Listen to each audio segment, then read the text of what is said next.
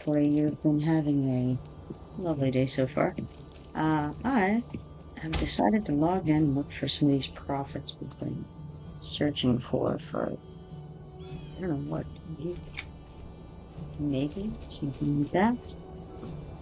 Looks like we do have a couple on track here. So maybe this will be exactly what I need to finish this off. We'll see.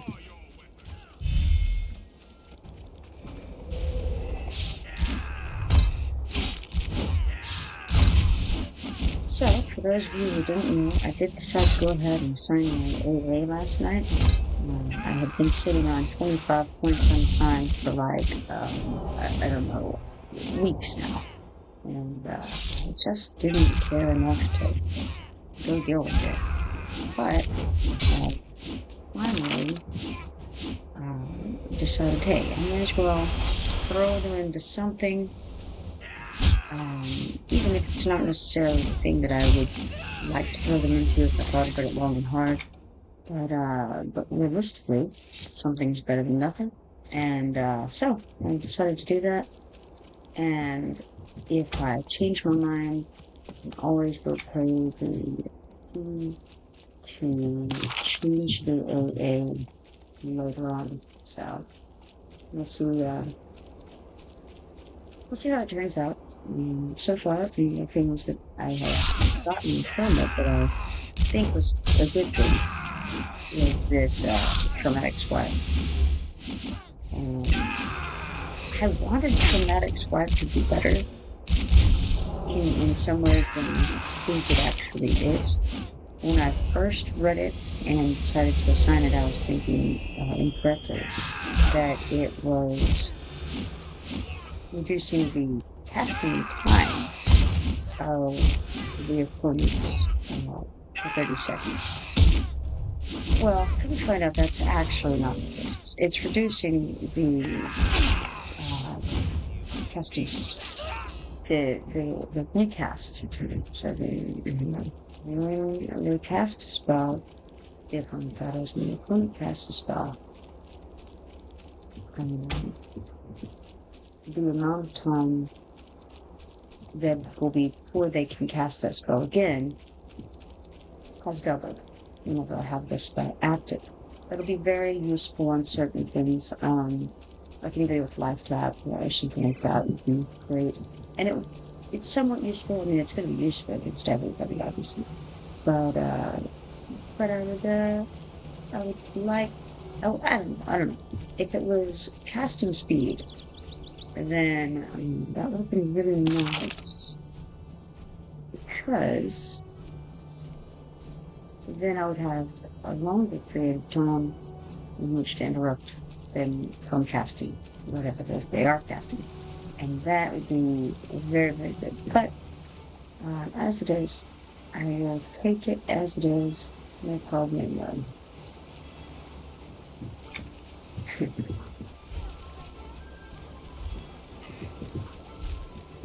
So let's see. What can we think? We'll go to Southeast Tower and head on over to Ruins of Varsoon. I think. Let me see what I have there. Maybe not. Maybe I'll go to the Docks and head over to Enchanted Lands instead. But let's see what we have in the ruins left. Enchanted Clays, that's no problem. Incomplete Guardians and Varsoon Apprentices. I may as well go ahead and go finish those off, because right now I have room for one quest. Greetings, traveler. Theoretically, I could have made 3 quests if I could knock those out. I don't really need to, I'll probably end up doing these again if I do, because I know that Garrick needs them as well. At least he needs the Enchanted Clays. And I'll probably be back in helping him with that. So on the one hand, there's not much sense in me doing these now and then redoing them later. But on the other hand, I could use the spots in my journal open. And it should be a fairly quick and easy thing to do.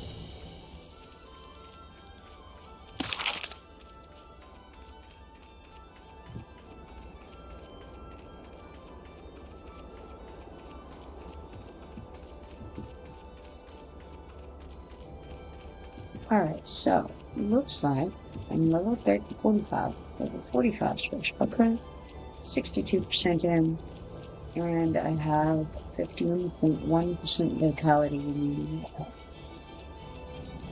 I was considering doing a little bit of crafting later on. Certainly do need to level 48 and now, and I'm gonna have to get quite a few levels.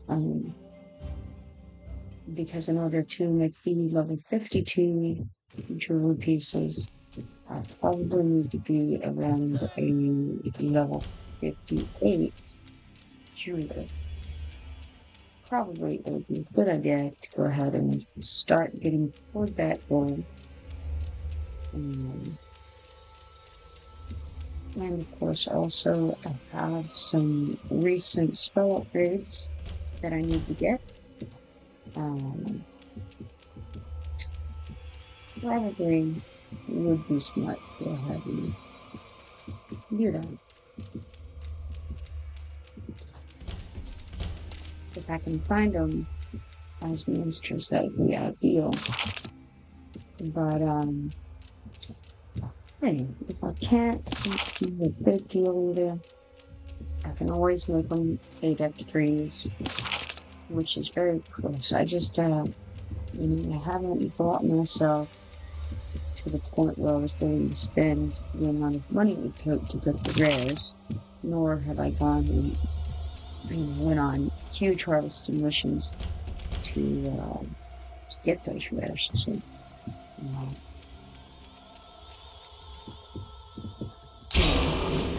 convince myself that it's worthwhile pursuing.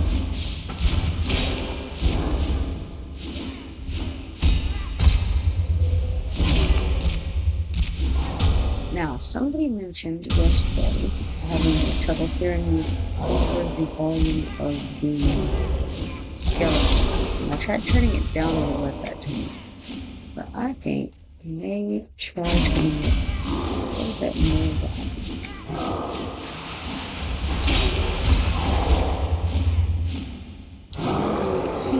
Probably, I wonder, should I turn down the voiceovers? Possibly.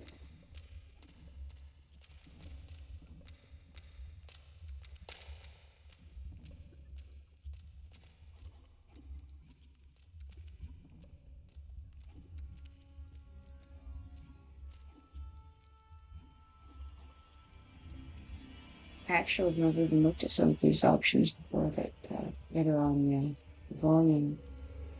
What I'm going to do, I think, is turn the voice volume down about there.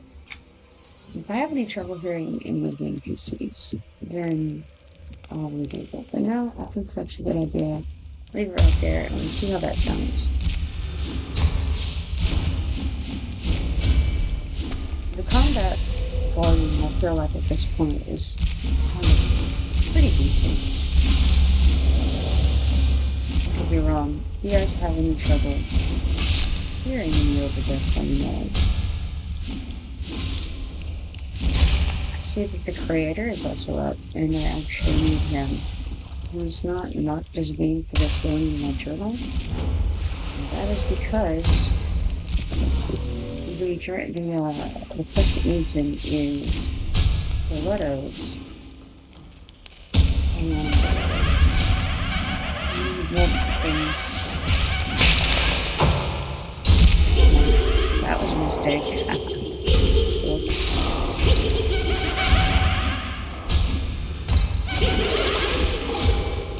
It's alright.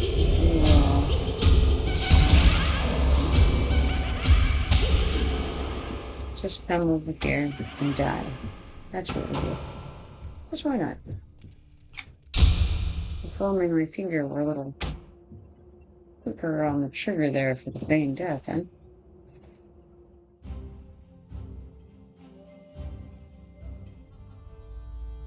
Alright, well, that was exciting. In that case, I suppose I'll be running right back over there to try that again. I saw there were some feathers on those Varsoon apprentices. But I think that Anyway, those are actually for the quest inside. Check it. Ruins of Varsoon. Yes, Varsoon Apprentices. So I could have gotten the ones that were out here just then for that quest, but there are plenty inside, and I want to go back and try to get the creator before anybody else goes and grabs him, because he's not up that often, and it would certainly be a nice one to have knocked out of the list just in case. Just in case I get the opportunity at some point to finish those and go. I just ran wrong and I'm doing really, really well this week, let me tell you.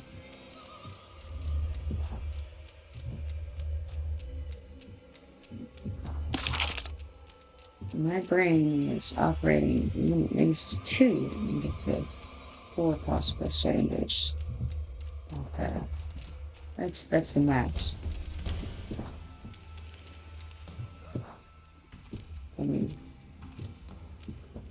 Alright, let's give this another shot. This to me is best to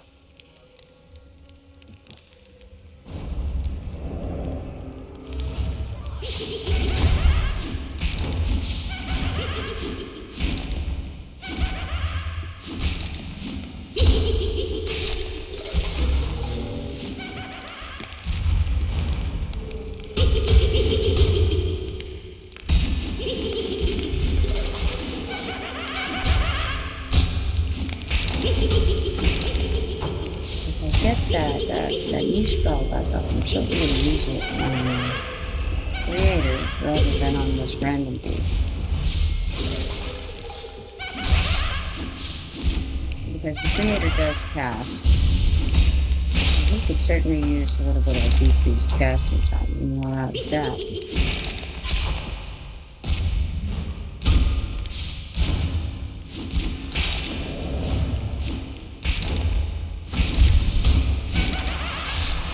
I think we've pretty much got him in hand now.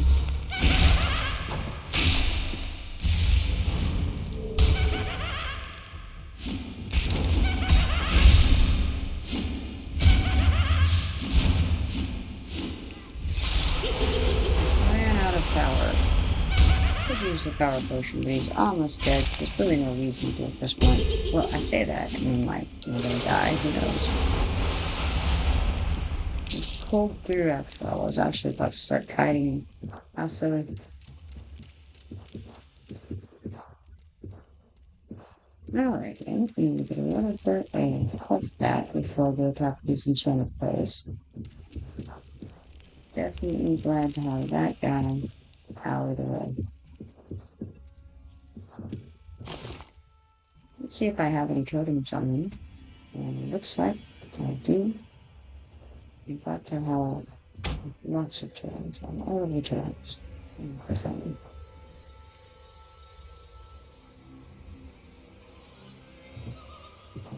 I got a few new pieces of gear yesterday. Nothing spectacular. Just things that I could buy very cheaply off of the broker that were upgrades. They weren't major upgrades. I would say some of them actually maybe were major upgrades because I was wearing some level 22 gear at level 45. So now wearing level 30-something gear at 45 is significantly better than where I was at. But let's say it's not spectacular.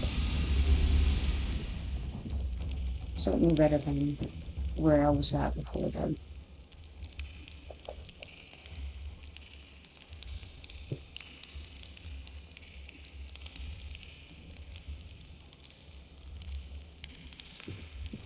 Alright, I think that's good enough. Let's go ahead and get a couple more of these clays. I need a total of 5 of them. This is actually the only room that the enchanted clays spawn in Ruins of Varsoon. They only come up 4 at a time, and they only come up in the locations that you've seen me fighting them. So, as you might imagine, this means that in order to get 5 of them, you have to kill them, then roll them repops to kill them again. It's not that big of a deal. As a whole, there's a book quest that has you hunt them as well. And it would be ideal if I had done those completely, but that's not how things go in this, so I'm just gonna get these guys knocked out. And one thing that I definitely do need to work on is going through my bags and making sure that all of the quests that I have, or all of the items that I have in there are active. Because I need my, as you can see, I have a bunch of things in the bag, and a decent number of them are quest related. So these are all quest starters. Once they're finished, I'll be able to place the books in my home. But now, they are just taking bag in, and I'll have to use them to update quests as I go. And these two are used in the Symptom of Fear. I believe that's what it's called, and they are in the Closet Fear Temple. That's funny. I just went to the Servants of Varsoon, but what we actually need is the Varsoon Apprentices, which I need here. We have to go back toward the beginning of this one to get those. But okay, so those are used in that one. This is another quest starter. It's for a Golem Decay instance.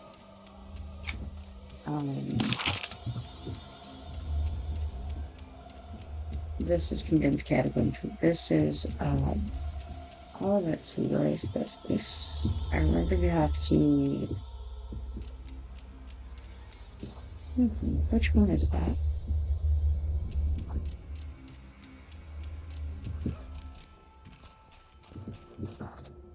I cannot think which one that is right now. Oh, you know what? I think it's the one where I have to go into the Tower of Drafting. Yeah, I think so. And get the parts for it. Haven't been in the Tower of Drafting yet. I'll need to do that for a Heritage Quest anyway. But I haven't been in there on this server yet. So I don't need to do that. Okay, then we've got a Tattered Diary. That is an Enchanted Lands quest. Finish that up for sure.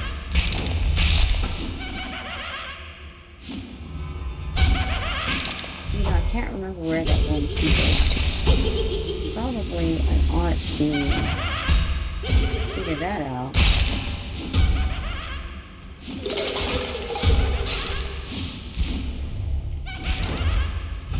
This one is called hold on. You see it says there's a picture of a cauldron etched into it. And it's clearly the cauldron.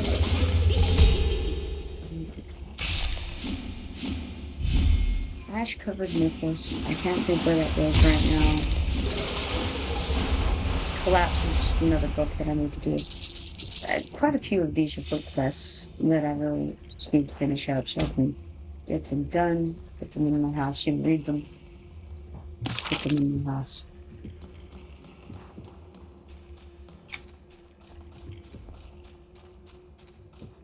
And so, like, we have the Congealed Blood Spear, Congealed Blood Spear is, that's for a special instance of, I think it's called the Sanctum of Fear, actually. I know what I said last time. I think it's the Sanctum of Fear, which is in Closet Fear.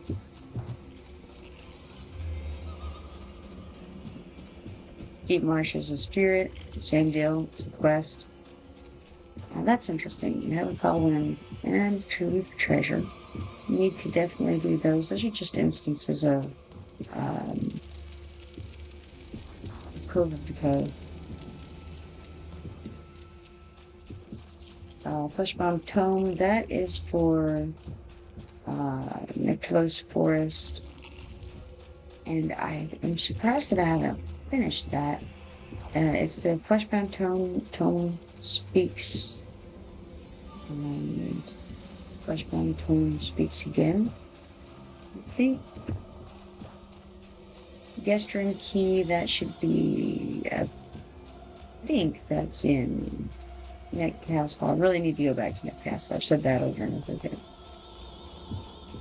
Wrath's Journal, that's for Wrath's Wall, which is in this zone. These idols of fear and terror are also for the Sanctum of Fear. Elucidate's Battered Journal, that's for, I have to go into Freeport, I believe, for that. Which is never a fun time. Potion of Earthwork, and that's to get into the Valley of Rogue Magi's. The Servant of the Temple, I think that's the Temple of Cosmic Fear. Oh, Shard of the Menastone, you have that. Yeah, I got that last night, forgot about it. It is a nice Heritage Quest bag. So, a 12 slot. I don't really think I need it for anything. Could. Throw it into my bank, I guess. At the time that it was new, it was a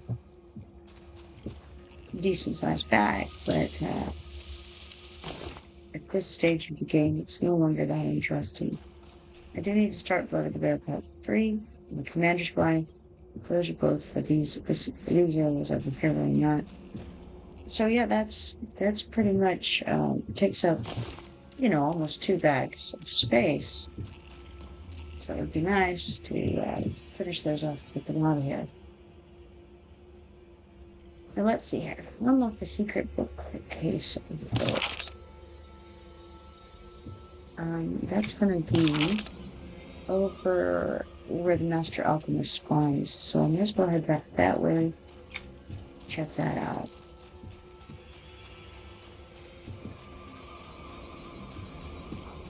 Master Alchemist drops a nice hat for a monk, I believe. So I think it's a leather hat. I think it's a nice leather hat, as I recall. But here's the this. So inspect. I think it says this bookcase is filled with numerous tomes. Much of it is covered in dust, as if these vaults of knowledge have not been utilized in centuries. And a quick logbook of Varsoon Apprentices, and it says much of the logbook falls to shreds as you attempt to open it. One partial page remains and reads, "Since the master's unexpected extended absence, we must take the keys and hide them. This is one of his prized possessions, a puzzle box toy encoded in great printers. I shall hold on to the skull key myself. As for the star key, I have instructed the creator to cast it into one of the molds of the guardians. No one will be able to obtain it from one of these golems. Currently, the creator's work is incomplete, and he has been unable to complete the task until we can overcome the siege pentonicans that attempt to raise the key. I will pages. Close the book. Then I'm going to click it again and click to nominate. This book is extremely thick and you must have more pages than the Novice Tinker's design document. You attempt to slide it to open the false book as a secret vault. Sorry, you attempt to slide it out. I knew that didn't sound right. You attempt to slide it out, but instead the binding slides down to expose the false book as a secret vault. There are 2 keyholes on the lock. Above each is a small image. One image is a skull, and the other is a star. We're going to use the skull and star keys. You unlock the vault, and it opens with a rush of cold air. You must be crazy, because you thought you heard indecipherable whispers coming from dark recesses. You reach in and discover the puzzle box called the Riddle of Sharon. You take it. Close the secret code. Alright, now, I do need one more Enchanted Clay, which I doubt, well, let's see, it's probably up by now, actually. They're on a 7-minute respawn timer, I believe. I don't know how long it's been, I haven't been paying attention, but we can go and find out. It could be up by now. We've gone and done a few other things, so maybe.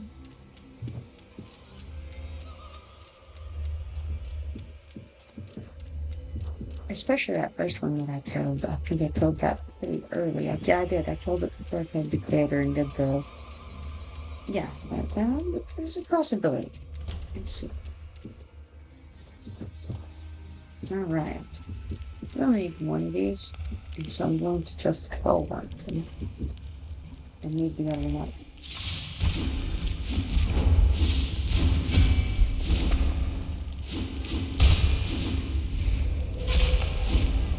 I need to go back to Arcantus and Antonica.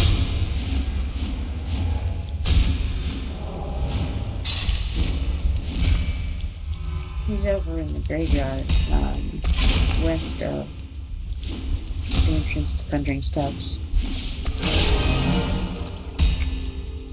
Alright, so I've got the update there.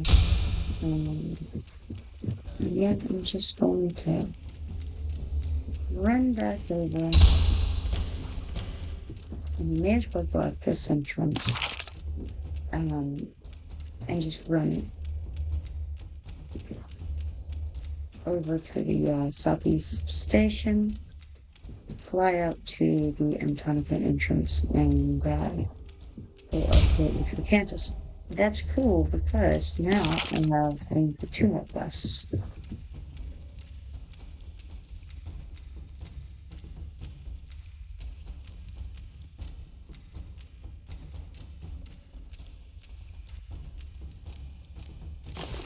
Unfortunately, neither of them. Let's see. If we can really make some things from my inventory, I'm not sure. I can't really think of anything right now, but maybe.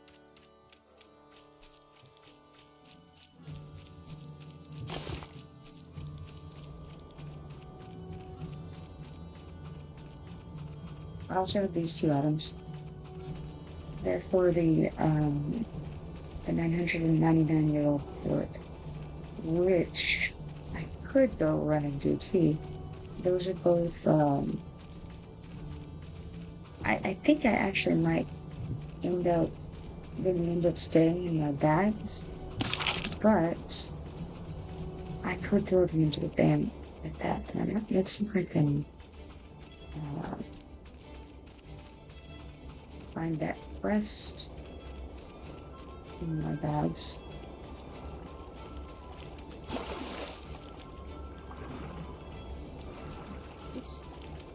I had to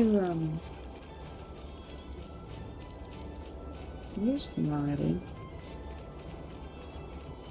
Weird that I don't see it on my quest list.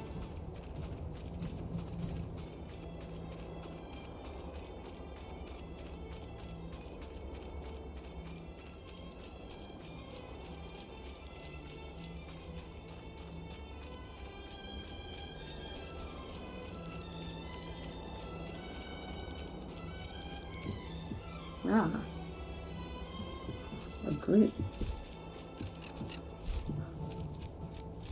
I don't recognize any of the names, and so I don't think it's the one that normally goes and runs around in the room and stuff around that area.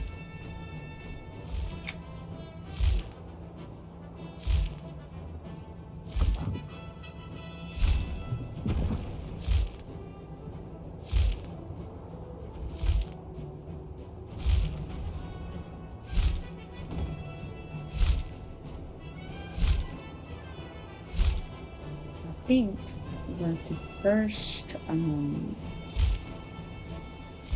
let's see, I think that the first quest is the 99-year-old fort, but maybe the part I'm on has a different name, because I did finish that, and picked up the next quest. Let me see.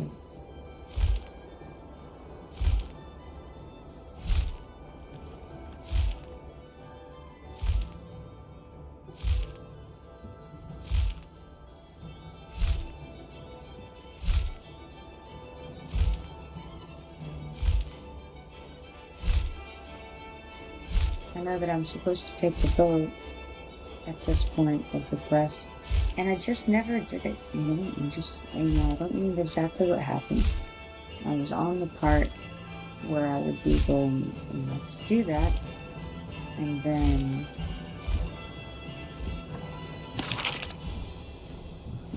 I just, I don't know, got distracted somehow. I don't see it on the list.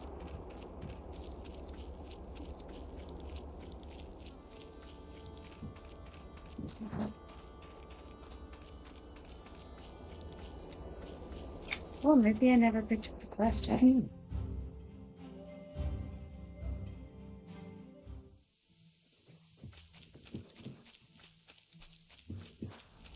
I'm pretty sure that I did the running end time, but I'm not 100% certain. It may have been in common one selected.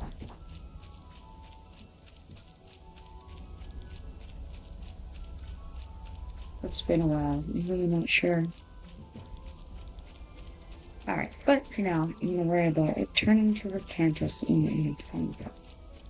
And I'll go ahead and get that done. I did get my quest in Stormherd done last night for the Bone Blood Soldiers. So, I don't have to worry about that anymore.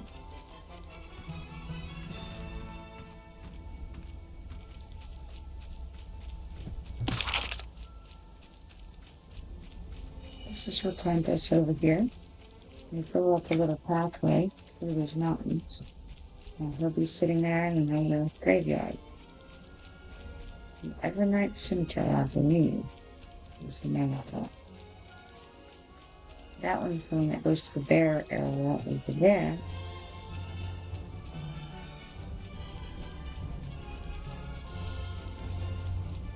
And this is the one that goes up to Atlantis.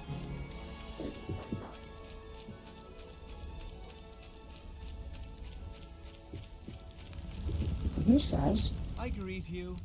The traveler has returned, and you have brought me the puzzle box. I believe I have a debt to pay now. Shall we celebrate over some fermented elixirs? I say, all I want is my fortune.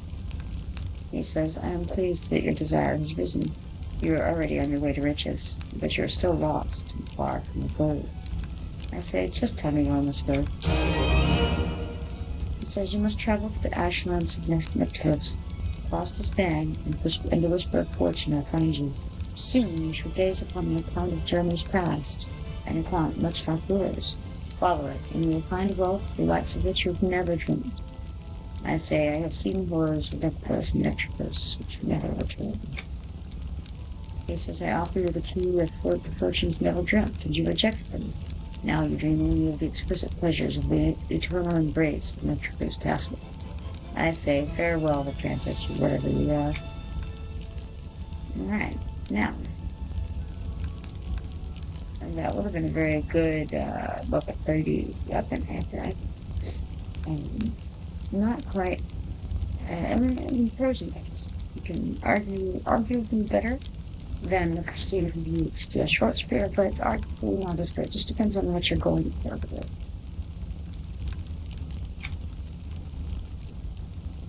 I don't think this boss will do anything well. It says, this chest looks to be a dark buff design.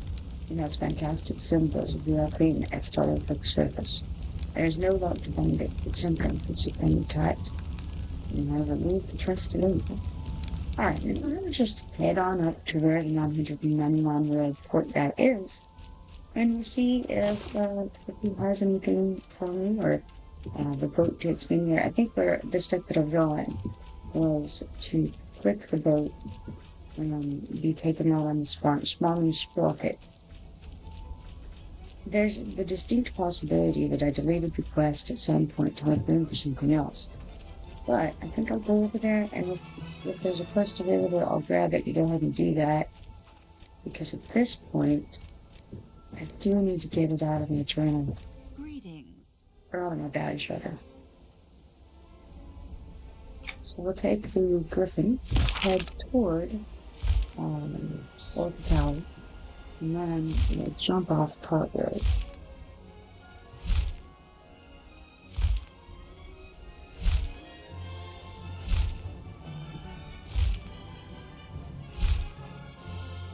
certainly a lot faster than running it, I'll tell you that.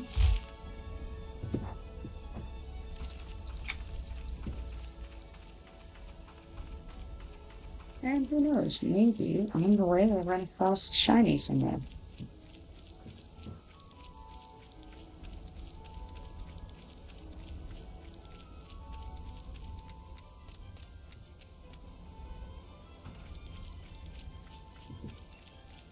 I'm resisting harvesting the roots on the way. I don't have enough room in my bags. It's a shame, really.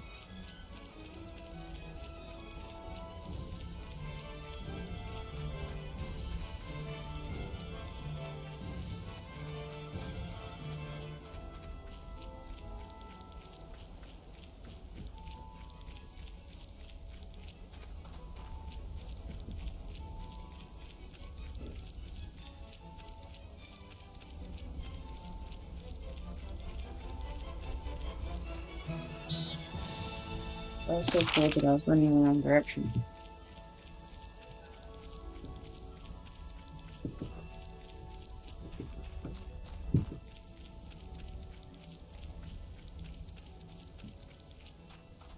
Slowly but surely, we're making our way across the entirety of Enchanted.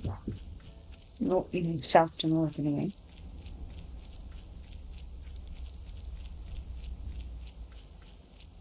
The guys we want to find are over close to the Stormhold back entrance.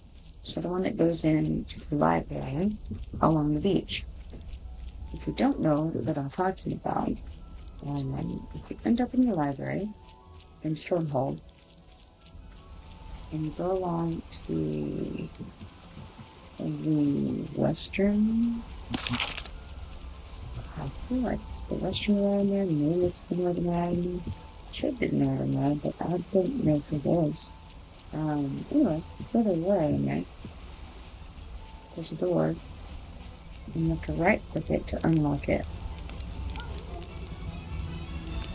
He says, What's your cowardly swab? Landlubbers only be shark bait in the high seas. Be gone with you. Alright, cool. He's a sweetheart. And I also don't have a cooking quote. So, interesting. I don't know what the deal is here. Maybe. I wonder if it was the common ones when we got there. I'm not sure. I obviously can't click this photo, so here's some information.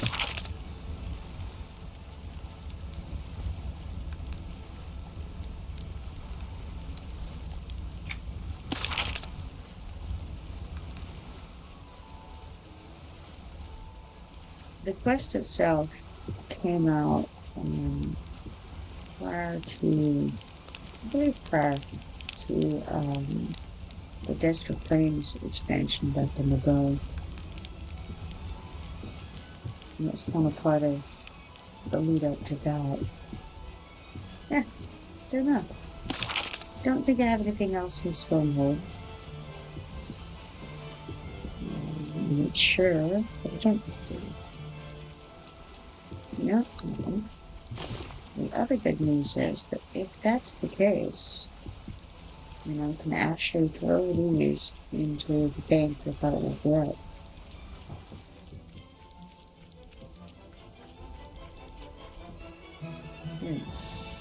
Well, in that case, let's go head over to Splitpaw. We can knock out a solo arena real fast.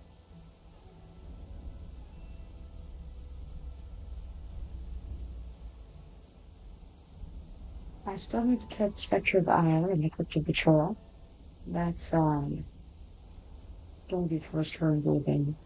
It was actually a turn Golem, but I needed the creator code also, not Stilettos. Stilettos, what do I need for that one? Let's see.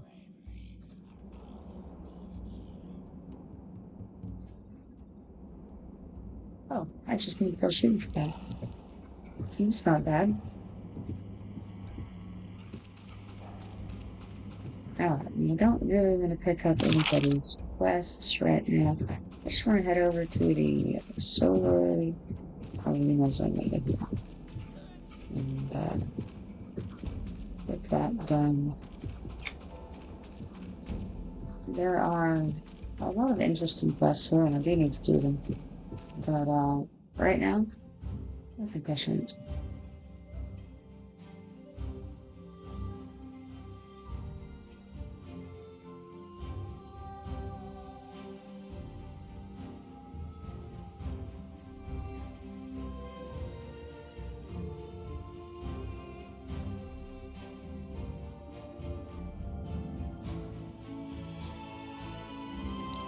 Bit of a long zone thing going on here, huh?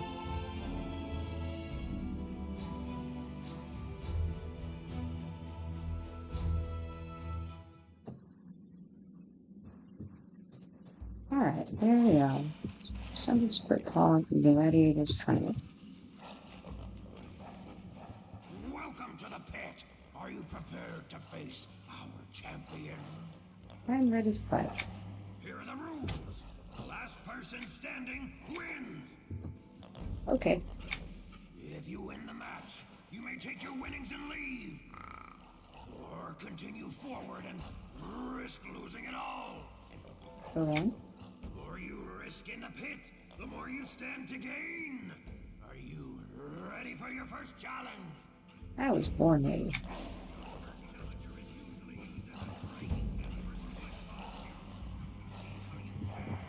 You can bury your head. Maybe I'll change them down to low. Yet the rat is pretty loud, isn't it? So, maybe it's combat sounds. So it says combat music. And I would think this wouldn't be combat music, but the rat guy was very quiet. I could barely hear him. So I'm gonna turn him up.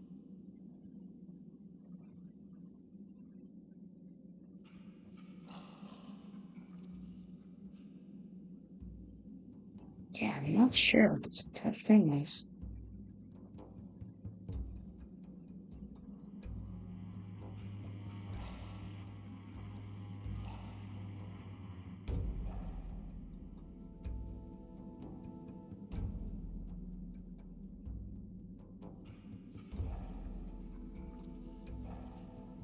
Yeah, I don't know. I'll accept that for now. Well done! It seems that you're worthy of fighting in the pit! I'd like to continue fighting. Your next challenger has been starved for several days. We should make for an exciting fight. Battle on!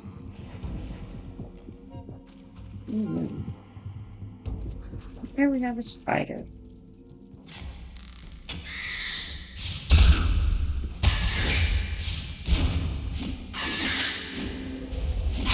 A starved spider, no less. Spanish doesn't matter, right?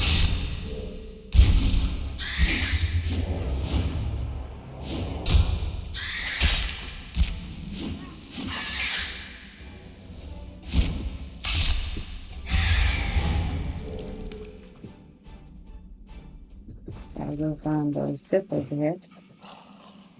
You continue to surprise us! Congratulations! I'm ready for my next match. A favorite among the fans, we bring in the scourge of Splitpaw. Yellow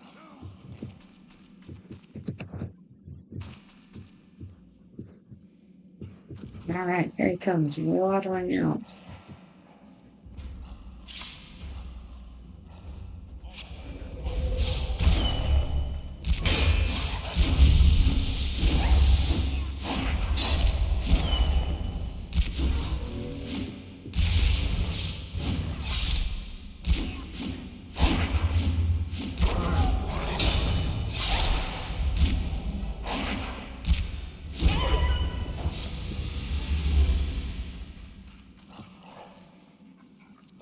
Congratulations on defeating the aged Yellowtooth. Now that you've proved you can defeat our enfeebled elders, you can take on more difficult challenges. I'd like to continue that. Test your strength and resolve against this.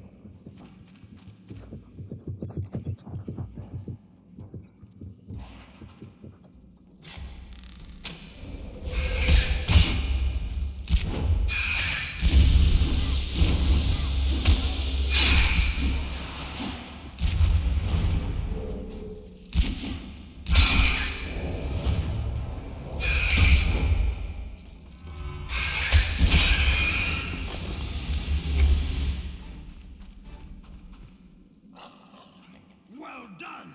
I never expected that strategy. On to the next challenger! Yeah, I can understand, but it's a pretty complicated strategy. Makes sense.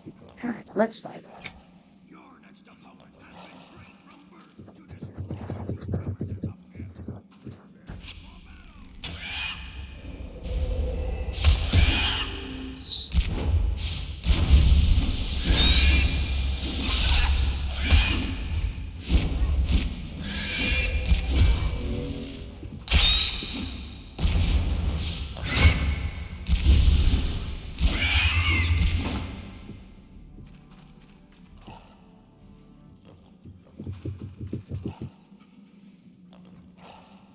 You handled yourself well in there. Are you ready for your next opponent? Of course I am. Known to crush rock with his bare paws, our next opponent has the strength of 10 gnolls. We bring in Phosm Stoneman.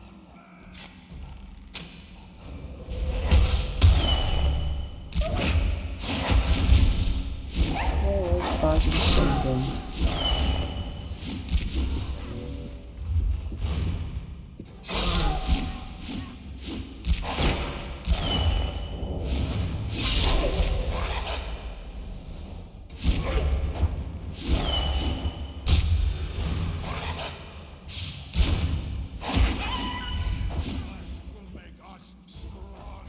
What's interesting is these guys seem to give AA every time, even if we've already fed them. Excellent! You defeated Phosm and prove you're worthy of our next challenger!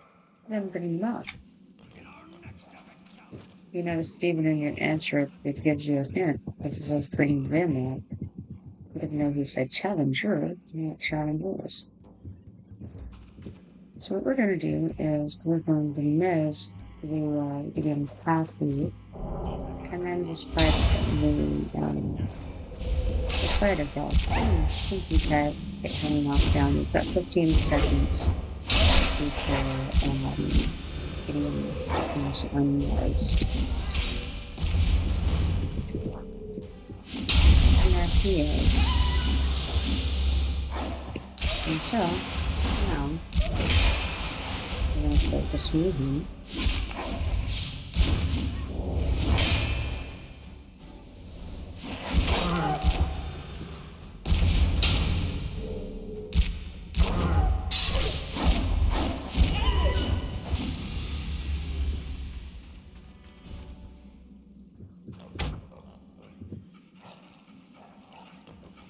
you truly shined during that last battle.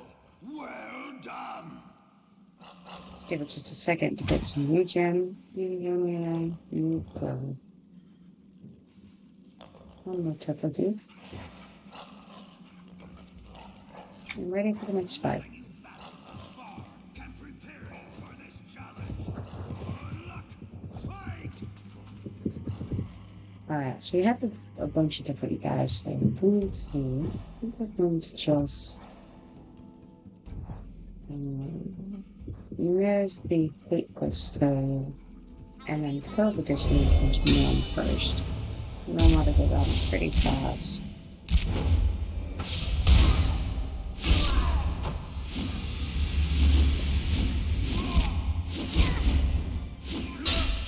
And then switch over to the gladiator.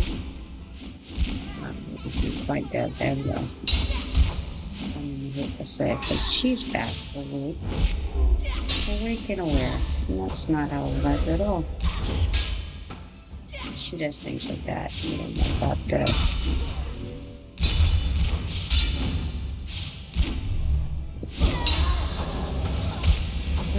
just have the gladiator left.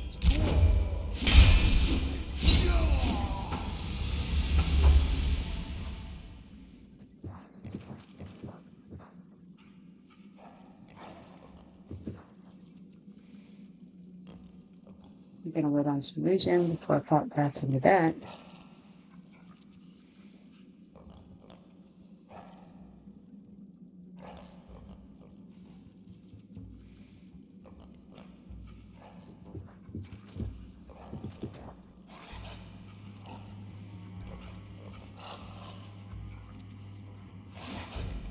Amazing! Can you be stopped? We shall see! Yeah, so let's send out the champion. Our next opponent requires no introduction. Bring out the pit champion!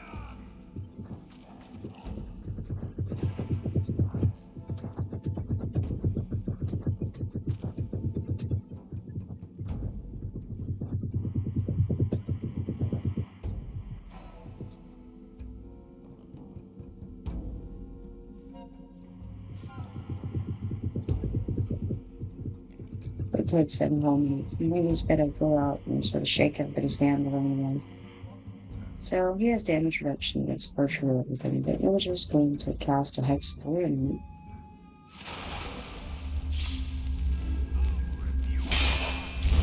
And that'll decrease his mitigation versus physical. And then with the weapon, and he's trying to cast things.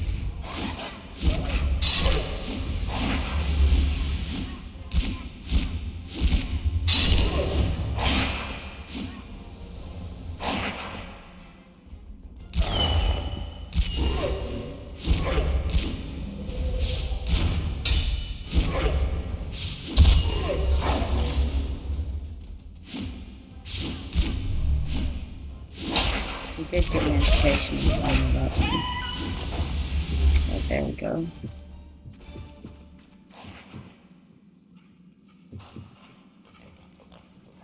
You defeated our champion! You're the true pit master! In that case, I would like my prize so I can eat this place. Why gives us a false prize over its pay? Not nothing in that.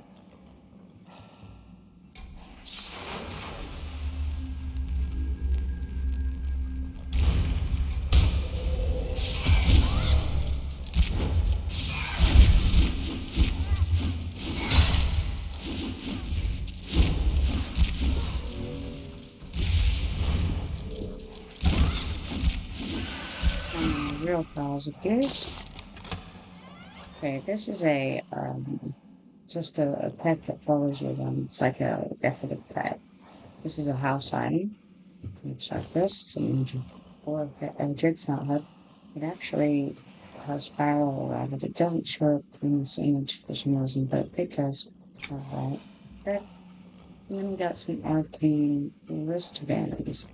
Those are pretty nice if you're a mage. 10 intelligence. It's not bad. It's stamina, 10 intelligence. Level 42. It's not as good as Mastercrafted, but it's I would say it's at least as good as handcrafted gear. So it's really not that bad. I'm currently already having it because it won't let me leave it, so it's unfortunate. I can't give it to anyone, so too bad. I forget it says you cannot have any more than one of any given lord. There we go.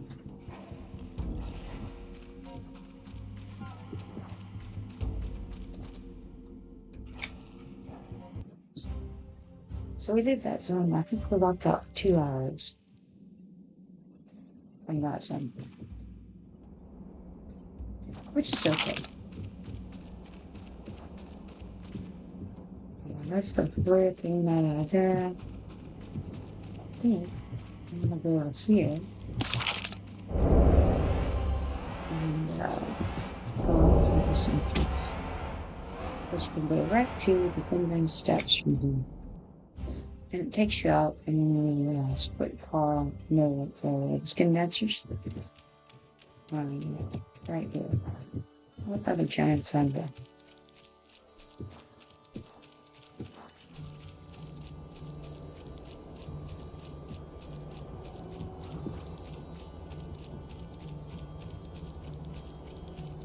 And as the case may be, right now is shining.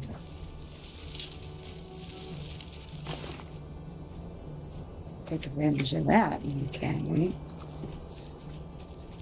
Alright, now, anything else over here? I don't think there's anything in this area that I'm particularly interested in right now. So maybe I'll head over to Enchanted Lands. I have quite a bit over there to do, I think.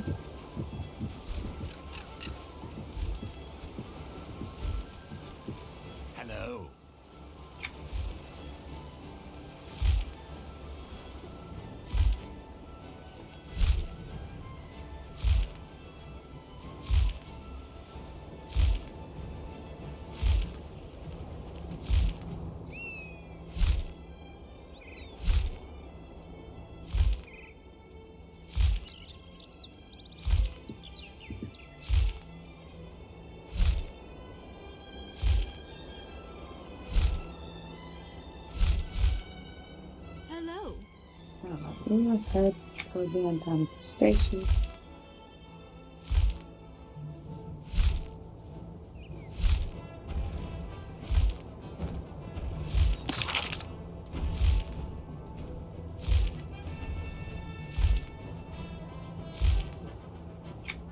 It does not take the most direct route.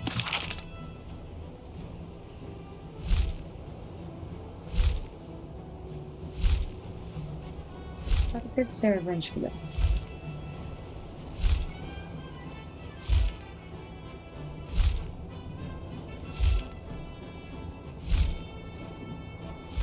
And I find that, you know, it doesn't really matter too much whether you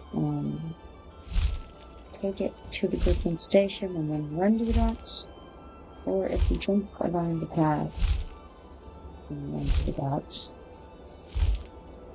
or, well, jumping at the station, or taking it to the station and running it isn't the best option, but you can take it to the station and then take the Griffin to fly and then jump off and run it to the docks. And that takes about, it's just not really that much difference in time one way or the other. So I'll go ahead and do it this way. I greet you. Just a jump off part way.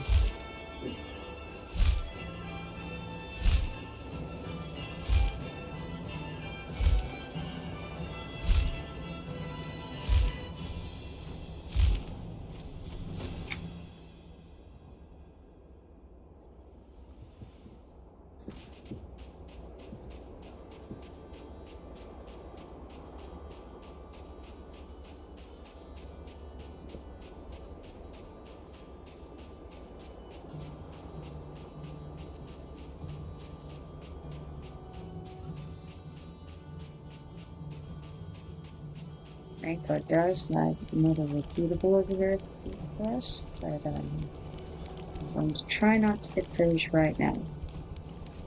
Yeah, I'm gonna mend. Every time you go by a mender, you should definitely check and see if you need to mend. And then you can go sell because there's a merchant right here. I know I have some things that the merchant will appreciate. No, will appreciate the gold. And what I didn't do, I should have done, was finish making the wild apple muffins for the quest over there. There's a little quest line that involves trade scaling in the Enchanted Lands. And honestly, I would like to have done it, but I didn't.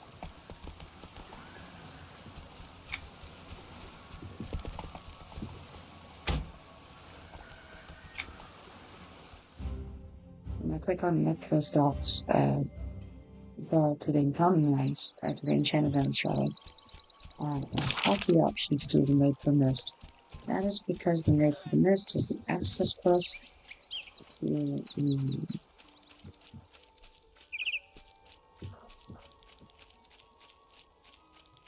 to Enchanted Lands. What things? So yeah.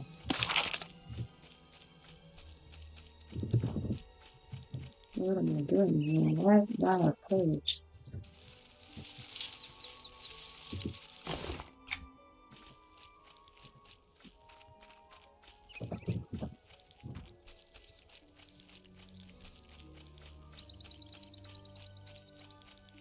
You haven't done.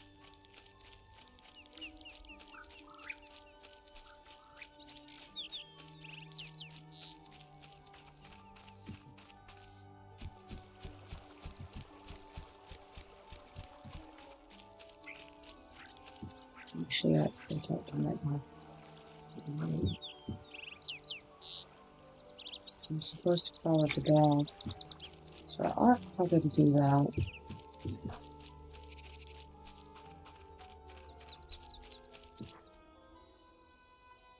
He says, "Woof." I say, "What? Where have you been? Can you show me?"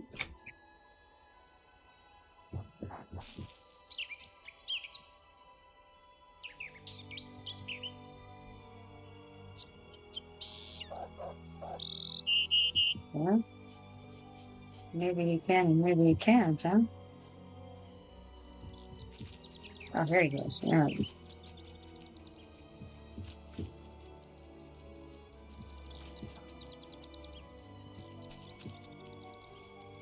He's not the fastest dog. He's just sort of, a leisurely pace. This is not Lassie. Timmy fell down the well, I gotta say. Bad things are gonna happen to him before we get there.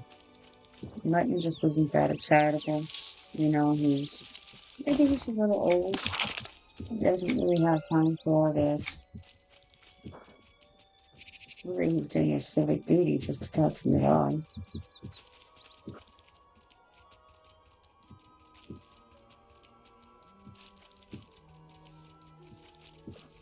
So you'll notice in this game, you're actually always running. You're running or sprinting. You want to walk, you have to go and turn that on. So you might go in here and turn it on. Now, we're talking. Even now, we're walking a little faster than Mutton. Mutton is not getting on well these days. And the Furnicky walks not well. I think that he's got some problems. We discussed some possibilities for what's going on here in the past. And I think things went really bad for the Clean Health Department to make this choice of the gate. It's not even a gate, it's loud noise. It's the whole body. Everything's very good. It's unfortunate. But I'm going to turn back on his run, which is obviously his natural rate. And, again, we had to judge the enormous body style. And that's how they like it. Like, you did it. You followed them. You want to talk to Deputy Butterfly. He says, "This is whoever his mom's gone now." Didn't hail him, he says. Hello.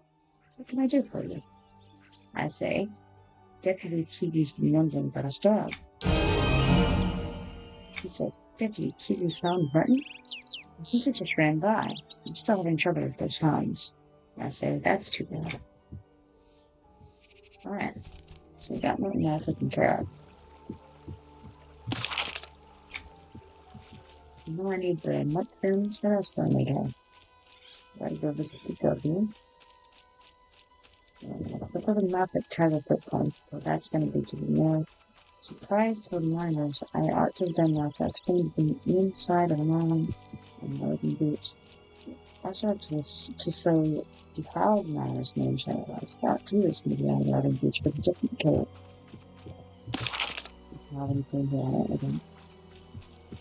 And then we've got slowed along the matrices. That is also going to be on Northern Beach. So maybe I'll head that way up. I'm not kidding. Let's see how it goes.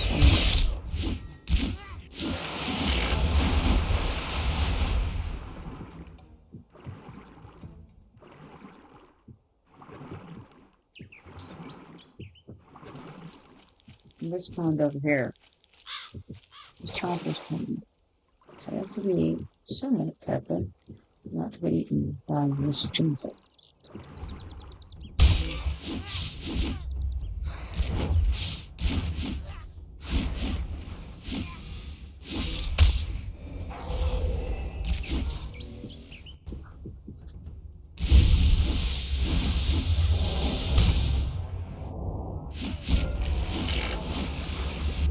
Oh yeah, we haven't used Huggy's room.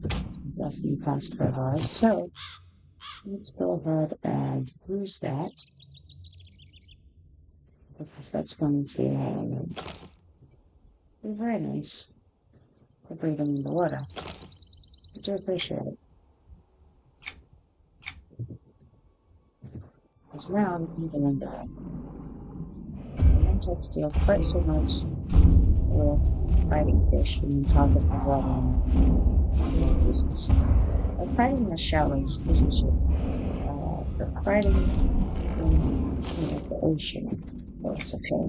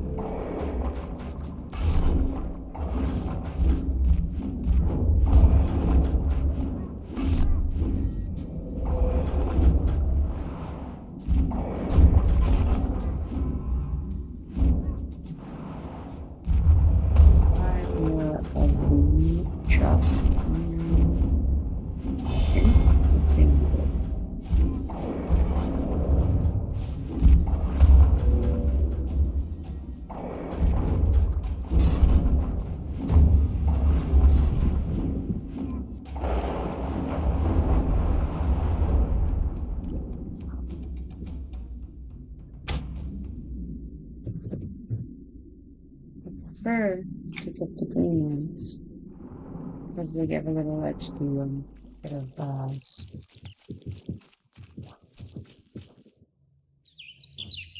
little bit of possibility of something from the drop.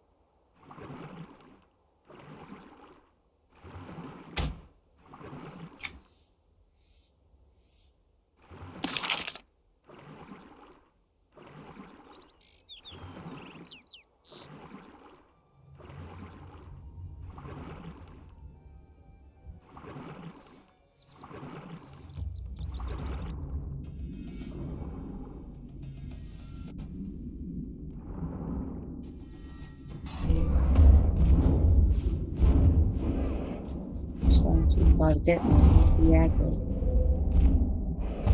one of the many unpleasant parts falling in the water, and you can be too high. I don't know what you're at the average. I mean, it can be good in some cases, to have in others.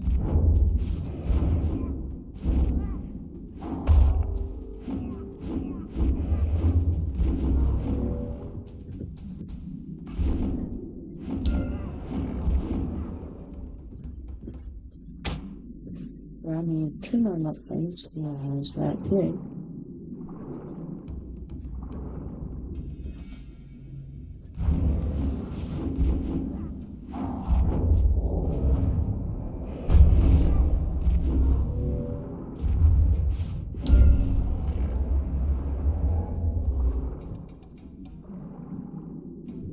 we just need to get that knocked out real quick.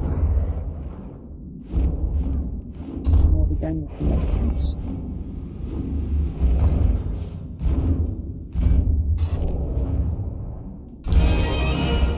Alright, I've slain quite a few missions. They've gotten more ferocious. Mysterious.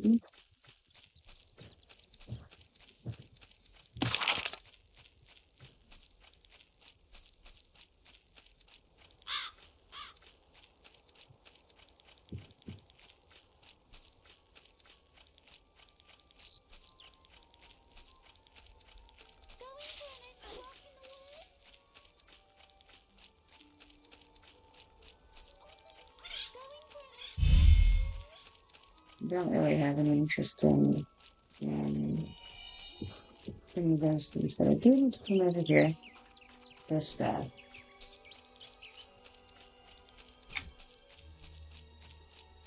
That is for one of the quests near the Gauntlet. I'm supposed to figure out what's going on with the miners now. But I also found on the second type. Which one is it? Those one teachers. That actually knows that they can be more for the west.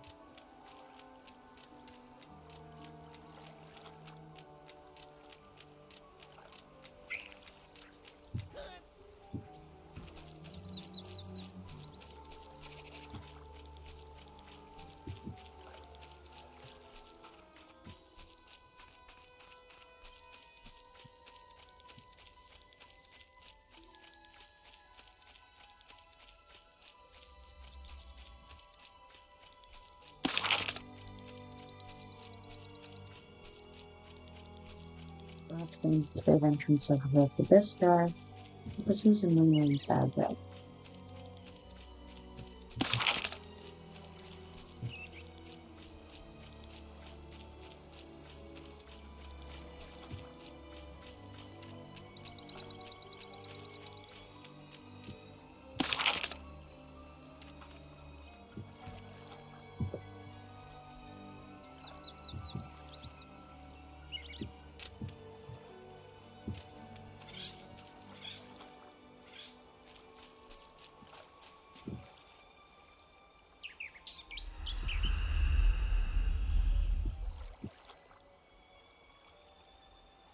So that's some C3 anyways, that's unfortunate.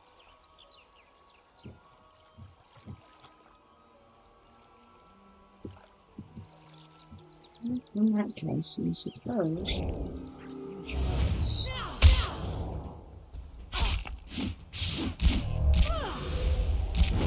Not going super well.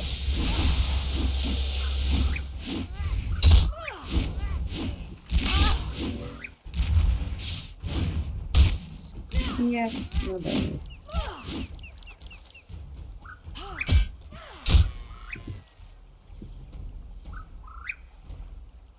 Unfortunately, the game's only going to last 30 seconds, and then the enemy refreshers can see. But I'm going to run for it, so we're fine. Probably.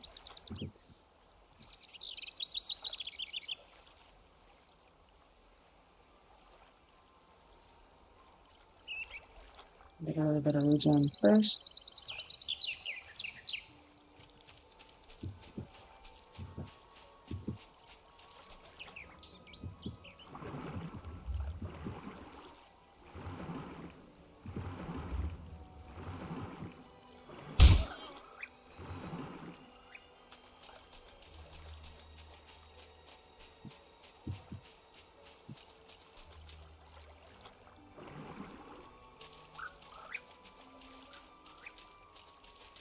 And now in Tempest is also low, so hey, everything's staying.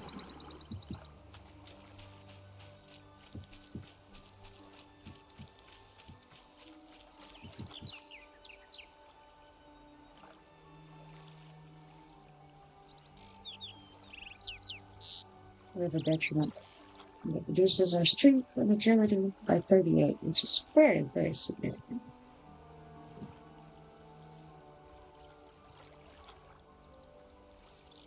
But it's about morale and force of peace. Yeah, so crazy.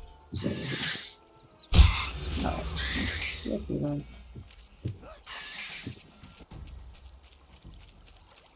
More running isn't over. For this bird.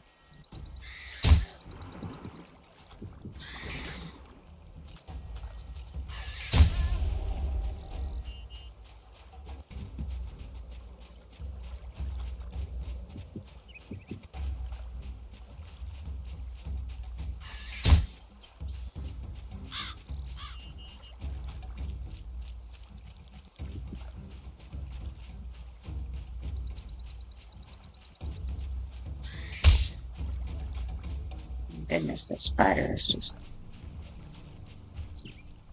crazy. It's crazy, too.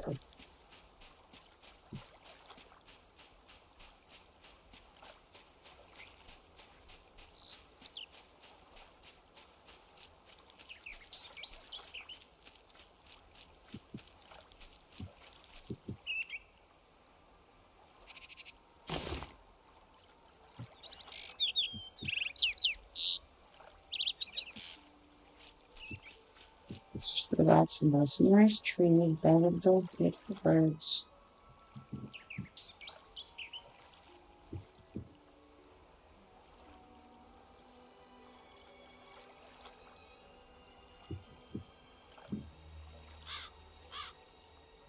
Let's see, I only one more differences, but I think it's one of those things that sometimes it updates and sometimes it won't even build up because that's a very random thing.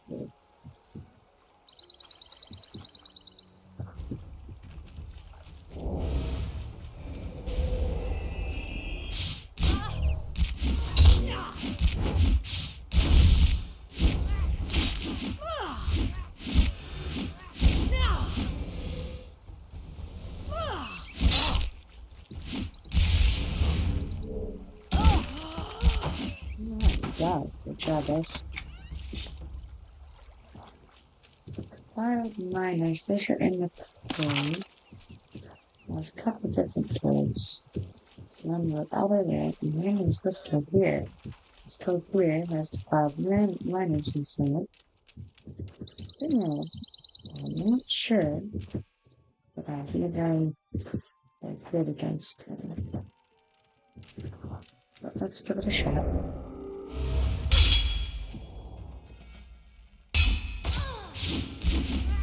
If I can get in at them.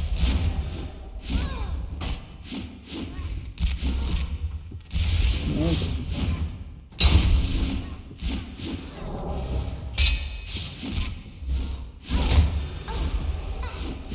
It's not great because the scout did them. And this little area is not amazing for me.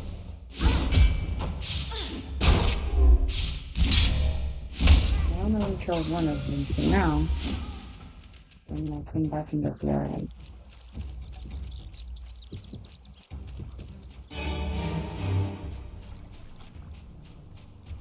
Run this guy out.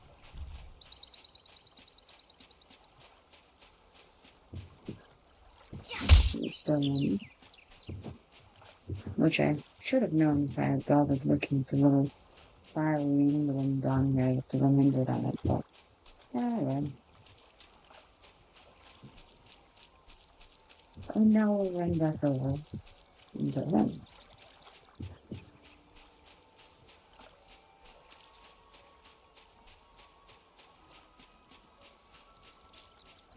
Should be significantly easier than one of them. With the purple thing.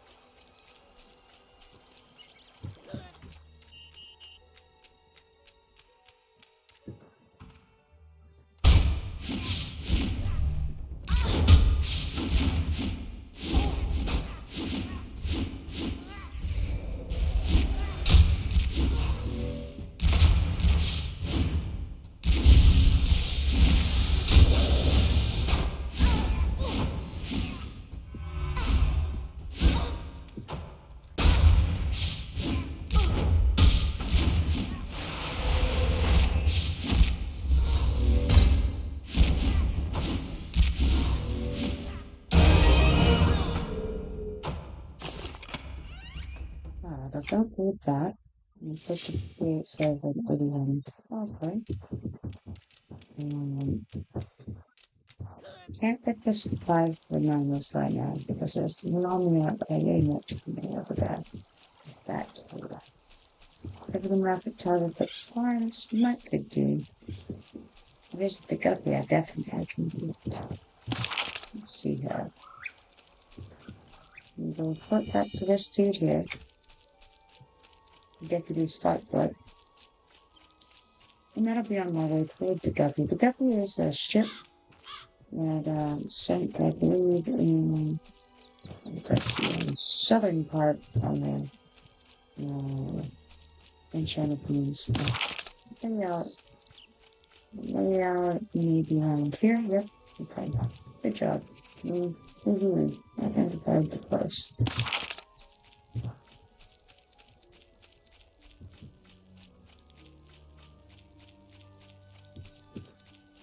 Sometimes you'd rather just pat yourself on the back, right? Especially when the brain works, you know?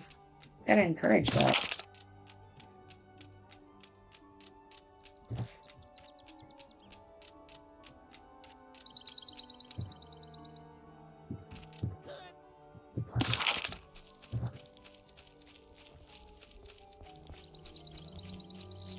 Oh, hello, Toadball. How you doing?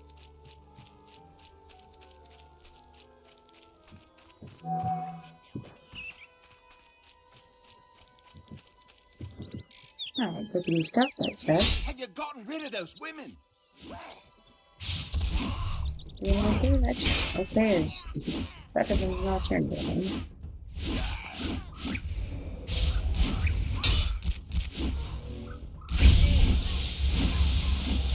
Have you gotten rid of those women? So yes, I have. Good. With less of those sneaky charmers around, the villagers can return to normal again. We'll need to keep a vigilant eye out, that's for sure. I was wrong about you, kid. You're all right. Here, take this and thanks for what you've done. Now go away before you make me blubber. You're welcome, Deputy. You already take this road with the veil key, because even though I don't need it, it's neat. We're also going to get rid of it to the Homestead Part 1, second edition. Yeah. Overall, do you play on Origins? Maybe you play EverQuest 2 at all? Or are you just choking it out? I'm going to eliminate what we have here. For this book, it's going to be a best start.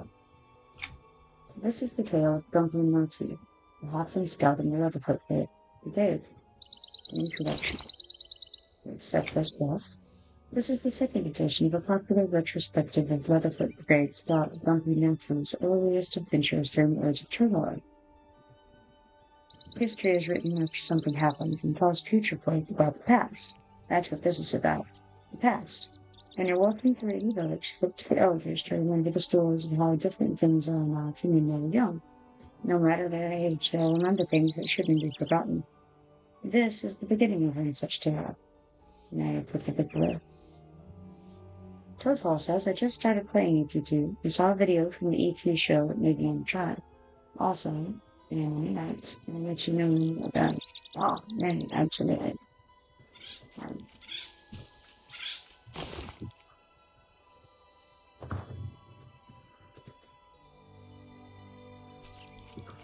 Let's see what we've got here. Say 15th anniversary. But first, we're going to go ahead and go over to the guppy and put that up in done. Also have a shiny over here that absolutely must be gotten, and some reindeer rats can't be missing that.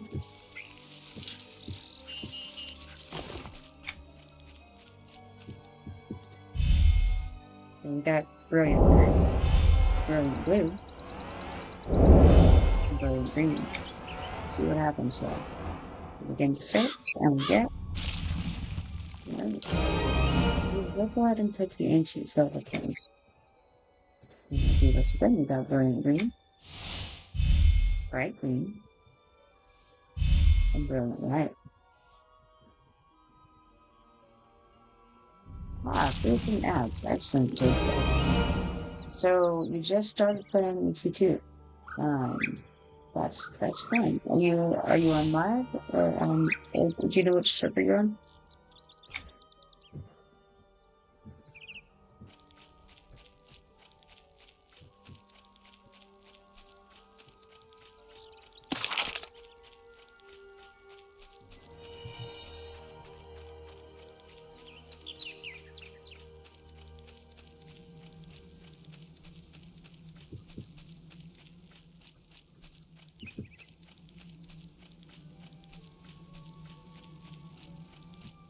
Ruins of Varsoon. No idea if it's copyrighted. No idea what I'm doing.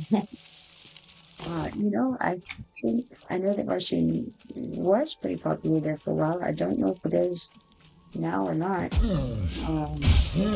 know Marshall is very popular for that. Not really clear on the status of Varsoon. But are you having fun so far? No idea what you're doing. That doesn't mean you're not having fun.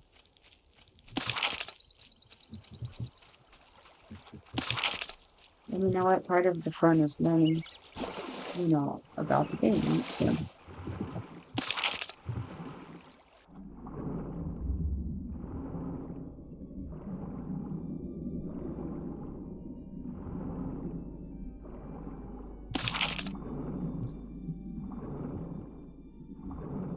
there we have use the W. I visited all of the points of interest noted from Bootstrapper's Trail Guide of Southwest and Enchanted Lands. So I'll now accept that 58 so it's 78 fun.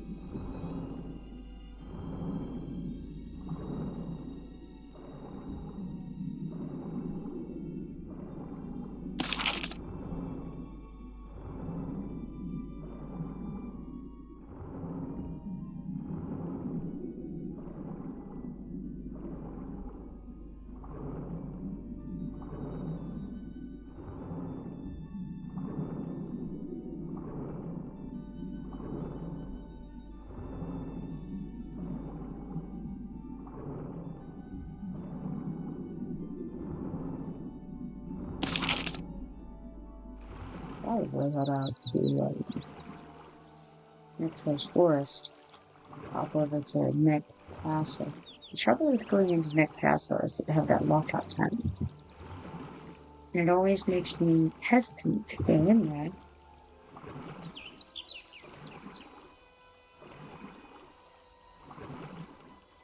Because I don't want to be locked out. It doesn't make any sense.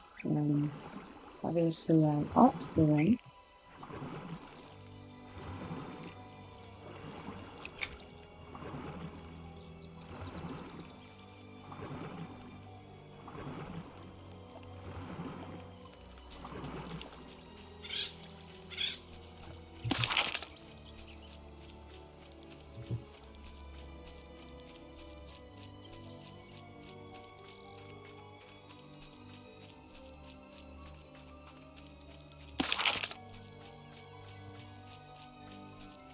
I'll head over to Rivervale. And maybe actually start on some of those quests that I've picked up this year. Possibility. It could happen.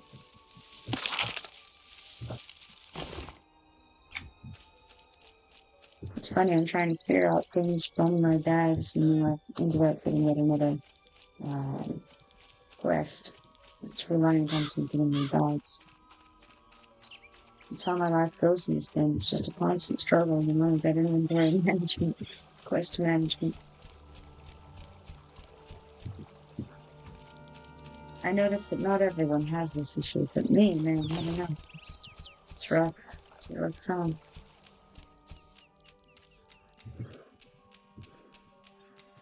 My bag's currently almost full.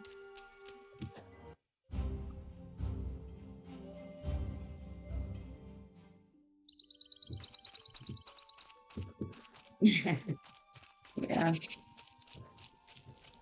Getting picked on here, I actually have room for 7 more quests, which means, of course, that I need to pick these up, right? I think that's what that means. It's time for you to do your duty for Rivervale. Alright, so we're gonna hail this guy. Now, of note, when you click him, he does not offer you requests. You can see that he has a feather of his head, though. And so you can press H, or you can right click and block. Either way. I'm going to press H, or you can actually type it out if you want to. You can say /hail share only. These days, volunteers are scarce, so I offer you the prestigious position, under my command, of honorary deputy. All you need to do is defend Rivervale from the horrible horde of creatures threatening to tear us limb from limb. It's an incredible opportunity! Be a deputy for Rivervale? Sure, I'll help. Right then, deputy. Rivervale is overrun with all sorts of unspeakable beasts, and I need you to do your best to keep them from harming our fine citizens. Slay as many as you can. Yes, sir. All right. Moving on to Rivervale Troop. All right, Commissioner Dogweed says. Welcome to Rivervale, traveler. Or at least to what remains of Rivervale. I'm afraid things here are not quite as peaceful as you might expect. Yes, I noticed that. For the past few months, we've seen a great upheaval upon our land. Many of our people mysteriously disappeared, and unseen beasts that prowl the night have killed those who remain. That's terrible. Yes, we seek the source of this evil power terrorizing our land, but the countryside is so dangerous. All we can do is huddle together in our village and hope we survive. Our numbers are small, but the memories of Rivervale strengthen and sustain us. Is there anything you can tell me of this evil? All we know is that it corrupted the creatures that inhabit the land. Monsters replaced our bears and deer. Spirits of the forest became vengeful shadows. Our city has become a dangerous place. Quite dangerous indeed. While we seek the source of evil, we must hold these creatures back from Rivervale. May I enlist you to aid us against this menace? May you help me, cause? You can help. Speak to me again after you kill the beasts on this list. I will return.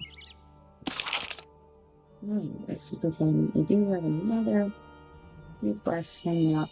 You know, I can probably manage to finish going with putting up my journal again for this. Lovely.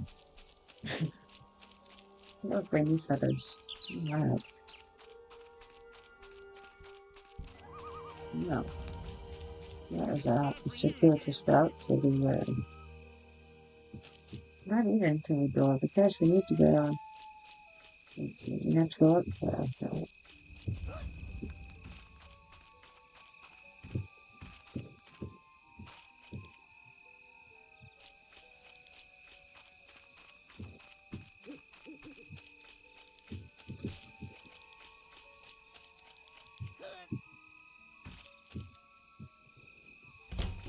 See what we've got there. Nothing. No. This place, all of the half-lit places are like this maze, right? So I'm going along running your own business and find a halfling hole. Now look this. Let's go here so we can get in to the building that's over there. So there we are. There's no Rumbo. Rumbo brothers. Hello, well met. He says, sure, you trotters are all cheery. You got no real job. You got no taskmaster breathing his foul stench upon you as he shouts at you from dusk till dawn. And I say, as an adventurer, I also work the coin, even yours. He says, eh? Hey, you have a point there, trotter. Let's see how much of my corn and your sweat it takes to make my taskmaster happy and keep my head on my shoulders. And I say, what's the task? He says, the shipment of Rumbo's grand lager headed by Garcia's trading company has vanished en route for Forget. The gods no doubt have taken it, and no doubt have hidden the barrels of the lager all over the Enchanted Lands. Those goblins never give up. Profile says, for your information, Mike has been a bit disturbed. That is unfortunate. Let's see if we can fix that with that we might can. Possible.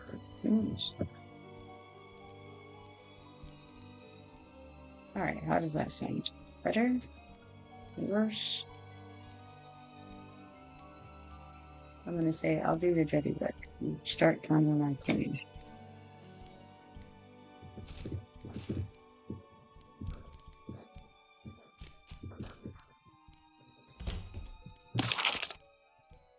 Well, let's see if we can find some of these other lovely folks in here. I've got Bindo somewhere. Not this way. This way goes outside.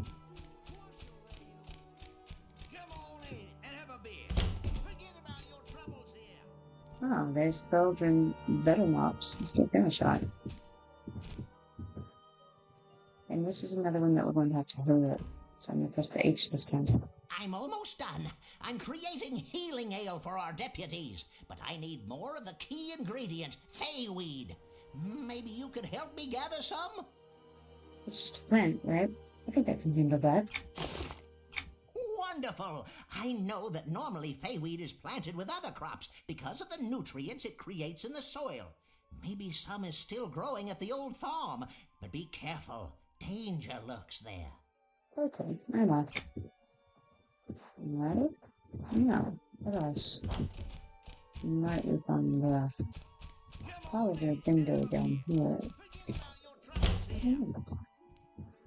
Nope, easy. It was a good try. I'm telling you, this place is just a mess, you know? Halfling places. It's like the barber shop. Better to, when I will first have to hear Bindo. Bindo is concerned. Come on in and have a beer. Forget about your troubles here.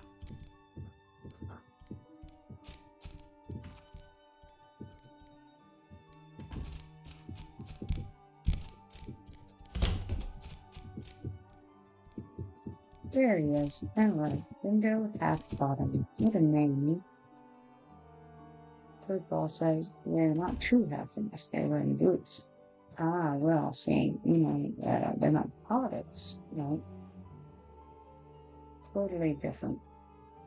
D&D established this in the 80s. So Bindo says, Bright blessings. I don't know where that boy is. We sent him out to see what those filthy goblins were up to in the thicket, but he hasn't been back since. I say, the thicket? You mean the Enchanted Lands? He says, no, I mean Misty Thicket. I suppose some call it the Enchanted Lands these days. Not very enchanted of late, if you ask me. More trouble brewing around here than there ever was with Myriac nearby. And I say, so you need help finding your friend? He says, I certainly would appreciate it. We sent one of our own out to the old mill by that foul mountain nearly 3 days ago. We went looking for some of his old notes about the Draftling. I'm worried that the goblins got him. Or there's one of those demons. They say the old mill? I think I can find him for you. He says, oh, wonderful. I'm very worried about him. We've been rather poor neighbors to the Draftling, never inviting him to tea or down to the local pub for a quick pint of jum-jum. Now we'll need his help. And I say, I'll do my best to find him. Toadfall says, I remember a quest in EQ1 where you were doing a newbie armor quest for boots. The NPC gave them to you and stated that they should be worn only during the most dire of emergencies. I mixed your words up there a little bit, but we meant the same thing. It's nice. So you played EverQuest 1.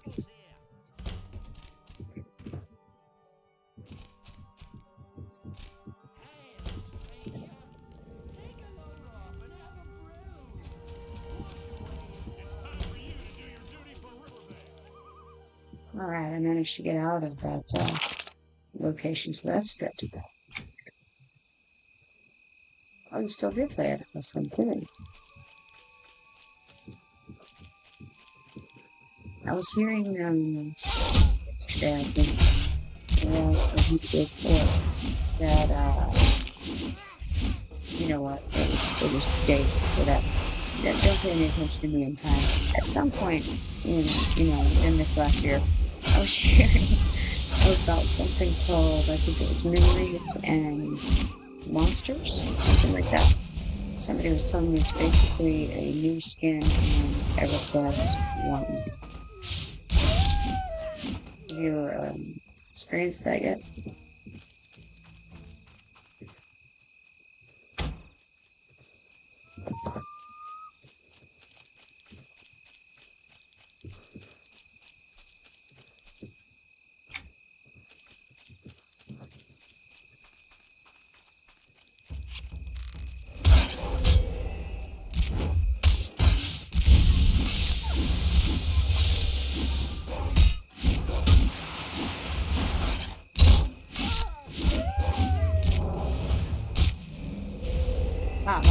memories, that's it. Good job. Been following Monsters and Movies, I haven't tried it at all, it's still in beta. Now, I thought I heard it just came out, other than that. Like, I don't know, 2 days ago, maybe? No, I haven't tried it either.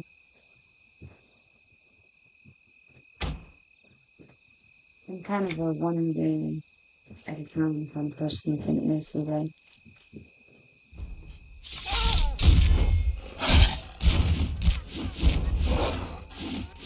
But it sounds interesting.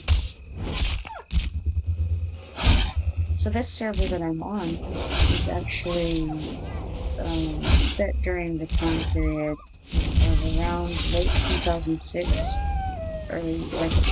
late 2006 is when this is. They're having an invite only beta sessions for a week or so at a time. Yeah, interesting.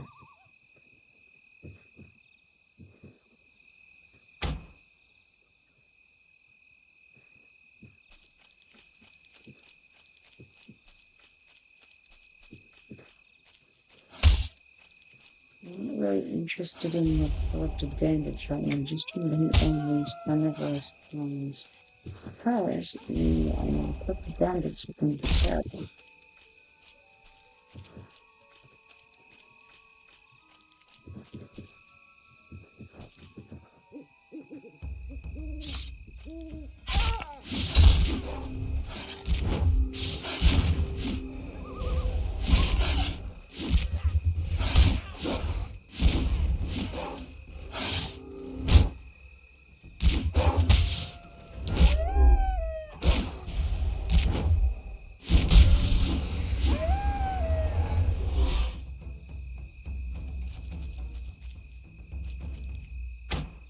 So let's see here. How many warriors are going to 8 of 15 kind of those lines?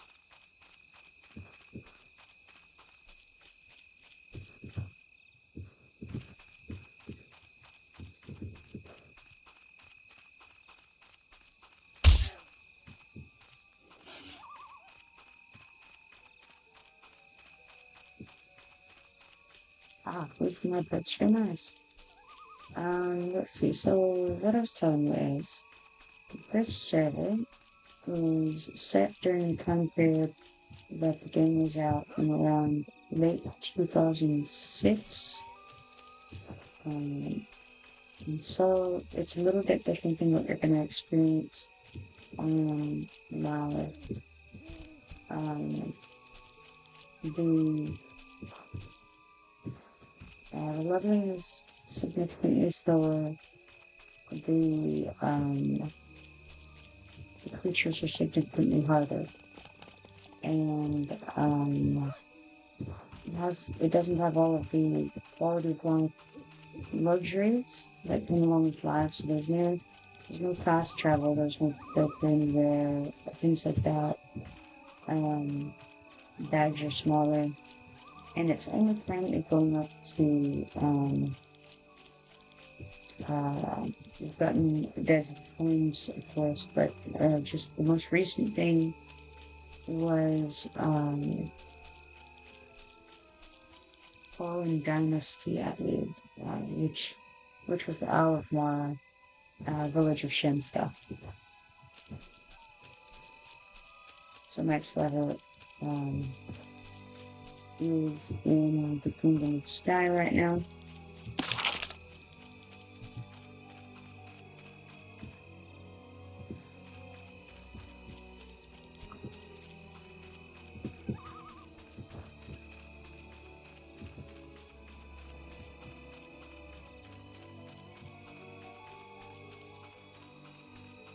I may have gotten out of one of their songs that got left out, you know.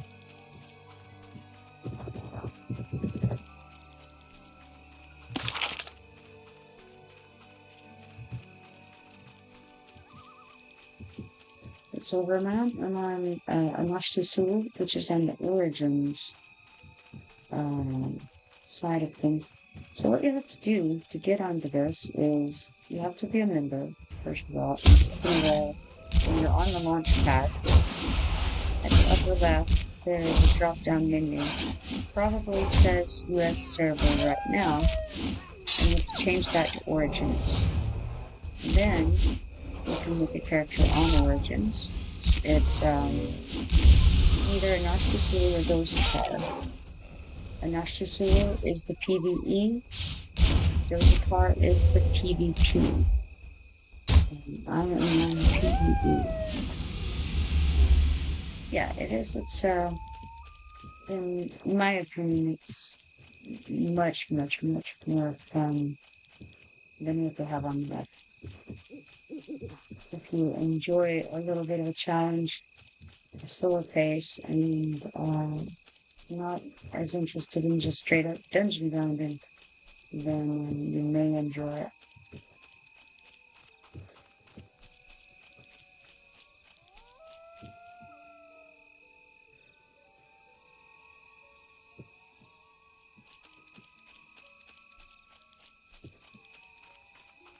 You played PvP 3 years on EQ1, down level 8, yeah, you should definitely check it out.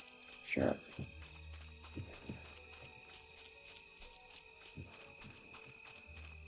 They're about to come out with Echoes of Fable on here, which is where the Fae is introduced as a playable race. A lot of people are excited about that. That'll open up some new things like transmuting and adorning will come into play at that time.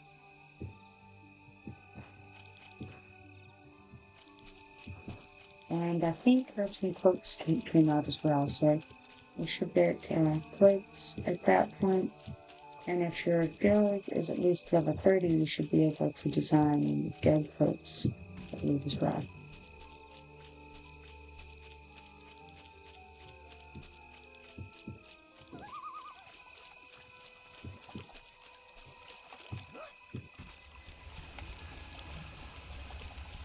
Guild cloaks? Guild cloaks.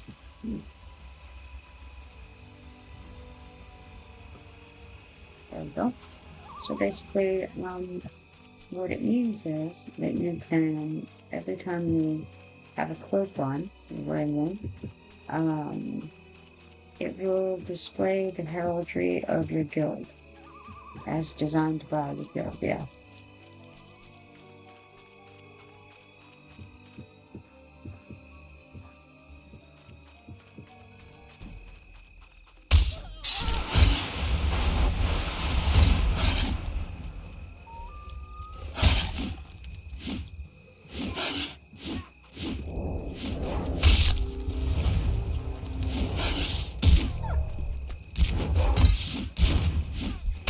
Guild Wars, he says, well, okay.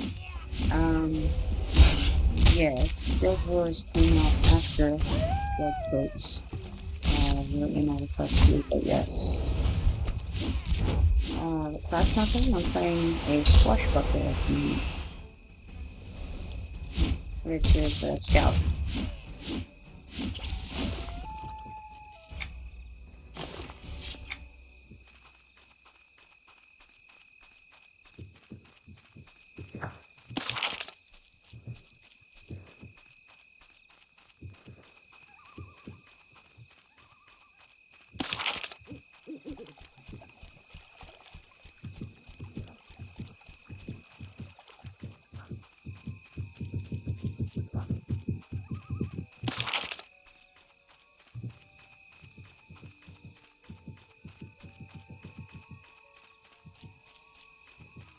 Class I suggest. Okay, so you're just starting out, but you've played EverQuest 1, so you should be pretty familiar with the basic stuff. Do you anticipate grouping a lot or soloing a lot? What's your favorite playstyle for being soloing?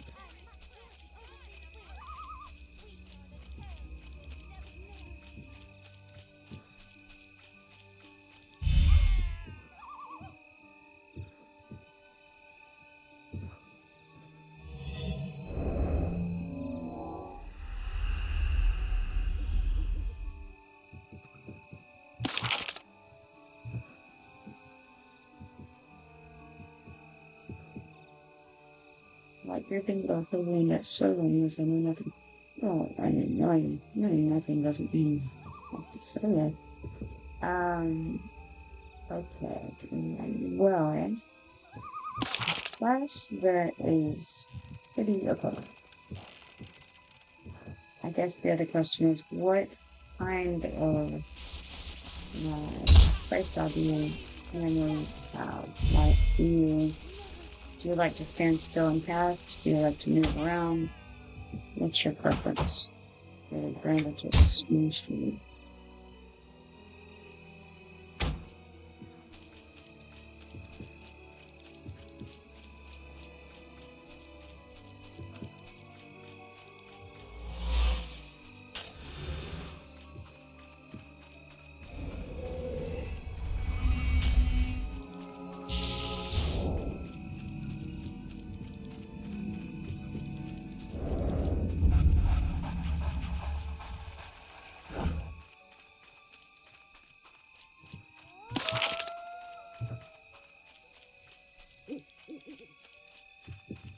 I was found that the necromancers or shadow knights. Is that because of them being evil aligned, or is it because they're like the go-to as far as soloing?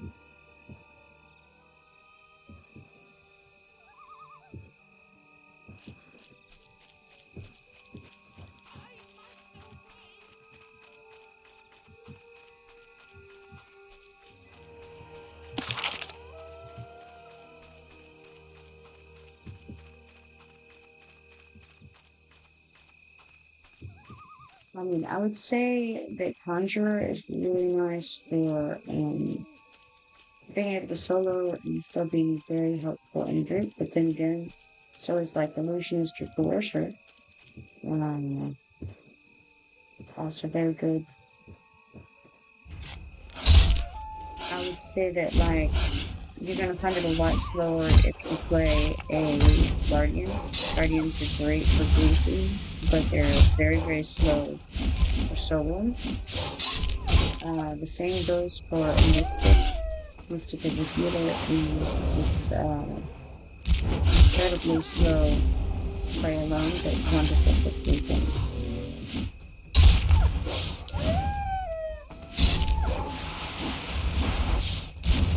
You see that down a dozen. Hard continue time from P1 to make it, but really, gotcha. Yeah, I understand. Well, alright. So, like, it may be difficult to find something that isn't played a lot that's also really very good for soloing. Because I think a lot of people make the character, the idea that they're going to have to solo in mind, and then end up not necessarily soloing because you get a lot of things in this game on this server that you really can end up needing to root for. So you do get a lot of things. Now I can show you like /P-wall Golden Guardian. You can find that there aren't very many Guardians at any given time playing on the server. And this is the reason why, because they level slowly. So Dual Guardian gave us 6 players, so the entire server playing right now. And of course these are the ones that are online at the moment. There are only 6 Guardians. If you look for you mentioned necromancers, so necromancers 25, right? Alright, I'm gonna warn you, Guardian is slow. I leveled my Guardian up around this time period in the game. It is a slow thing to do unless you have a group. If you have a group, it's great. That being said, let me know if you need any help with anything. I would be more than willing to help. And that goes for my governance as well over that people games. But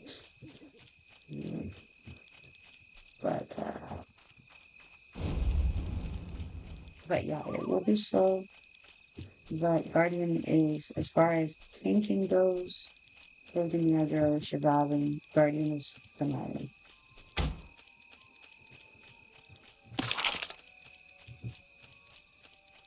Now you can, choose your AA points, which is optional advancement points, to increase your DPS as a guardian, but it's kind of, at the expense of missing out essentially on what you would otherwise gain in the way of being a better team kind of group. So that's something, that's a choice you get to make there, obviously. True False says I learned that Roast matters quite a bit of EQ2. I don't think Guardian uses. At this stage of the game, you would have to look and see what the there on the innate abilities. So the known innate abilities, you've got Ultra Vision. These are all that you can see that these are, for the most part, going to be more geared towards certain classes, like it increases, the chemistry increase or metalworking increase, which you can choose for crafting. You also get like power and agility. So, depending on what the traditions for your class are, you're going to see different benefits, and that's probably what you're talking about. At this stage, I think that I went with, I definitely went with Dwarven Fan, but it wasn't because of any good reason like that. It was just because I thought it would be funny to be a time when I think traditionally that the barbarian race was good, for obvious reasons. Let's see, what else was good? I want to say that, see, don't get me wrong here. It's been a while since I was, playing at this time, because things have changed since then on live.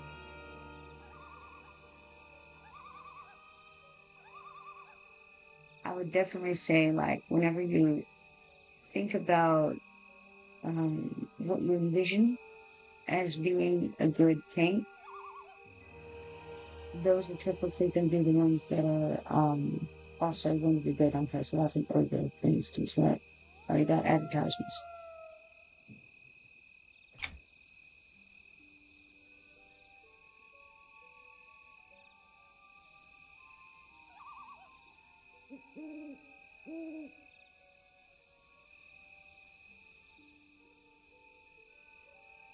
I think the trolls are good at blasting, sadly.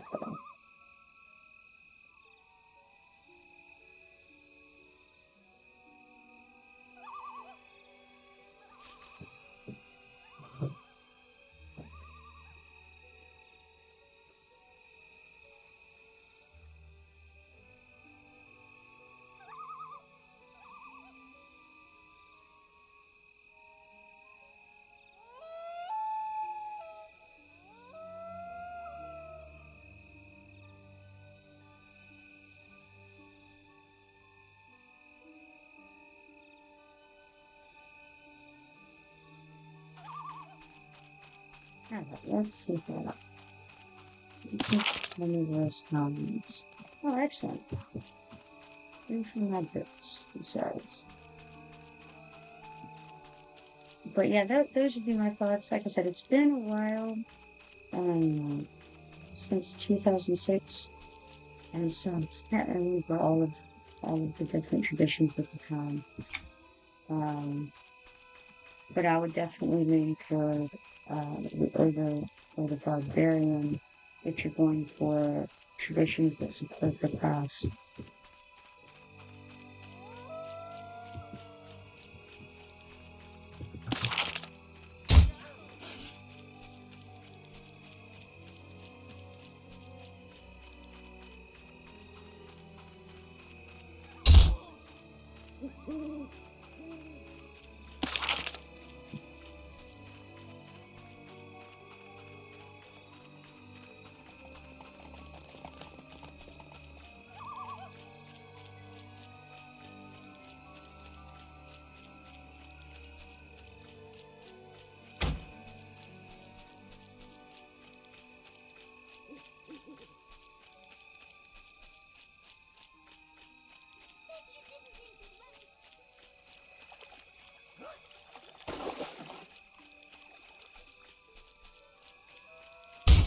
I'm gonna head over to this farm over here.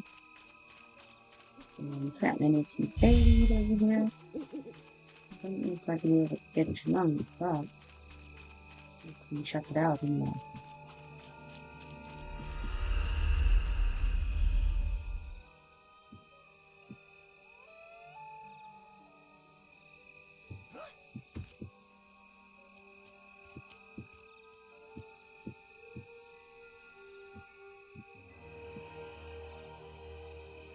So if we can find some data about that these skeletons won't put us, or not skeletons, but scarecrows. It doesn't look very likely, but yeah, pretty close.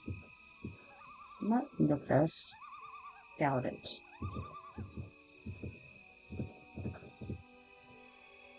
Oh man, it's full. What a joke. Alright. That's funny. Well, then in that case, I guess I'll go back to Dallas and eliminate some things. But maybe not right there. Maybe a little bit out of the danger range. It's okay, that's the training, but it's always red. No longer do I have to worry about sneaking around.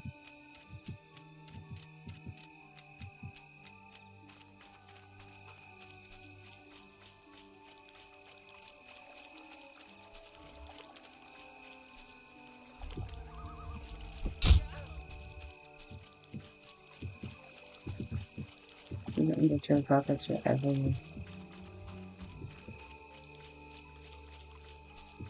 You can see quite a distance.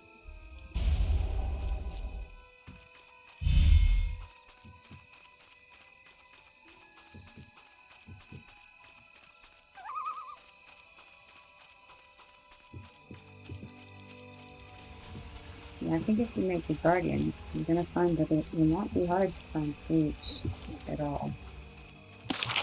If you are so inclined.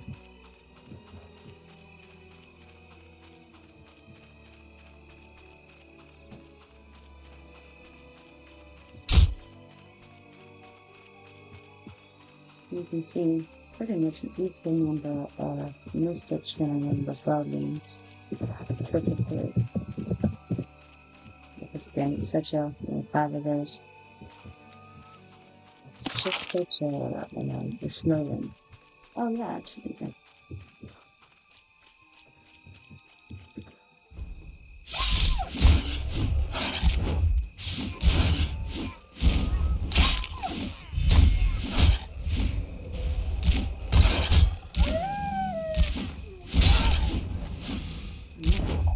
One of those hounds.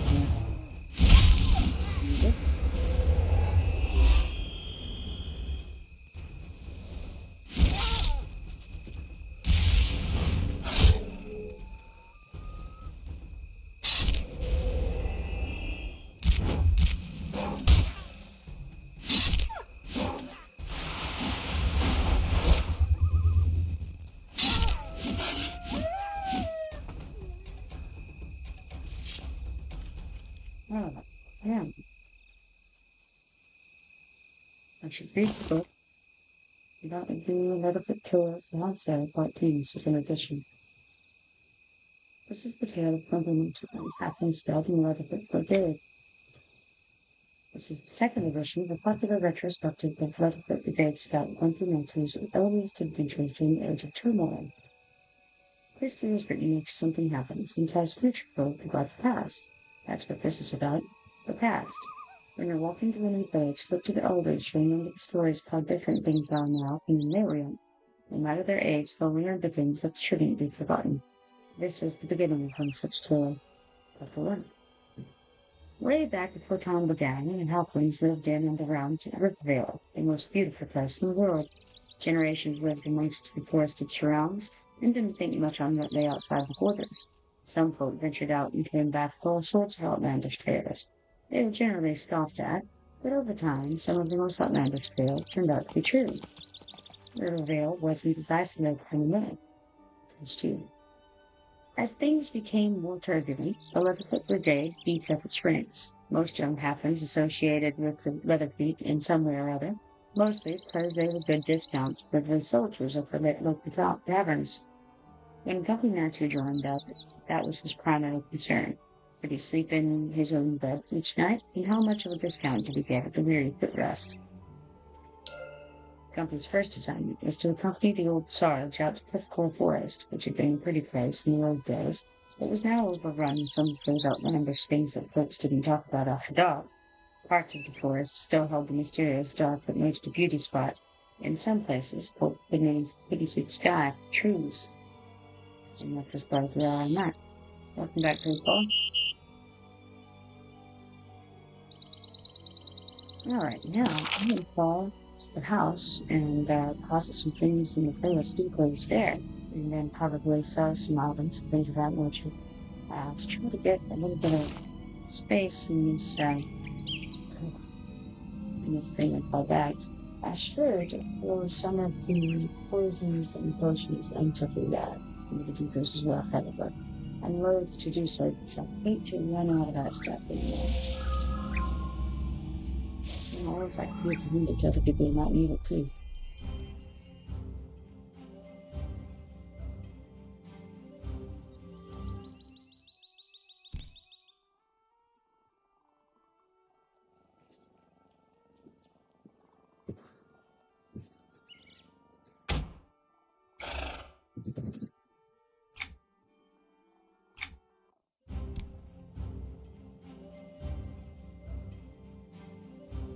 Our build house over here has every depot except for the adornments depot, which probably will end up getting, but for now we don't have.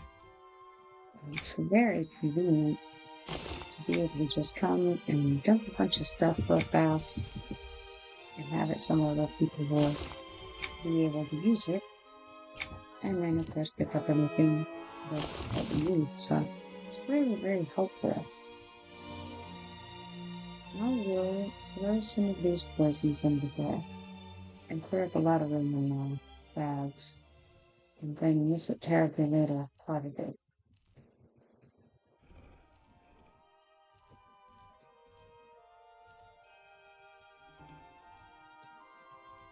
But that's okay.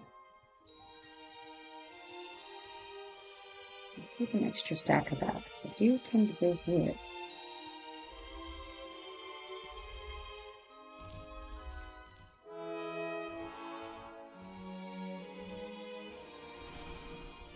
I'll keep a couple of the hemotoxins as well, but then I'll throw some into her. Yeah, that ought to make a decent amount of difference.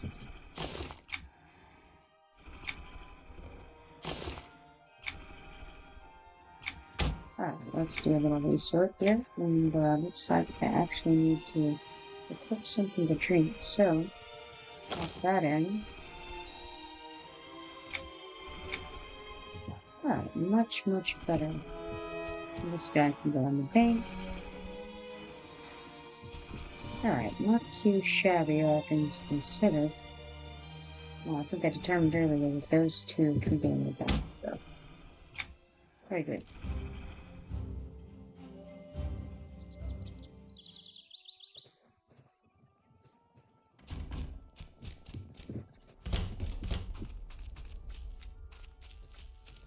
That'll give us a little bit more room to work with. Please tell me you're not trying to get a loan with without livestock having to collateral. worry about quite as often. And probably there are some items I can sell. Clean it up just a little bit more.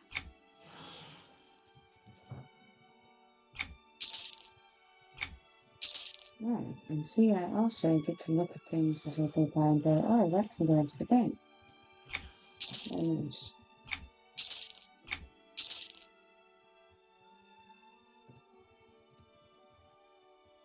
It also helps to mark things not for sale that you know we're going to need. And this also reminds me that I need to make another of these wild apple muffins for the quest.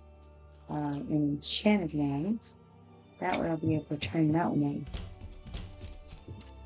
So I can do that while I'm here. Save my adventuring drawer and pop into the crafting drawer.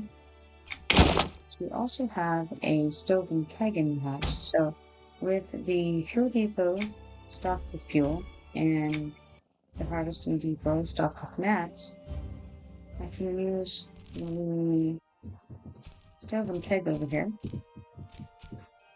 to make the what is it? It's wild apple muffin that I need. Maybe I can't.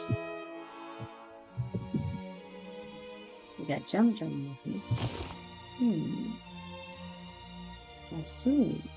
The wild apple muffins are much too high level, so I'm actually probably going to have to.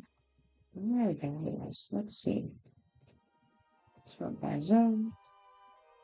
Enchanted Lands, it's this guy right here. Yeah, man. Alright, that's a problem. I could probably harass one of my guildmates to make it quiet. On the other hand, let's just check the book and see how much a wild apple muffin goes for. I think I can manage 30 silver. Actually, I could, pop over to Lusanya's house in the Willowwood because it's right outside and she has some of the wood.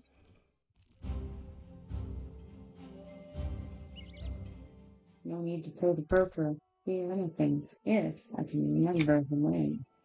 What is Lusania? How do we spell it? Let's see. Is it L-Y-S-S? That's the one. Let's see.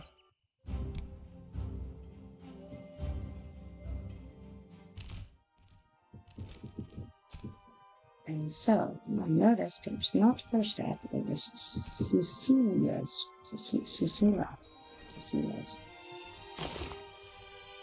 Wild apple muffins. I only need one. There we go. Alright, so this was a multi-purpose visit back to this part of the world.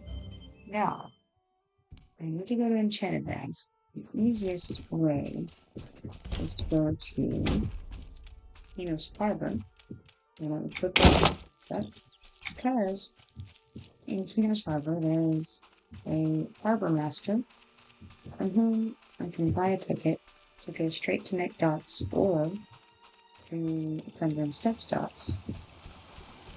In this case, I want to go to Nek Docks because that's where you can get to the Enchanted Lands from. So we come over here, we're at the docks, we come over here to the left of the docks, and there's Harbor Master first. Great. Get a ticket to Nek Docks costs 90 silver. Seems exorbitant price, but it's what I'm going to pay at the moment because I want to get over there quickly. There's another way I could do it. I could use the Splitpaw Pit shard, and it would take me to Splitpaw Pit, and I can walk right out into the Thundering Steps, and then travel up that way. And that's pretty fast too. But I'm going to stick with this way for the moment. Got an ad in 20 and 38 seconds. But okay, now that we've got that, we'll turn it in over there. There's actually at least one more thing I need to do over here at the mill, which is nearby this guy, so.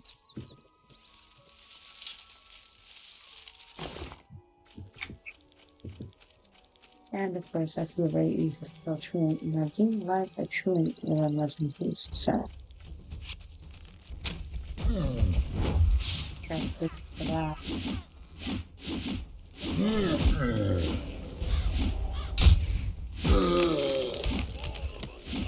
Remember I'm writing this for you, sad times. Looks like we got an ad break in progress now.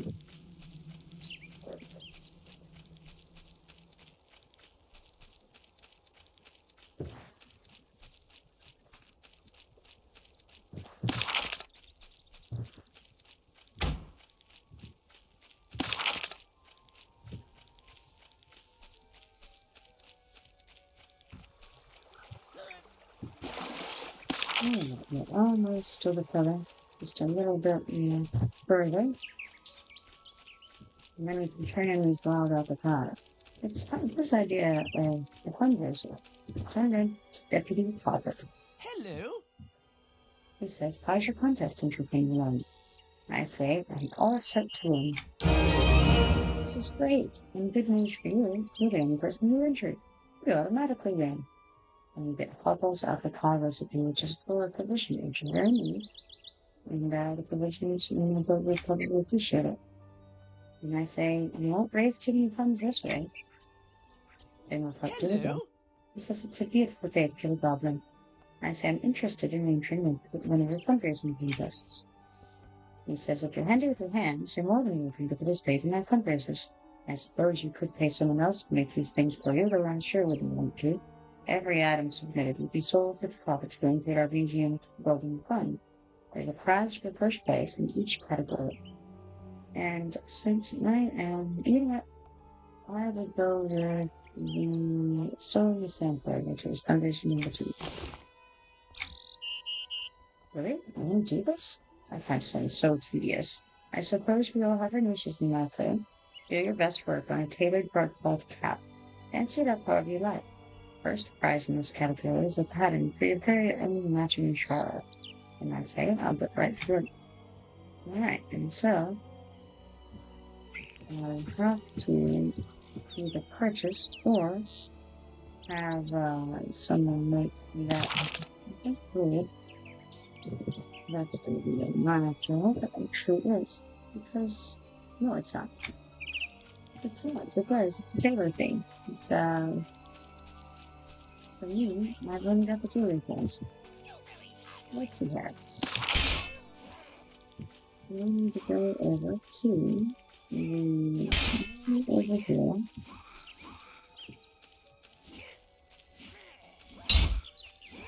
Advantageous is trap. As long as someone in your group has trap, it's very, very nice.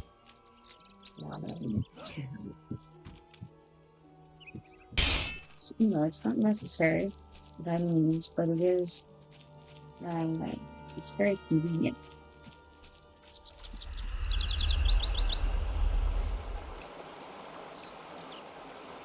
I use it pretty regularly.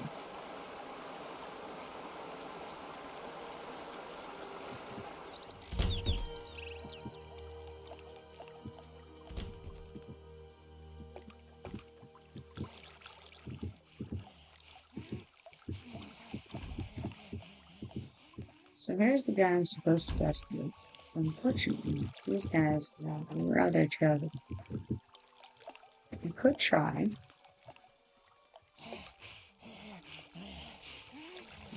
to stem these seals, resin, and then I think I would have to just kill the other one quickly and then go for another. I'll do the best for that. Let's see if it works. Otherwise, we'll see. Let's see how it goes. How about that?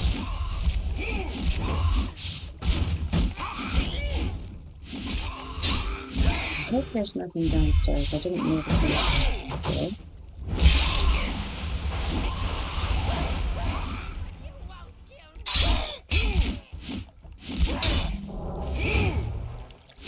I have to see her in the team, so I gotta grab him.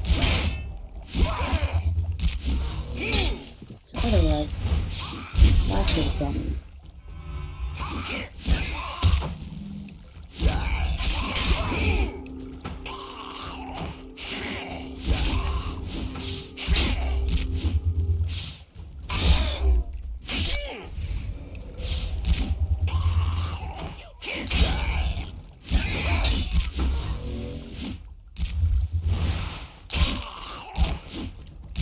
And where do you run in over?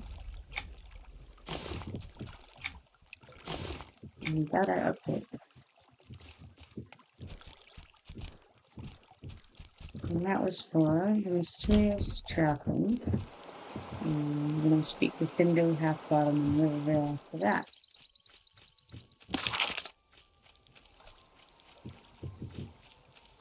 see what else we have going on over. Lost Pearls and Olympus Brand and Logo.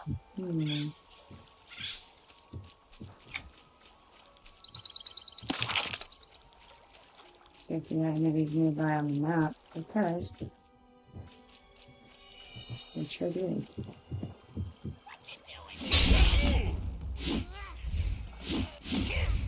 Now, how bad is a half-elf problem? That is a good question. I didn't think it would be one of the main choices, but you know, it's just a matter of how much advantage you want to get from the guys race, per species. I think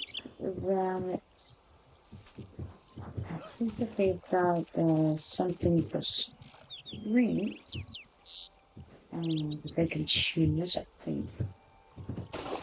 But that's not really necessarily what you're, going to most be going for the durability, the perks of DPS, and then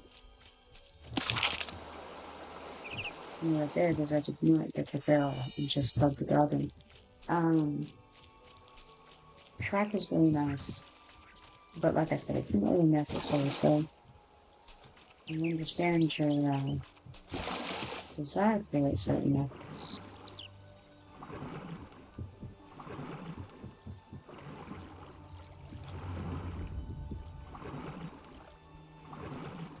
I've seen I don't know if I've seen any half-elf guardians. I've seen like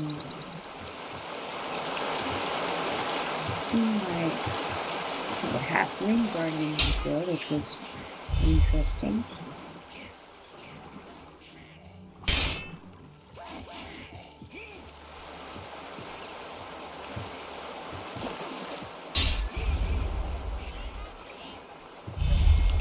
Trying to find these lost barrels of ale, the lager. So I think they're going to be along the river.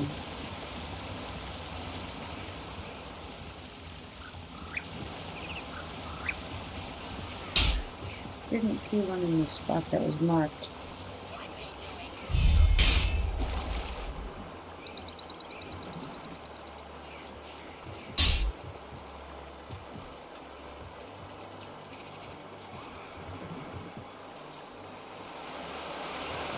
As a tank, it is useful to have track for sure, because you're basically leading the group around, and so having track is definitely advantageous as a tank. But again, like I said, as long as anybody has it in the group, they can kind of tell you, hey, this is up or whatever, that's it. You need to get more used to where things are in the zones.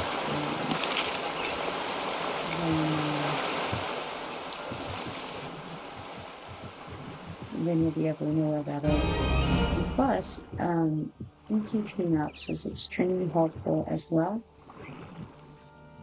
as far as knowing where things can spawn.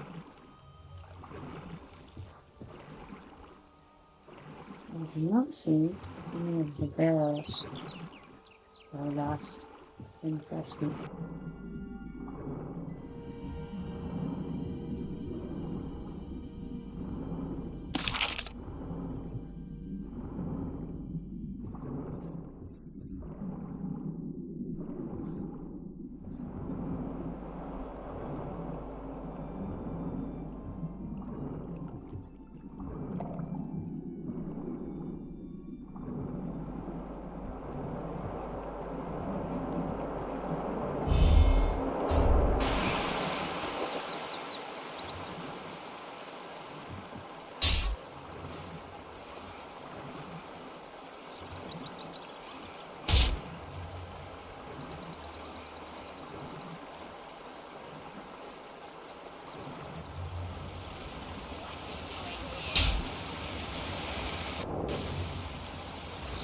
There's one right there.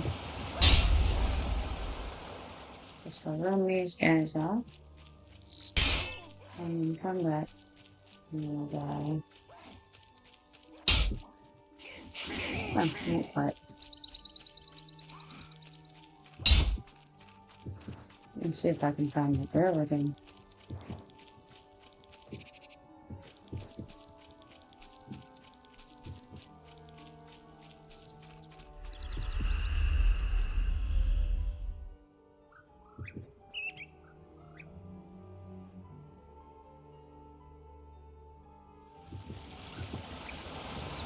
One question is how I didn't notice the girl when I was running on parole. It's kind of weird. I'm obviously blind.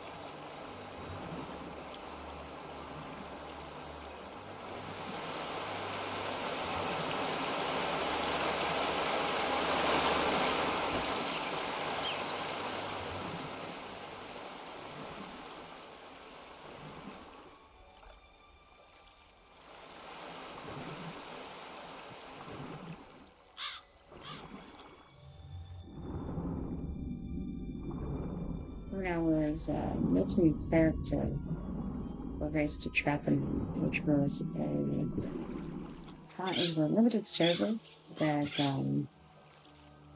basically, you know, from the beginning was only going to be around for a short period of time. And there were various things you could earn basically by playing on it. And you'd earn things for your characters on live. And so, part of it was finishing all of the quests, and part of it was getting all of the collections done and things like that. And so when I made that character, I was more interested in making one that had racially advantageous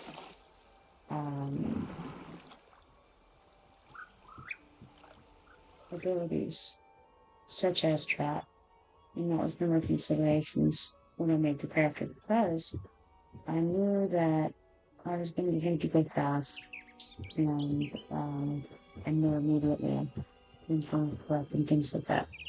And so when I made the character, I was sure to consider that sort of and I would say that it was very helpful to do that for that server.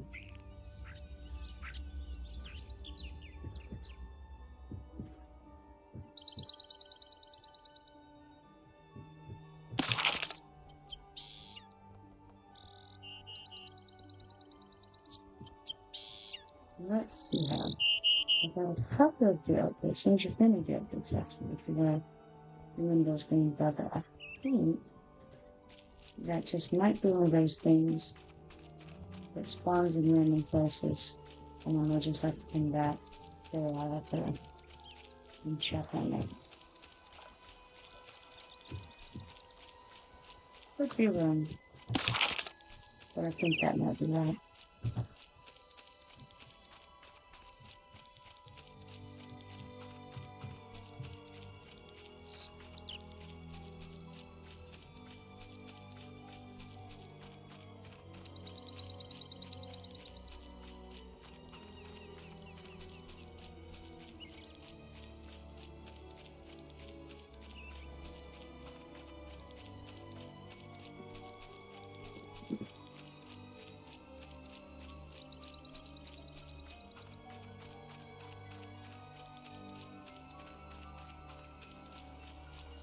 I don't know what to do.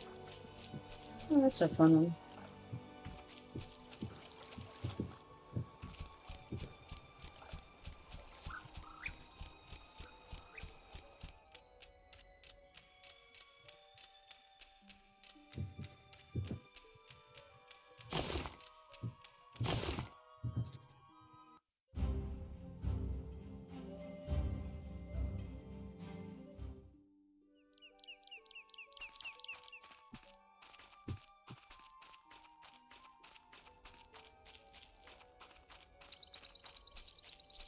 Happy Monday to you as well, Stealthy One Kenobi. How you doing today?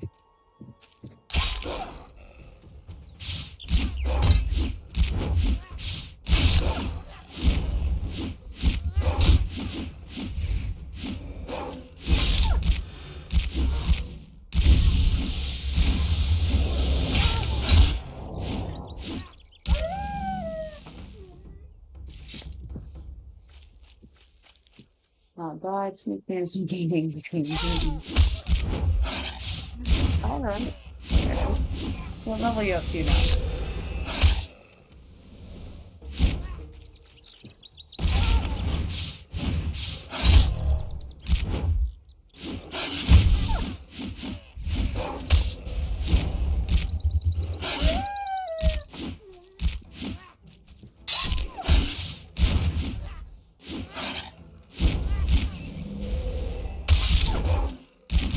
What's out in effect to reach that? Oh man.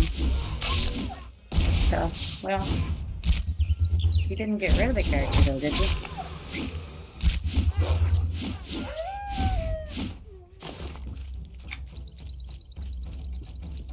Oh good, okay.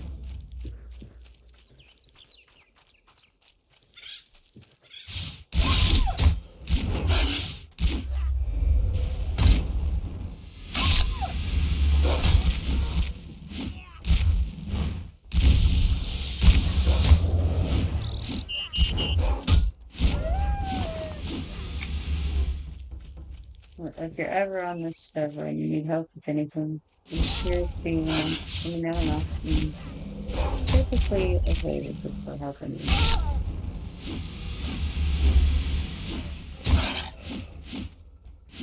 And you have a high chance of getting killed, which is also exciting.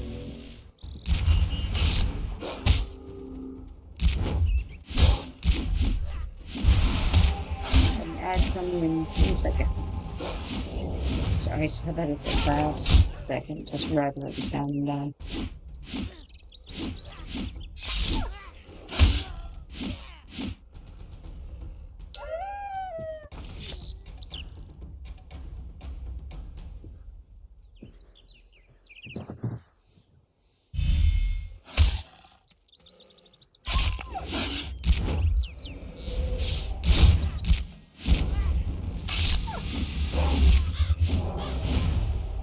The jagged tubes what I actually need. But I'm getting these rabid hounds instead.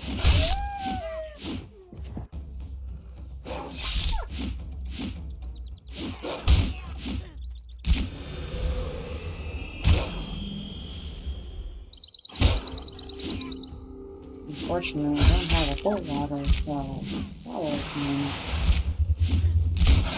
Not too big of a deal though. This guy is a green one here, so you can take him. Alright, now to try to navigate in this terrible halfling hills again. Let's see. Go in here. He is where over here? Maybe. Yes, alright, excellent. Bindo half bottom. Alright, let us see what Bindo has to say. Hello, well He says, met. I'm so glad you found Truden. We were worried sick about him. Maybe he has some more information about the draftling. I say, glad I caught. Alright. Wonderful job. Now we're going to go and speak to Truden, Mary Truman, in Rivervale, which closely with him. Rivervale. And Truden is right around there. I believe that this is the Draftling Tower, Tower Draftling access quest. Chose the wrong door. We're all surprised here, right? Alright. Alright, Truden. Your turn.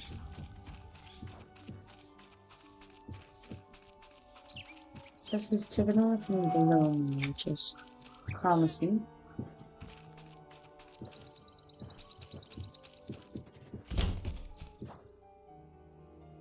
There we go. Truden Marathon says, Hello there. Once again, thanks for the save. I thought it was done for with all those dogs around. I say it was pretty nasty in there. He says, but I did get some useful information. You see, we haven't talked to the Draffler in quite a while. Old pal used to chat with him on rare occasions, but after he left the Vale, we hadn't seen the Draffling. When you think of it, no one ever saw him before, either. And I say, what's a Draffling? He says, don't be silly. He's not a what, he's a... well, a he. The Draffling's half Draffling, half dragon. No one's sure why.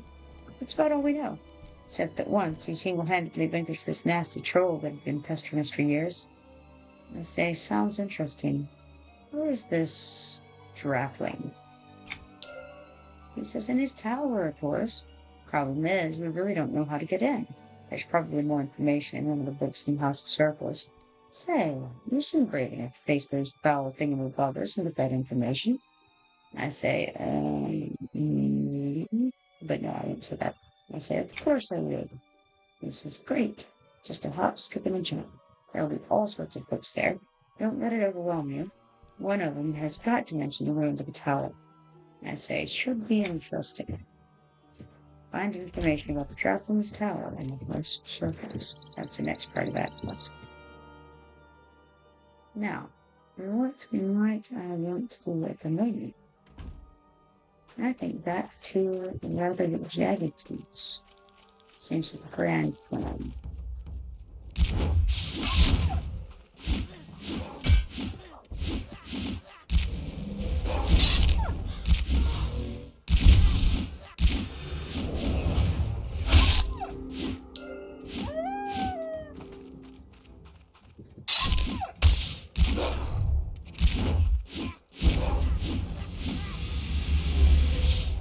Probably want to know what's your main on live? What's this level at?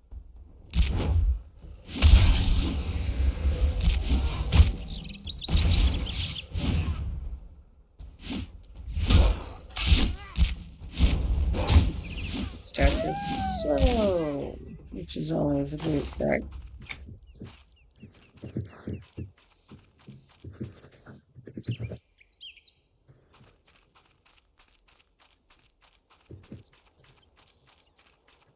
I see a bunch of the gaming. So you bought a high-level character, and you level... nope. Alright, no. Is it 15 frog-log palette? Cool.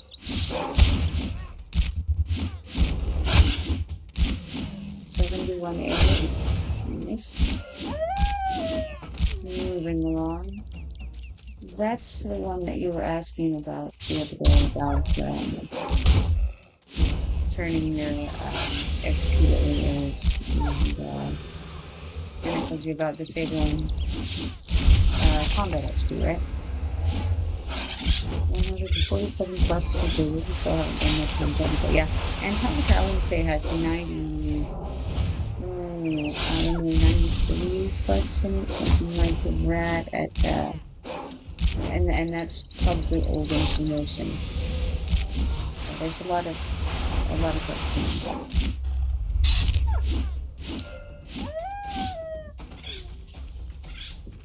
And of course it depends too on whether you're good aligned or evil aligned. That like finishing up things like that.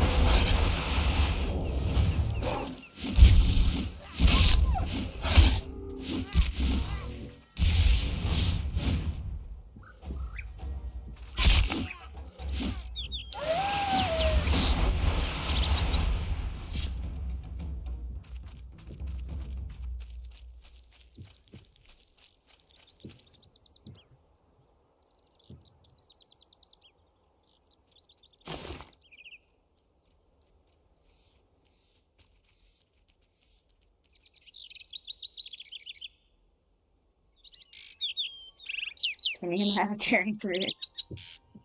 Yeah. The mercs on live definitely make everything trivialized, even more so than Bloody Rags.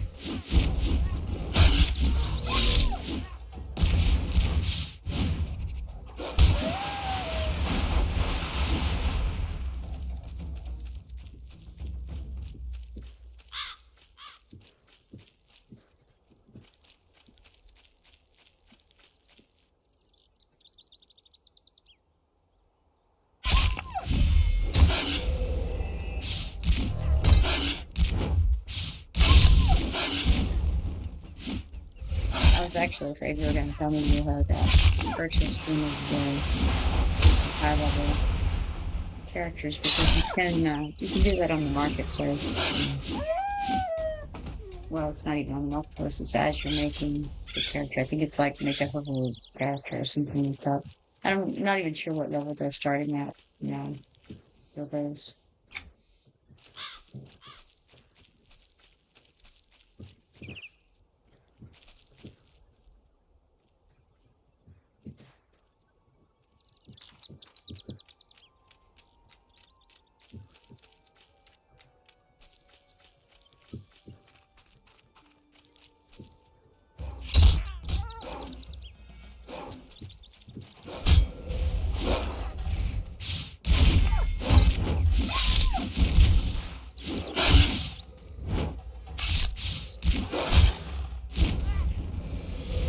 When they first came out with the heroic characters, I would have said they were level 100, but I think that's been increased since then.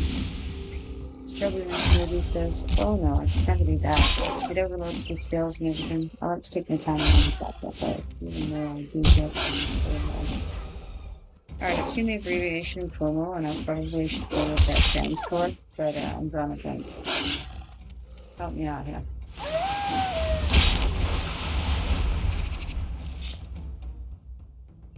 Fear of missing out. Oh, yes. Missing. So yeah, no, I agree. Especially if you've never played the game before, and then you go in and you get level 100, and you just have all of your hot bars for this stuff, and you don't really do that.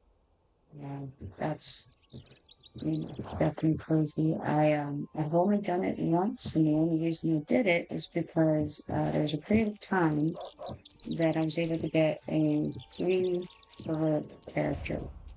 And I don't remember if that was something where you put to the end and you had to take advantage of it.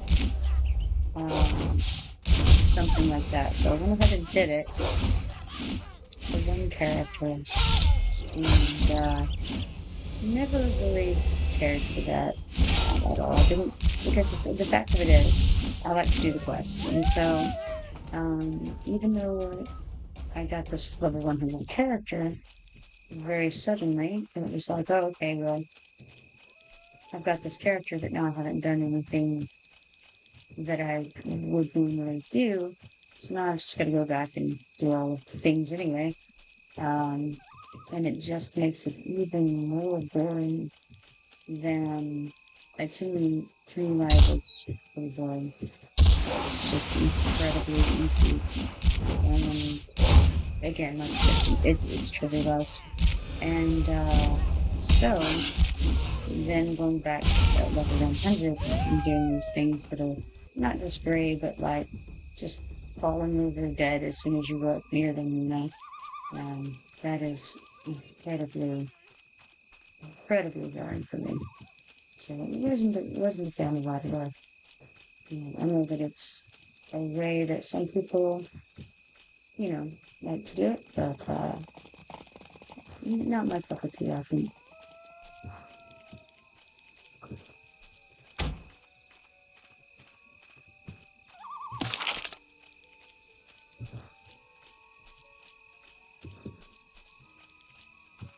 Trophy 1 Melody says, makes sense. Confession time. Yeah. EQ1 and had a max level of Shadow Knight.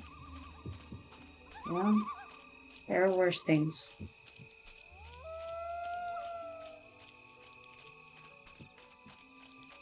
The kid I met at school was pretty. I forgot his character. I forgot his mechanics. I forgot his max level method for 100 bucks.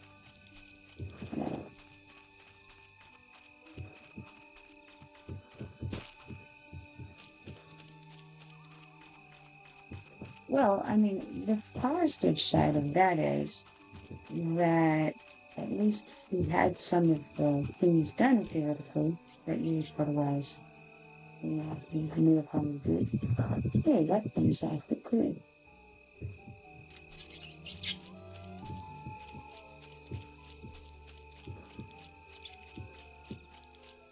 So in that regard, it's better. But again, if you hadn't previously played the game or played that class, then that would be very, I don't know, not great. Because then you're going to be struggling, like, what am I supposed to do there? Without you with this character. You don't know how to play him.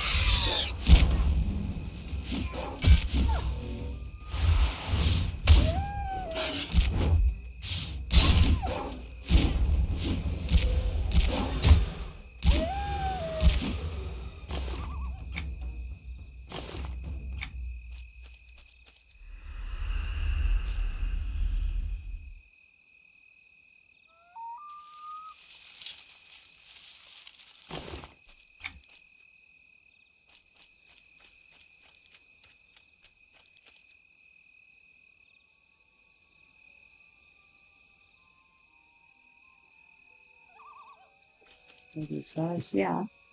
And to this day, when I make a necro, I make it the same as the one I got. I don't know. Why do you do that? Is it just because you got used to that name, or is it like to remind yourself, hey, don't buy somebody else's character? Is it just to like try to make it your own in some way? No, just not too original. I see.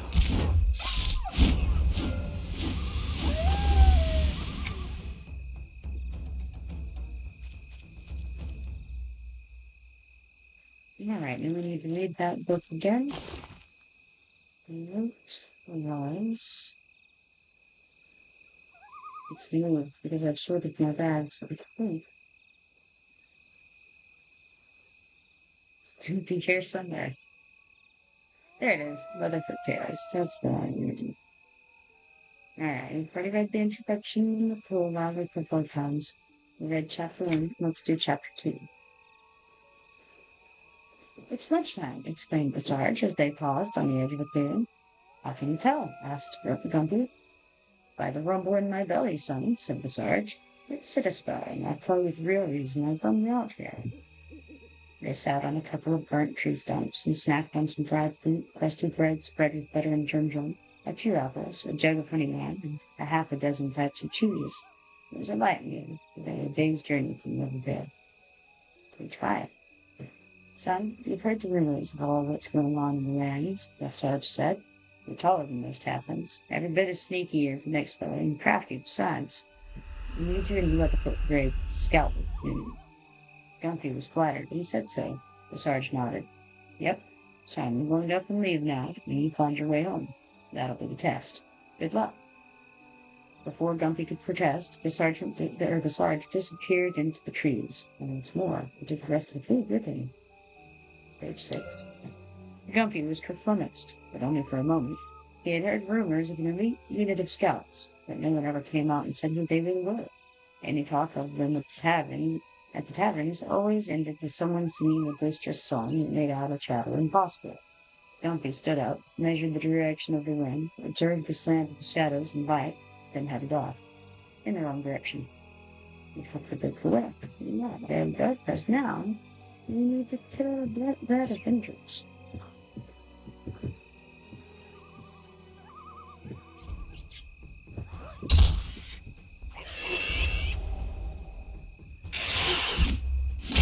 The thing with White Rats is they're incredibly gorgeous. Not really.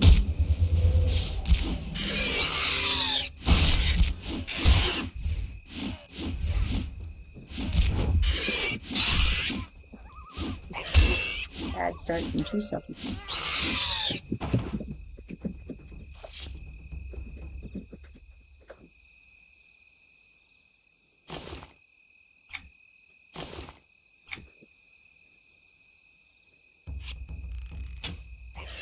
For me, it says 31 maybe. Awesome. What boss says, in the bottom right hand, you see a circle of 2 shields saying immediate. What is that? Oh, that's the threat meter. I don't know if you can see this right now or not, but I'll tap it in here.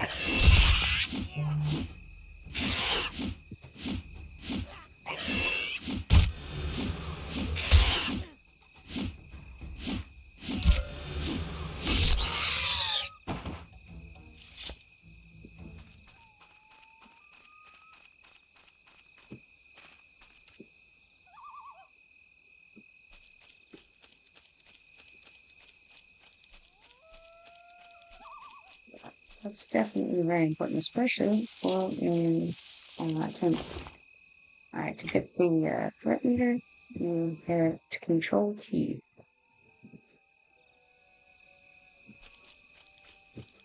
That's the default.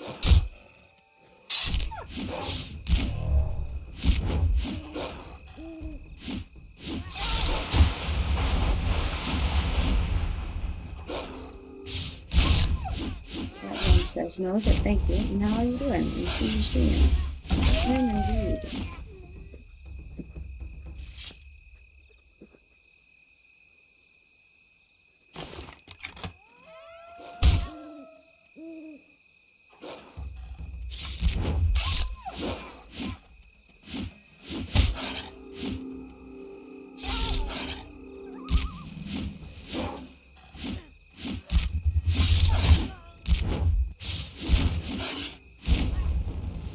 Yeah, that is definitely really important. You've got tank, and he also has tank weight, but and so you can see not only what your threat is, but what the next highest threat is as well.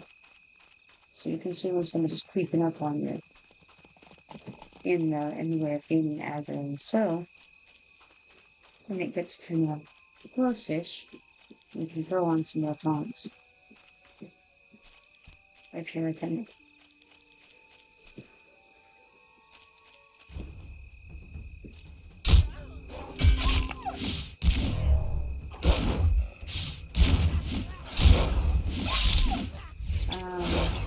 Control T should work, but if you go to your settings, let's see if you can keybinds.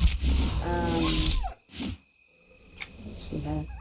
Could be aggro meter, could be threat meter. I think it's just called threat meter though. Doesn't use your interface.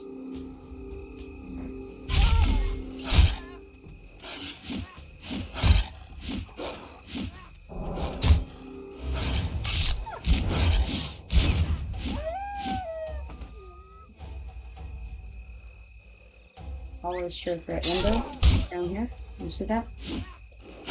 You have to be in advanced possibly, I'm not sure. But it should be right there in the options window.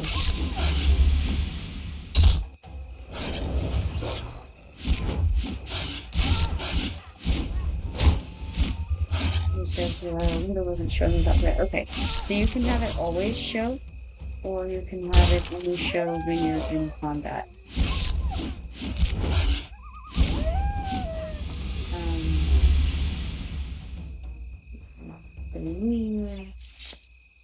That is right there. Always show threat window.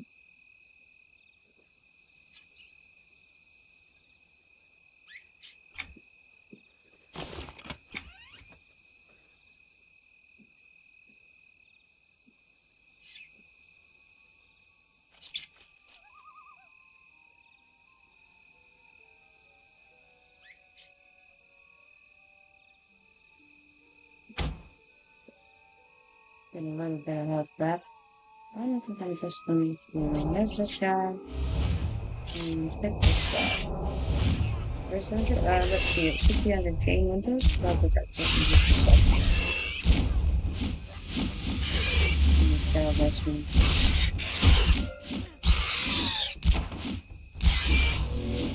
Alright, go to options. And then make sure that the advanced is checked instead of, like, it should show basic when you have advanced checked. Go to use your interface on the left-hand tab over there. And then game windows is the first option in the top. And it should be right here to make your threat window always show.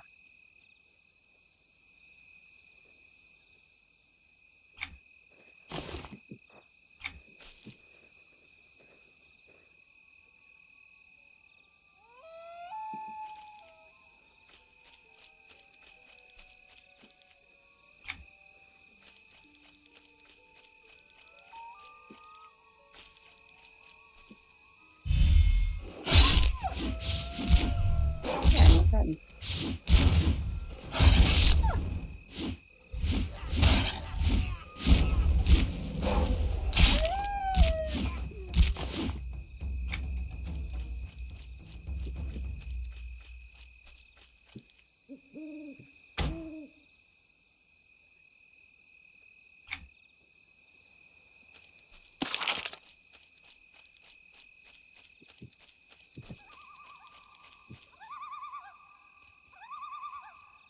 For some reason, I was thinking I was still on the other jagged tooths, but I'm not. I'm on the Black Other Adventures.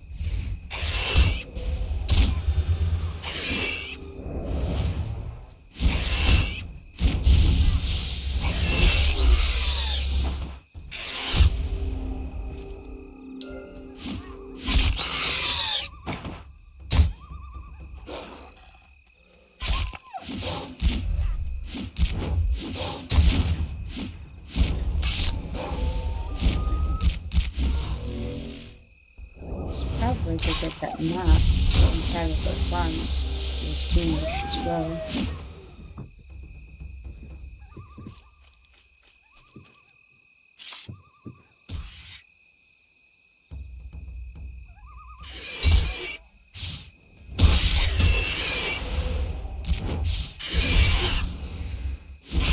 % into the level up the money.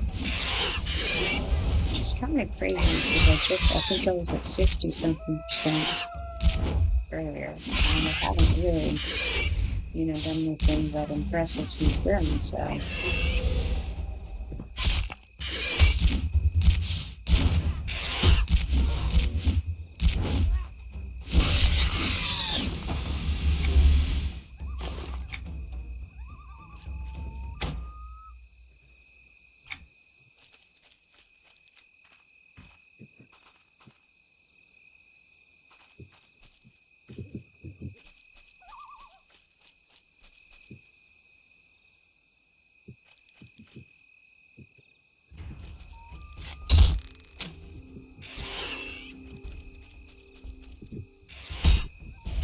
Uh-oh.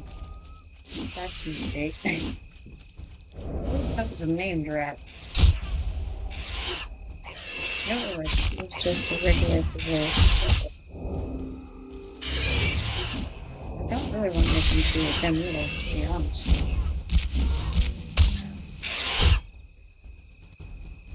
So, what I'll do is try to kill this one, and probably feign as soon as she's happening.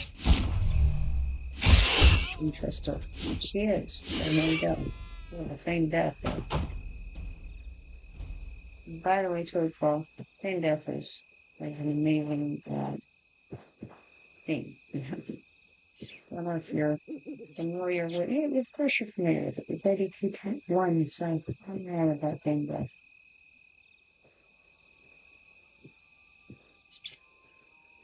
What was I thinking?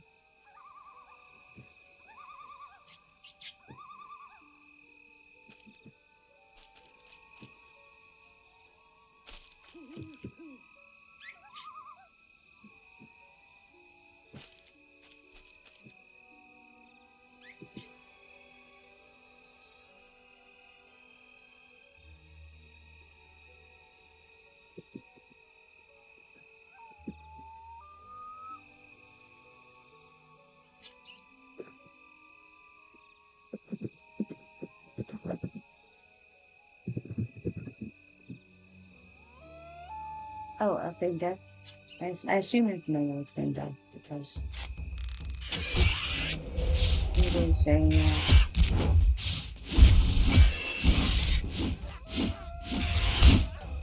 I never played EQ1 myself, but my understanding was pretty commonly one thing to, you know, flaming thing.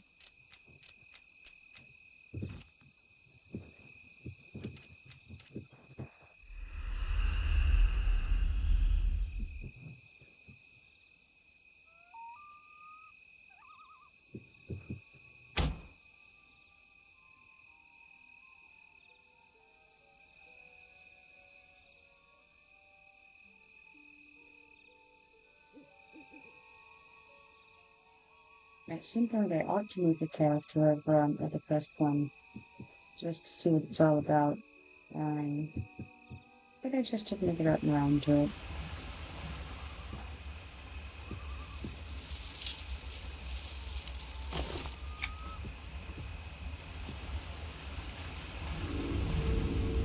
You guys still have item weight over there, don't you?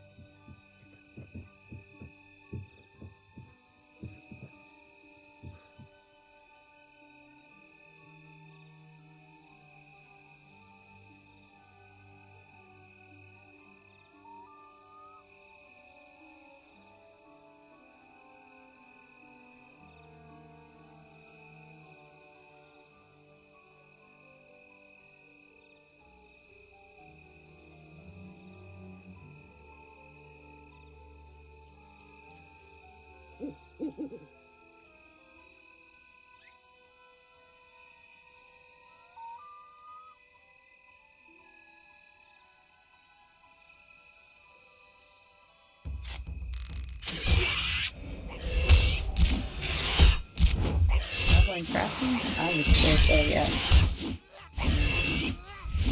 From my standpoint. Now, we're on live, as well as on Origins now. On live, you pretty well have to, at this point, level when you get past a certain point in the game, then you have to level that. On this server, you don't have to, but I would definitely say it's worthwhile to do.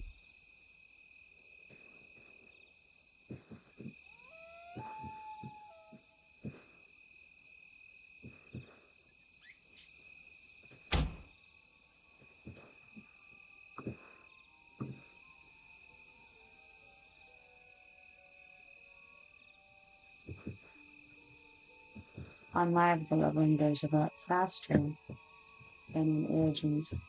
I would recommend, and particularly on Origins, but really just everywhere, doing the Artisan's Tunic line, which starts with seeking a trade skill profession, and ends with you getting the Artisan's Tunic, which gives you +1 for all of your crafting skills.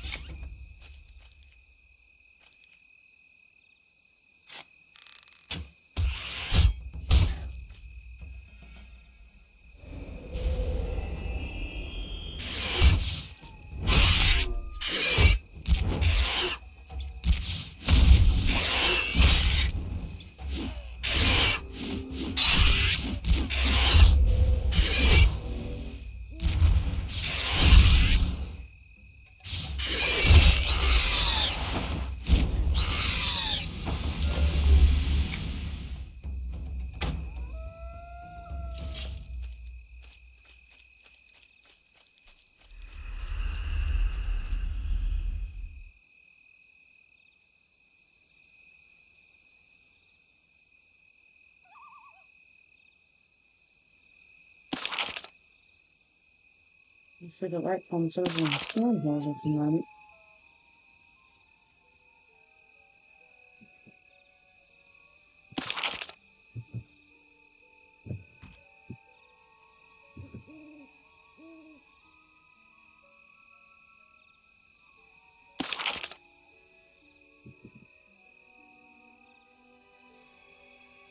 I also see that there's a shiny over there, right underneath this flat rat.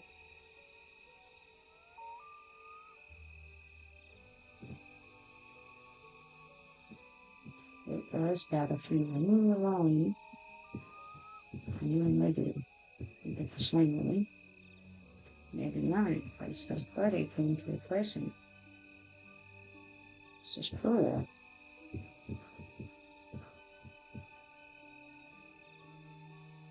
But that means I'm afraid. No.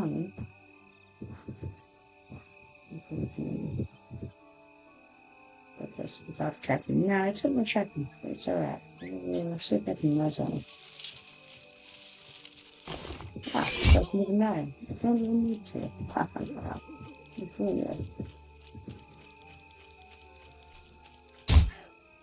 Ah, it's done me through. Again, seriously now.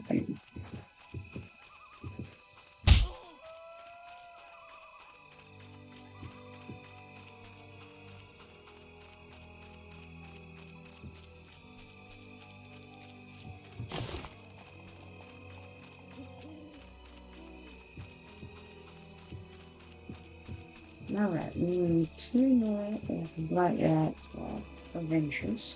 That's one of those deals that would include a repop on the book side. So let's finish that time checking to see if I have any. I'm going to focus just on the roots and rats because we don't have much inventory space, unfortunately.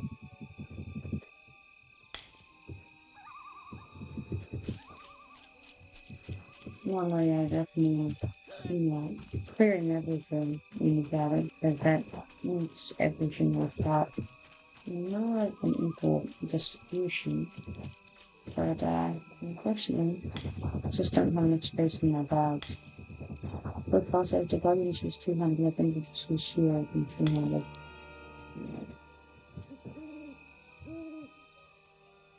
Where the 100.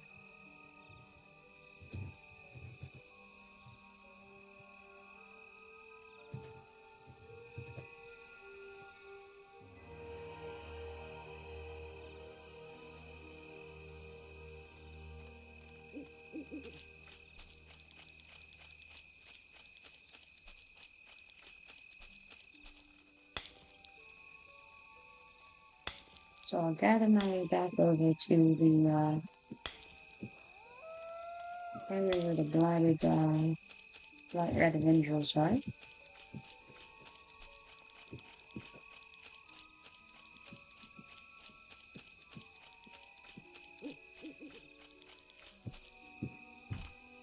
I hope that a couple of those will be popping.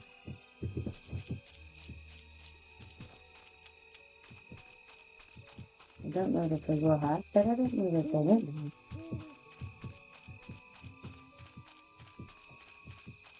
They're high. My damage.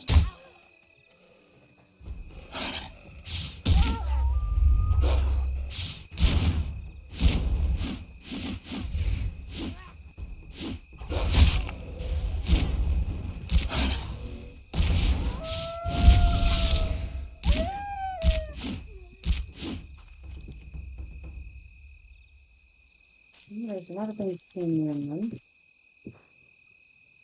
But I suspect I can just go in this. And run on through, and then get them on the other side.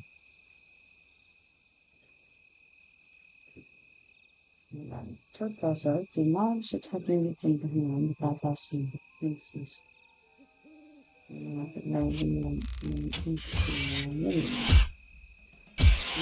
Nobody say so. But there are certain combat arts that that just be only used from behind. So it may give them more opportunities in that regard. I'm not 100% sure on that. Certainly, in the tanking, you're going to turn the mob away from your the group members because they have areas, and a lot of those areas are comfort, and some of them clean. Some of them will be areas that will all day around, but some of them will be just a comfort. And so keep your group, first of all, from getting hit by that, but second of all, to where they're able to use everything at their disposal, such as spells that you have to attack from behind, and also not get the aggro, which will run kind of in front of the mob, and then have it turn towards you so that your group's behind the mob and you're in front. That puts you in the danger zone, and with their back to the group. So I don't know if that answers your queries there or not. Hopefully that was clear.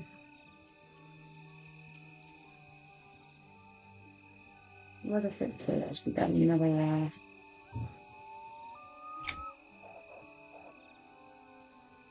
let it update that. So we've already read the introduction. We read the prologue. And now on chapter 3. Hours later, Grumpy stood scratching his head industriously and wondering where on earth he had landed. He was pretty sure he was still in Kithakor, but in the name of persevering, what could all those dark dragoons doing all over the place? He'd been used to the sight of the undead, but the dragoons were something new. Furrowing his brow, Grumpy retraced his steps, wishing fervently the sergeant had left some of their provisions with him. He was surprised to find how much easier it was to follow the tracks this time. Though some of them seemed to lead in circles, no doubt to confuse the enemy, there was one clear set that tramped through the underbrush directly to the place where he and the sergeant had had lunch. Pleased with his progress, Grumpy was ready to follow the trail again, and the poor ranger melted out of the woods and really gave Grumpy a heart attack.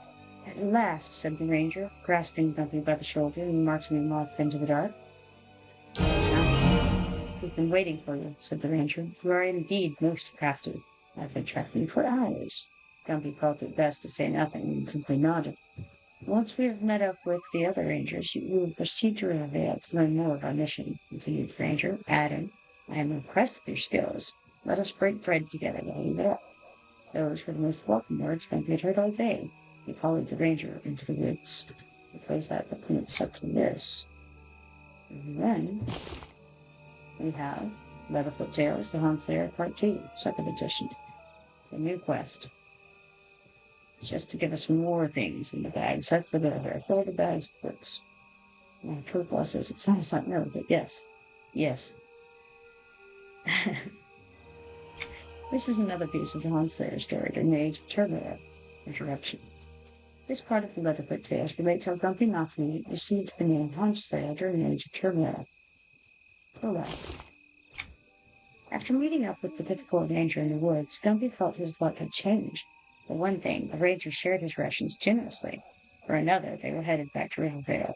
Since the Sarge had only said the test to become a Leatherfoot Brigade scout involved finding his way home, and never mentioned whether Grumpy might take help where he found it, Grumpy knew he'd get into the scout unit without trouble. What a great day this was turning out to be. Put that book away. And, with that one, it adds us to slay 25 rugged pups. That should be easy enough.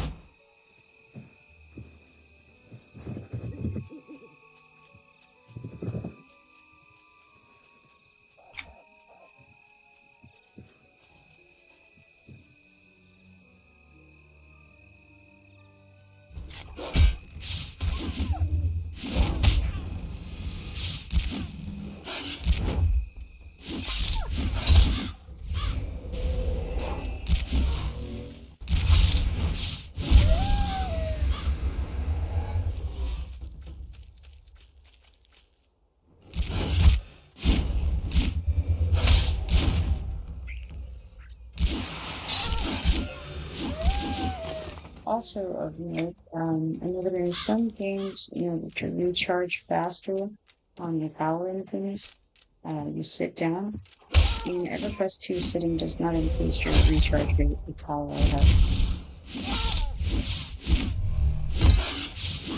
When the game was new, I know a lot of people thought that it did.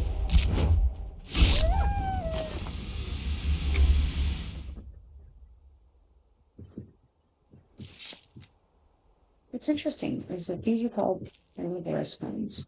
And I'm wondering where we're finding the non-carnivorous lands in Coventry. I've been sitting myself down. Yeah, it's a common thing that people think would fight other MMOs or yeah. I thought that might be an issue with running too. So you can have food and drink. Drink recharges your power, and food recharges your life. Which I'm not of, but now I'm in. They also brought armor sets into this game. This being very helpful for me on live, especially with crafting and harvesting and other different things.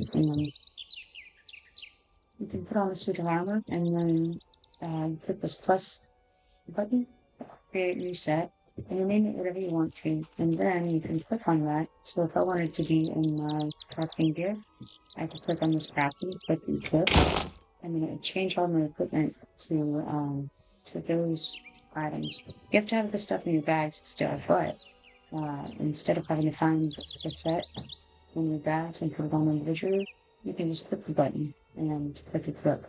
Be sure that if this is lit up, save, that means that you have changed to the set since you put it on, and you'll want to resave that before you put to a different one. Yeah, this is something they added later. It actually was not in the game at this time, but they brought it over to this server from now. Anyway, there are a few things like that. That's one of them. Another thing is in your quest journal, there's notes. Notes was added much later. So it's a good thing. Thank you for the college football. So you can write whatever you want in one, and that's pretty cool.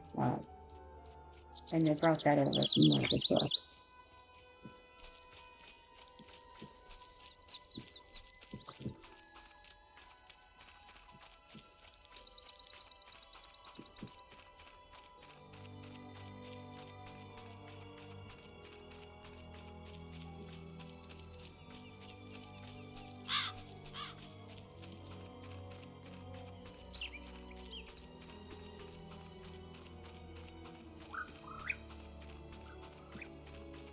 Some other things that will help you regenerate faster are totems.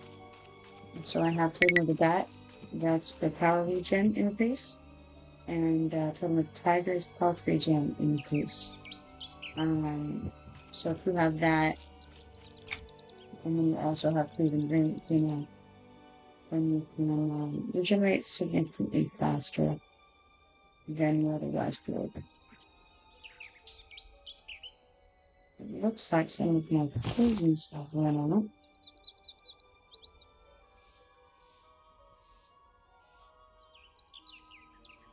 So, I'm going to figure out what I'm not over.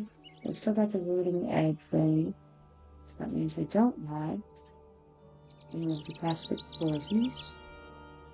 There. I think I'll do better in the poison lightning.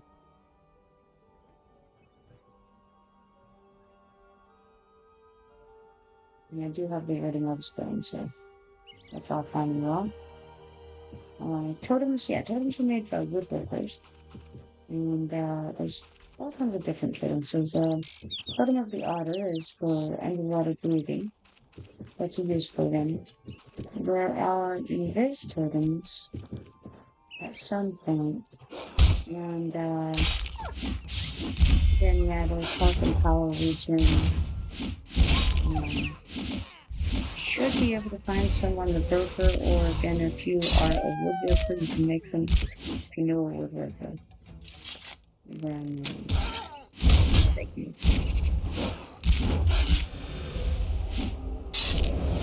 They're very helpful.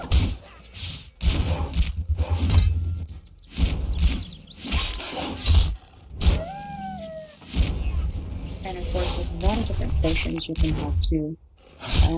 There are a couple that I don't have in my bags right now that you will definitely want. One of them increases your max health. Other it's potion of constitution, something of that nature. And so for you, that would probably be one you'd be interested in. There's also transcendency and let's see, one of them increases your power pool, which I should be doing in this character, but I don't have an alchemist, and we don't have any of those type potions currently in the Reaper in our guild house. And that's another thing that we have on this server that we did not have at the time that this game was actually at this stage. And that's the ability to get the house depots. Very, very helpful, very convenient. It's almost like having a guild hall because you can get the depots in your house which hold various items, and then you can set the trustee access on them so that people who are trustees in your home can come and deposit in and take from your depots. So you can set that up with your guild and essentially have a guild hall. There are also crafting tables that you can buy for your house, and they are very helpful. They can draw from the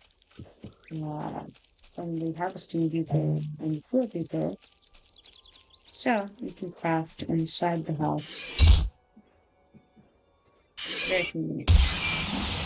Splitpaw says, as a dwarf, I didn't associate with location. I smell trees and elves in this coal mine either. Yeah, well, you know what? Business is business, though, right? What if it's a dwarven woodworker?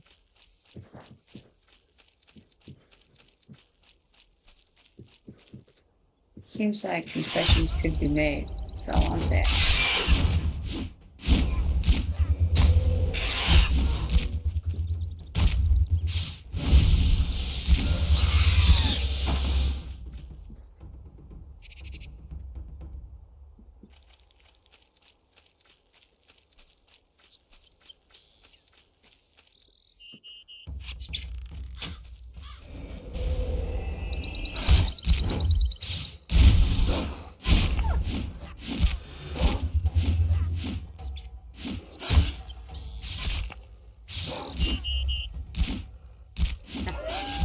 Process that would be acceptable. I don't know if he's a dwarf.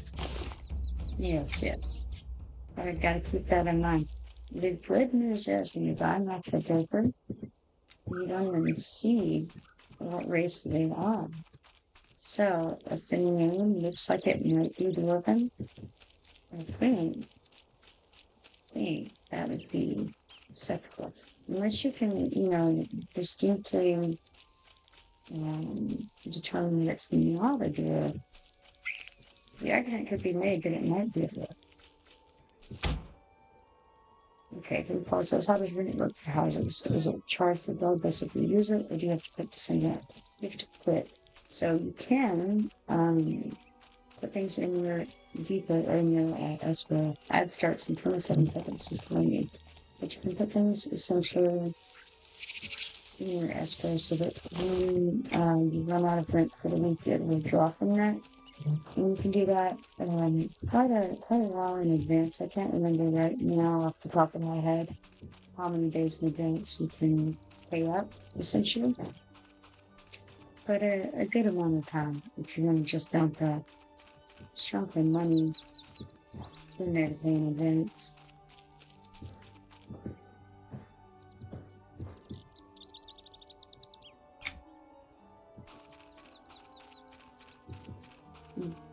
See what that ad break going, and it was going to. It started yet. And also looks like I'm being called away for a few minutes. So, I'm going to fight my way to freedom here. And get that thought, and then I'll run for about 10 to 15 minutes probably. Just 2 cups, my goodness.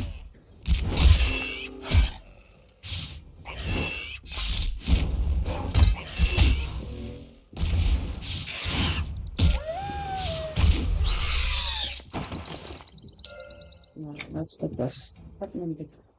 283. Goodness, so many cups. I've just been waiting over there, clearly.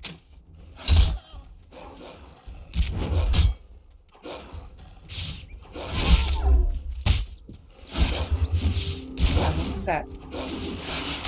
So one thing to note is that if you're selling things from your house and you have a salesman crate, that means that people can come to your house and save on broker fees by going to your home and getting it from your salesman crate. That can be pretty significant, particularly on the server. Couldn't let you die, Shelby. How could he? The question is, did they kill Kenny?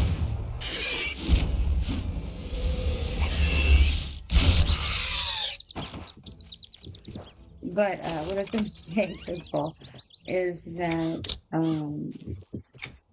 if you don't pay your rent, then they can get all the way to your house and try to go in and decline, but if they cannot make it into your house, this can be very upsetting for people. So, if you are selling from your home with a broker box, with a salesman crate, you definitely need to make sure that people don't fill up.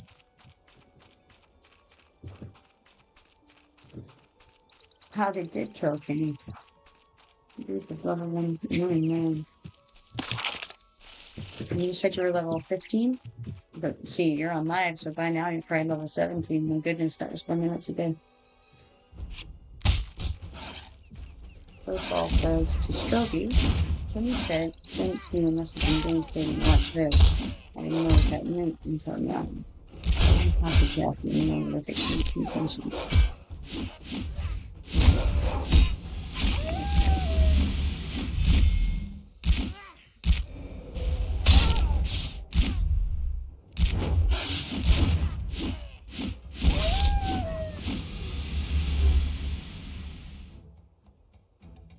Alright, I'm gonna run over here and then I've gotta go AFK for like 10 to 15 minutes.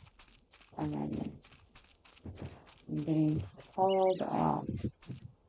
But I will be back. You just leave this on and I will be back.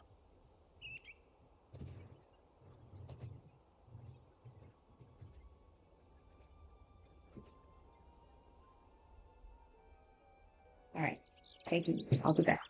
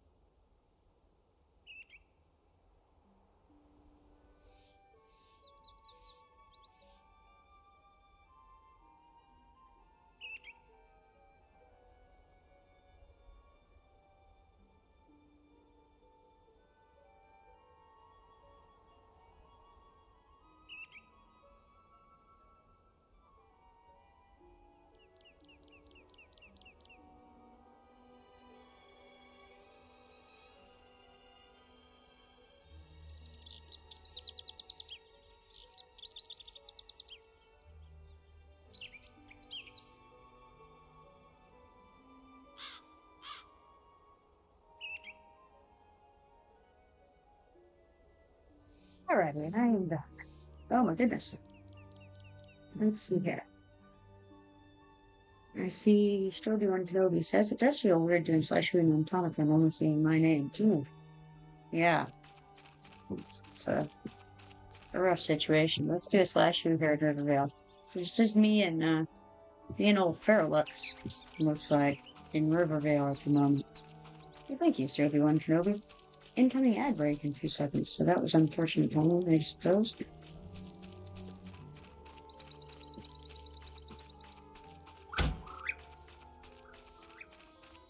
Alright, on the great search for more rabid pups.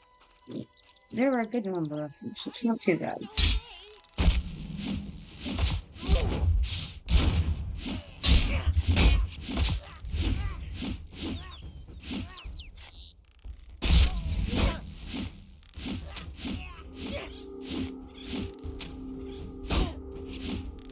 This wet one logging out, looks like.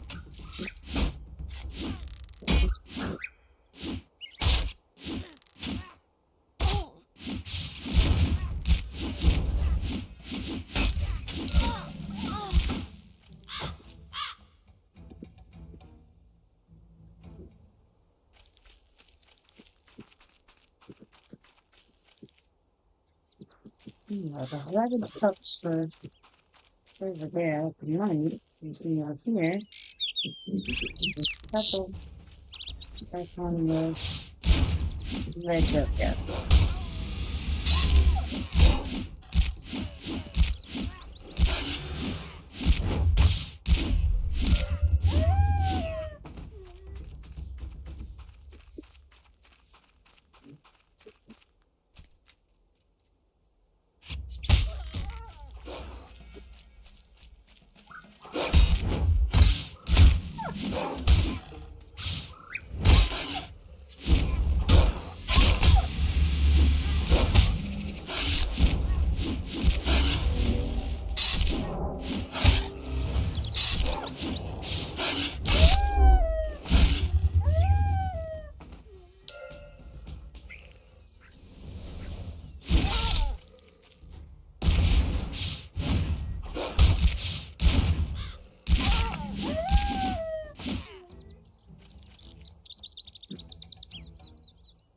One more rabbit peppermint.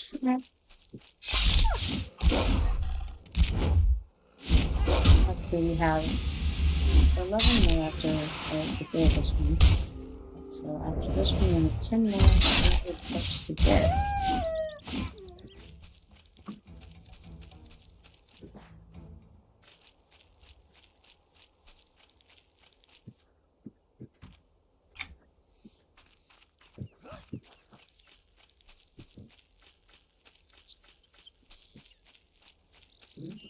The shiny. Let's add the shiny to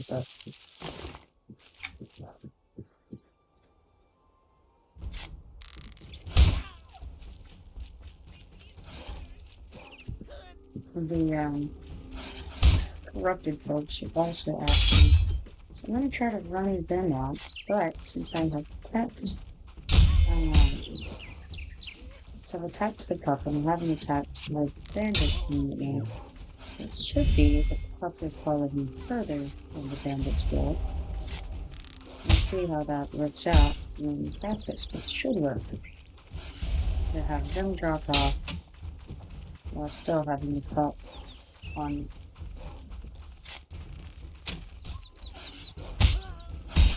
Ooh, so many things.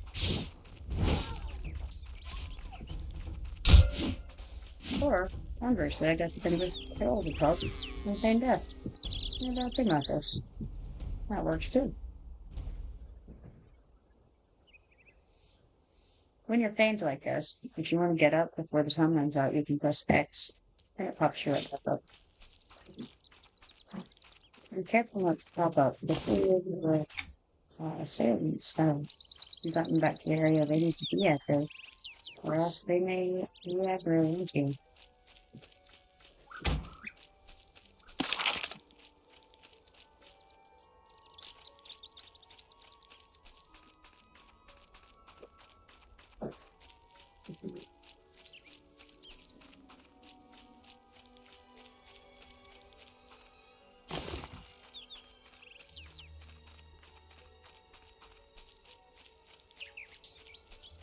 I'm going to go mine some of this here stone while I lay down some new pots for those rabid cups. Oh, I got 30, nice. It's a good jewelry rare for caster types.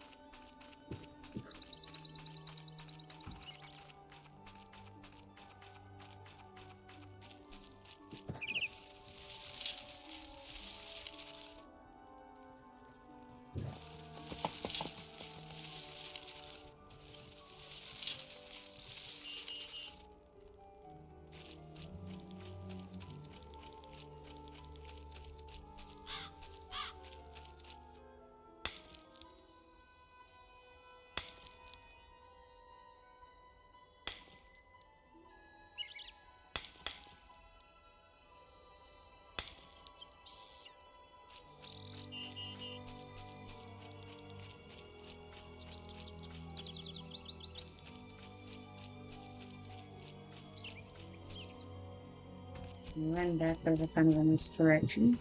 Let's see if we have any more red hooks hanging around.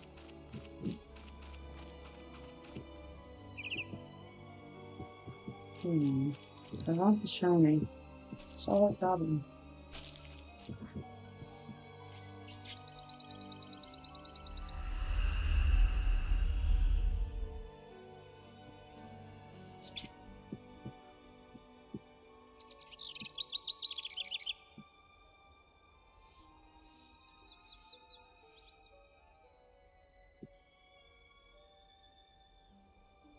Probably a little bit of that. Oh yeah, definitely this one. Really really good around there. Just maybe in a moment, I do.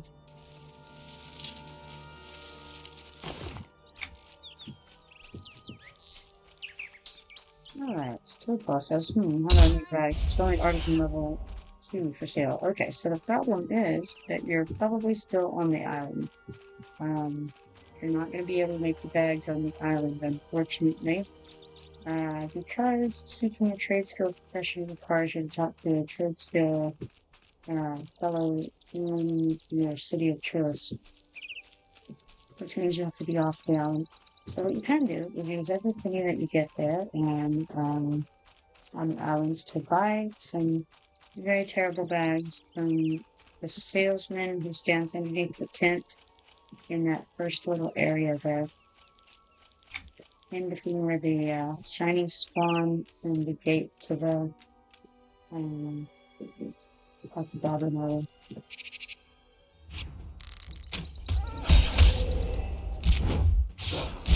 They're not the best bags in the world, but basically every time you have two copper to rub together, grab a bag.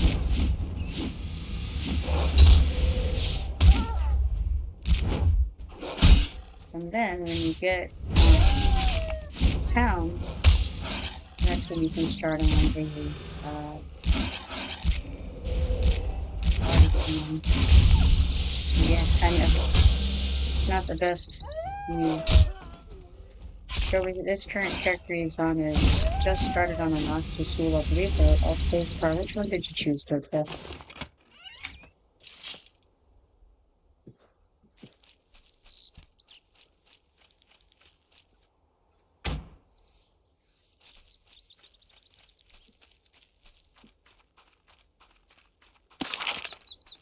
I know you had mentioned you enjoyed PvP, so I didn't know if you were trying that out or not. From my understanding, the PvP server, I've not made a character over there, but my understanding from those who have is that there are a lot of bots on the PvP server, more than us.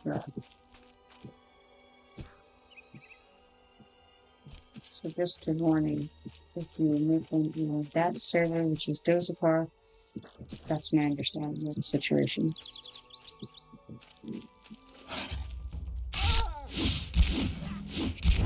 Rerolled on Anashti Sul.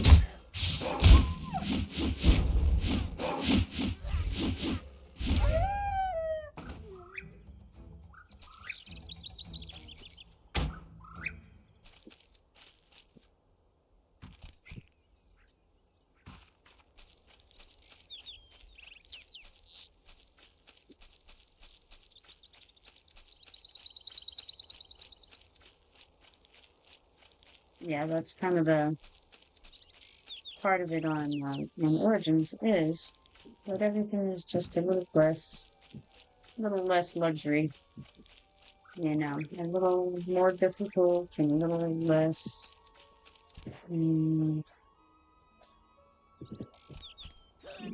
convenient. Stroby says he's got one for your meeting and is lurking on mute. Yeah, 6 minutes away.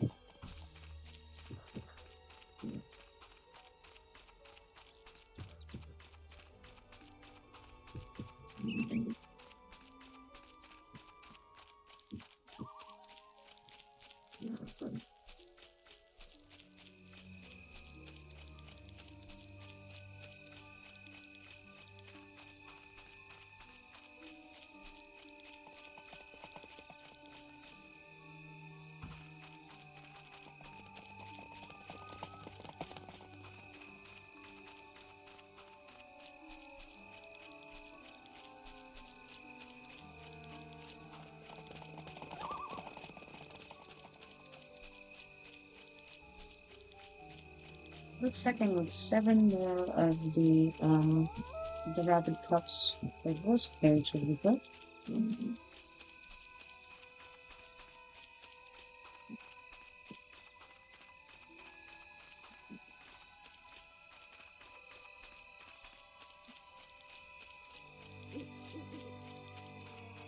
Let's see how many of us are in here. Just me, all around and over the world.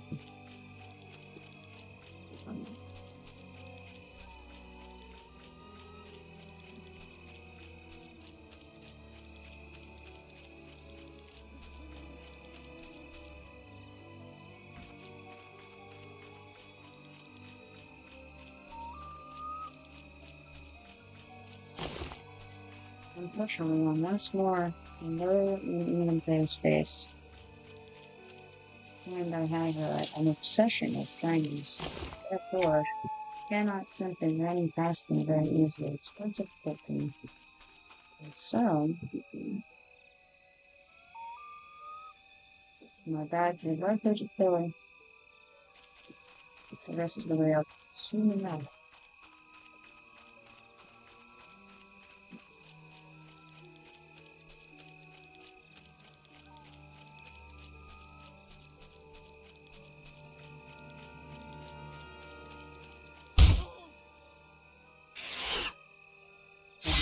Like that.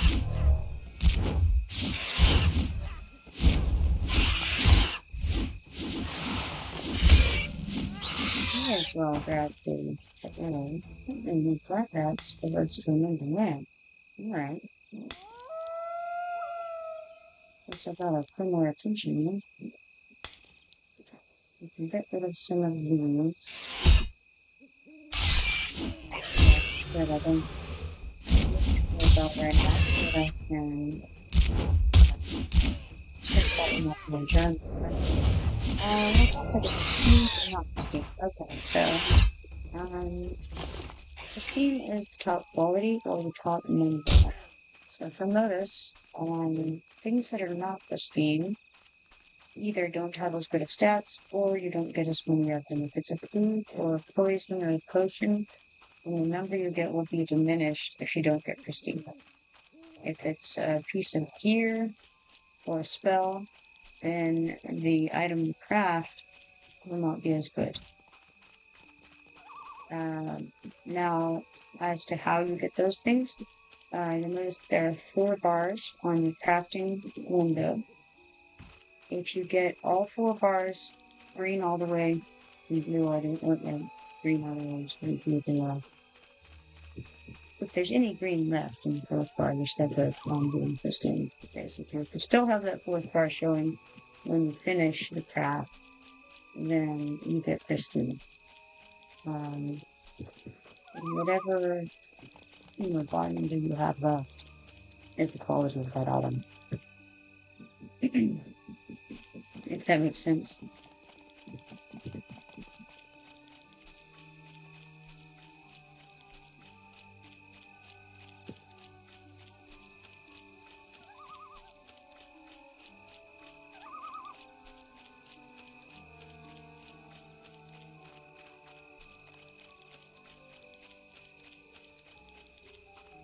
Also of note, on this server and at this time period, during the game, you have to kind of manually update your abilities.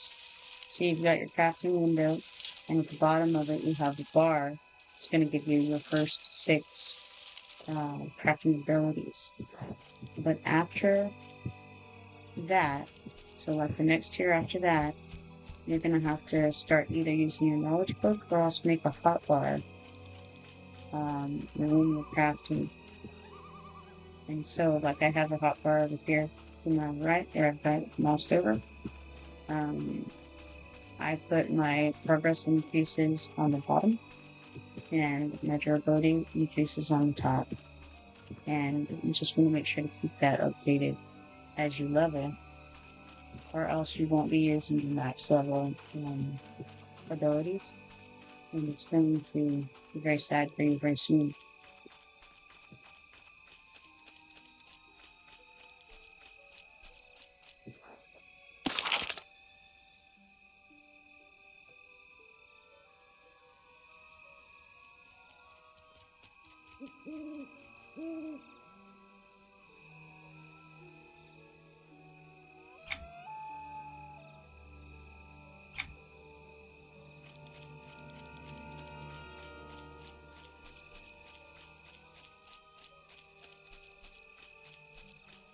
Jibba Jabba says, "Oh my god, I totally forgot that for the longest time."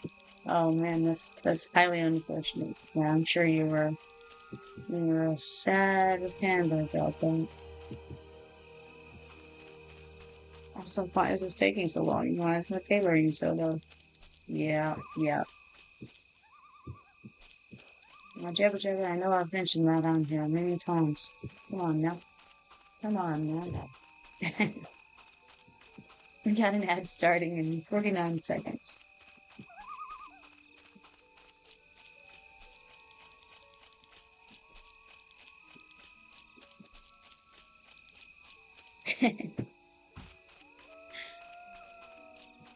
It definitely matters very much. Paul says, "Can you show me that again?" I couldn't recall doing that. Yeah. All right. So let's see. Starting from the start, you'll have abilities that show up at the bottom of your crafting window when you have that open, and that's only going to cover the first 6 abilities that you get for your trade. After that, that is not going to update, and nothing you can do is going to make it update. So you can't, even if you drag it from your knowledge window, it won't change those. I'll have to be adverse. Oh no. Okay.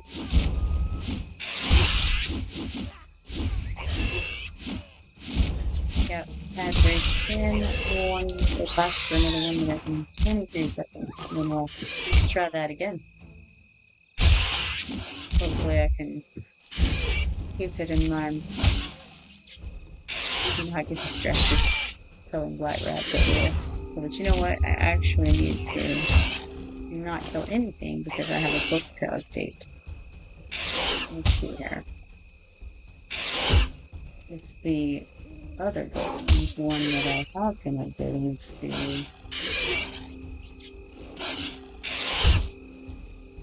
What's the name of it? Struggling here. Struggling hard. Oh no. You know what? I'm just gonna come over here and get by this thing. And then try to find this book. Words to remember, that's the one I need, isn't it? Okay, so let's examine that. This book appears to be a collection of halfling proverbs. Unfortunately, most of the pages have been ripped out of the book. The title of the collection is Words to Remember by Mother BC. It's good entry 1. Cooperation is the flower of philanthropy. The love of evil is the root of all money. Entry 2. When forced to make a choice between a greater evil and a lesser evil, choose to look for the greater good instead. Alright, now we put that book away, and I made 10 young white rats. Easily enough. Okay, so I'm not sure what part you had heard total, but I think you're back now, right?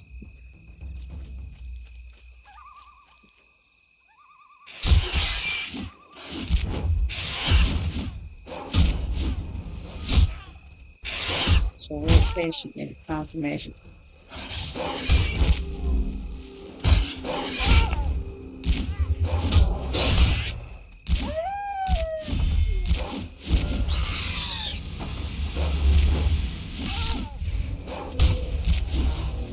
Ah, we're back. Excellent.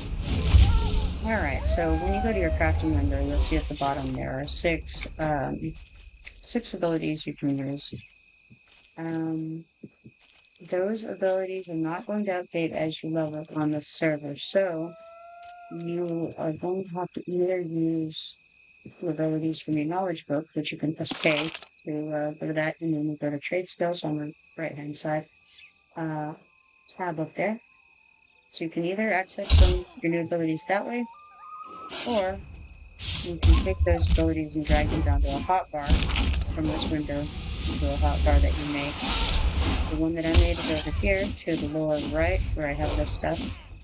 I've put my progress increases on the bottom, and then my durability increases on the top for my trade skill class.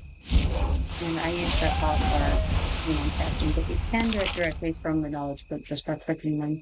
And you can arrange this how you want to, so you can sort by category and get all your things together that you can see together in each class.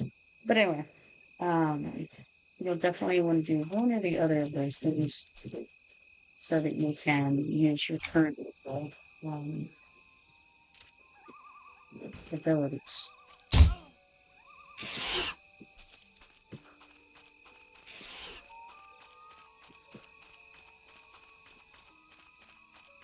And it won't matter for the first little while.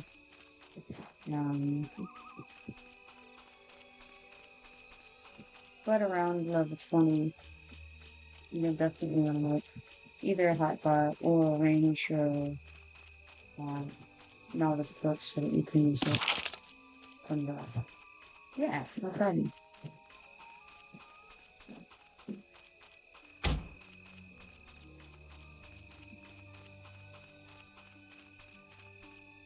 Still need 7 more of the rabid pups.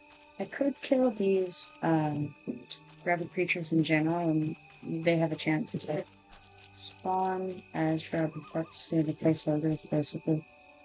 I'm not that concerned about it.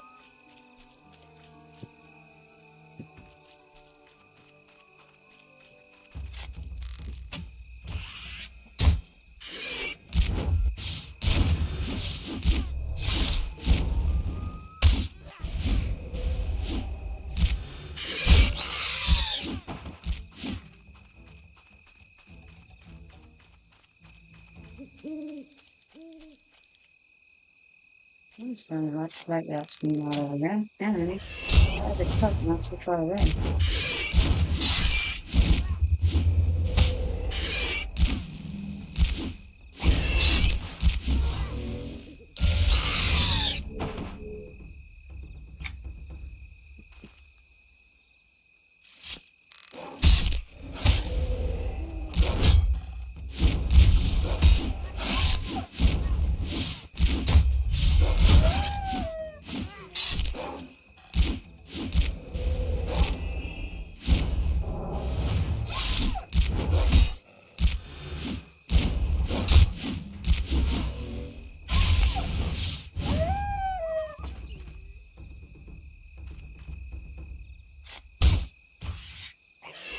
There also happen to be some nice little ears in there in the cabin.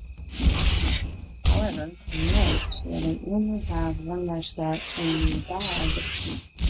That may not end up being the case, and I have to hop back over to the house before I get around to that.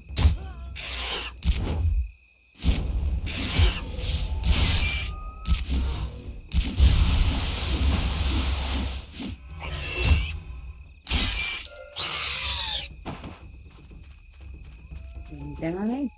Yes. I'm just gonna get one of them, I guess.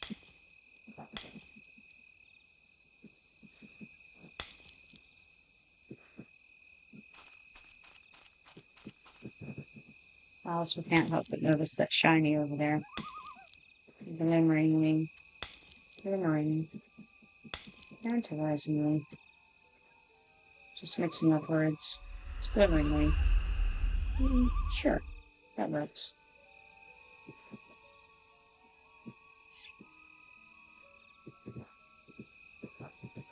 Sitting there in a glimmering.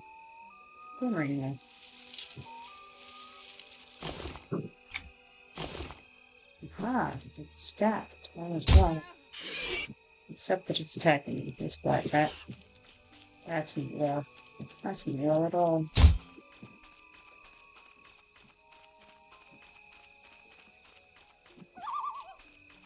It's alright, I'm proficient at running for my life. I do it often, and sometimes I don't die.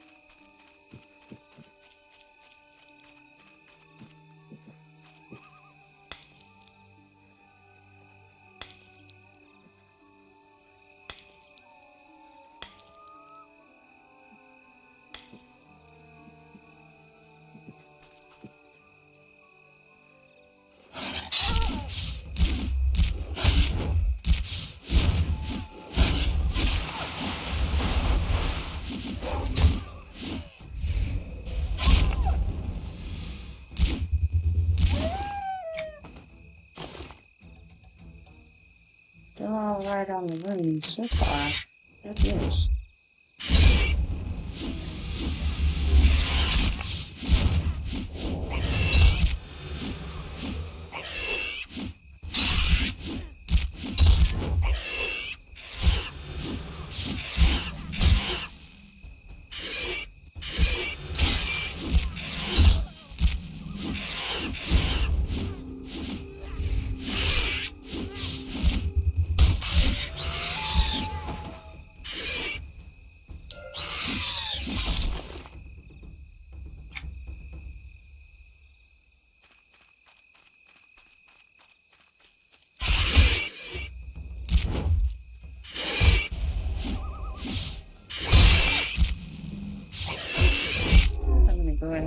That I just don't like having the stuns.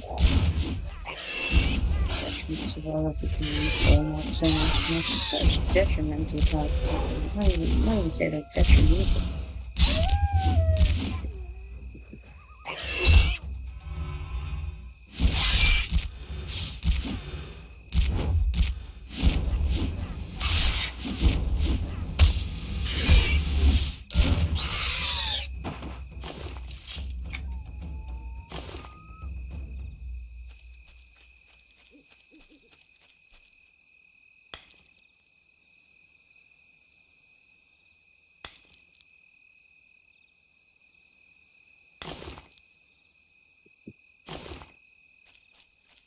Look is so far. I've not filled out that last little slot.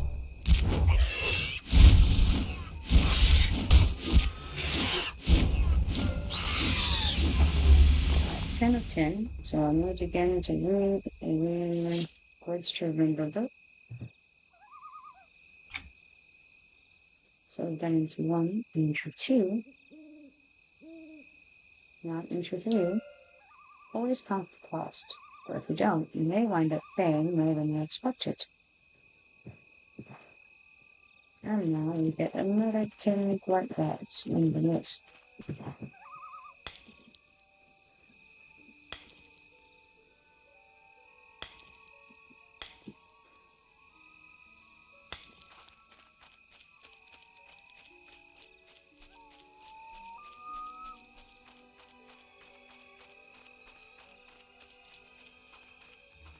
Still working those last 7 routed pups as well.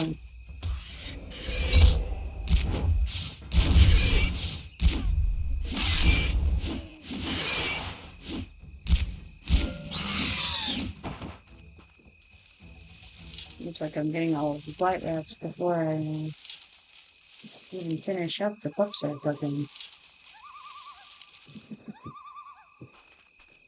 But don't they have to be young blight rats? You just need blight rats, but here you only want to pull the young ones.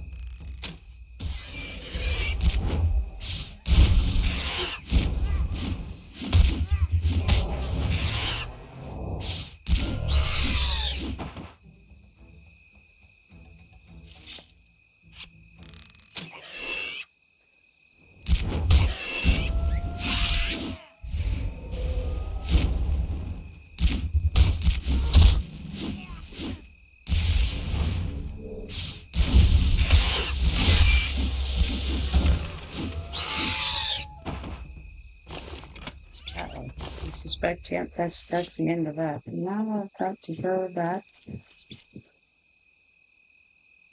I'm tempted, sorely tempted to get these pups first. I think I should. I think I should, and I would. So let's step about at least 4 of them right now. We only need 6.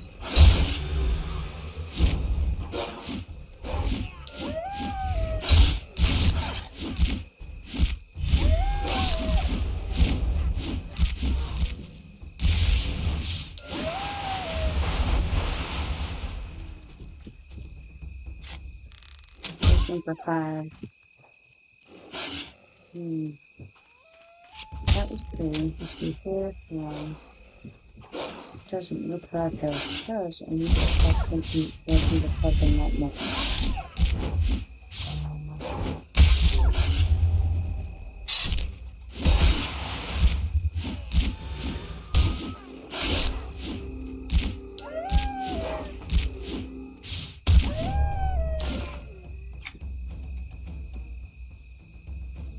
Alright, so I only need 2 more pups at this point.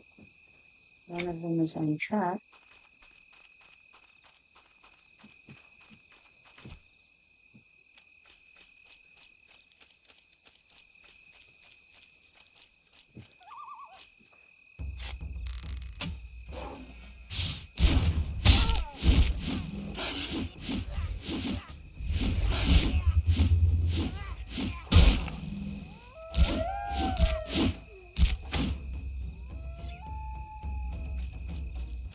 I'll do a quick run. If I can't find another one on track, then I'll go ahead and not worry about it for now, because I'll be back ready anyway. If we can, then I'll grab it real quick.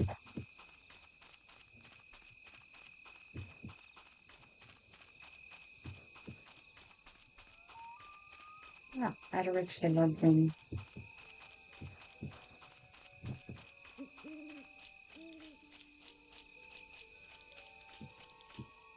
Ooh, Nangler. He's nasty. Oh. Alright, I don't see any juicy, but oops, there's me. Soon as I say something.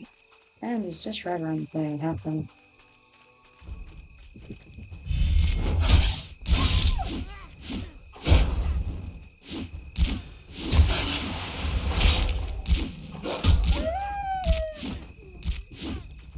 Alright, so let's load up with tails.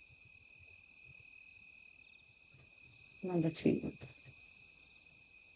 This part of the Leatherfoot Tales relates how Grumpy Matthew received the name Pump Sailor during the Age of Turmoil. The party of Caleb, and now we're on chapter 1. The other Four Rangers were much like the lad who had found Grumpy in the woods. They dressed simply and with little adornment other than having ivy etched on every article of clothing, armor upon the hilts of their weapons. Grumpy found that the ivy queen carried even into the undercurrents, which discovery he made entirely by mistake by stepping off the narrow path and coming across one of the rangers who was, as they said in Rivervale, contemplating life. Page 2.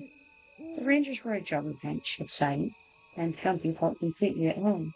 They treated Grumpy squarely as though he were one of them. When they encountered any enemies, Grumpy was allowed to protect the rear of the unit quite valiantly. It was during one of these times that Grumpy found himself face to face with a large hound that looked as though it hadn't eaten in days. In fact, it looked pretty enraged. Page 3. Nice hound. There's good puppy, clicked Grumpy, trying a technique which no one's worked for him in the past when he delivered mail in a misty thicket. The hound was not taken in by his cheerful demeanor and circled around, fangs bared. Grumpy glanced over his shoulder. It sounded like the Fifth Corps Rangers had not finished off the undead attackers. He was on his own. He put the book away. Alright, now we'll have to kill 10 young blight rats. Shocking. No, that was for the other. This one, we'll have to. Look for pages near Brushfoot's General Store. Look for pages near Round the Village General Store, and look for pages near Middle Hills General Store. Also, an ad is starting in 16 seconds. So I'm going to call that town, and I'm going to take a quick look at what this ad is. Right back.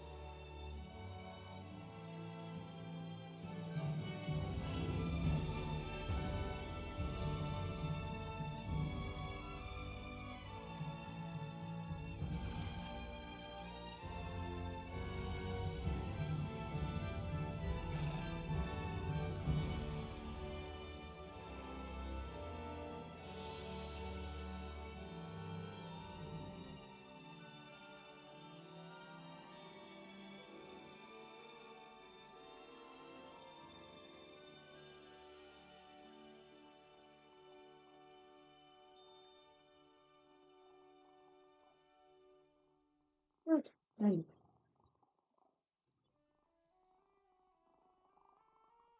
Let's see. I've got to go and dump some of this stuff into the base for sure.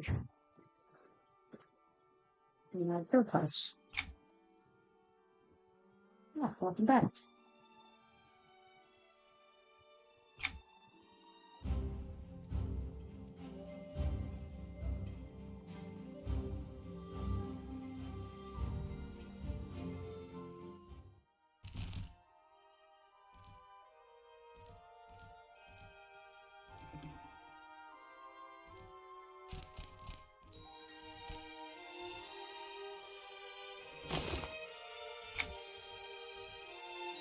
Yeah, I was able to throw one of those books into that deeper. That's cool.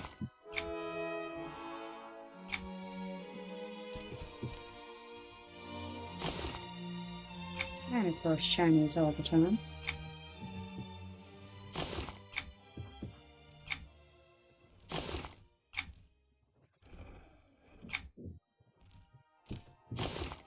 Alright.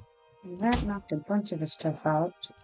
I actually don't want to sort it yet, because I do want to throw this ancient silver coin stuff into the bank.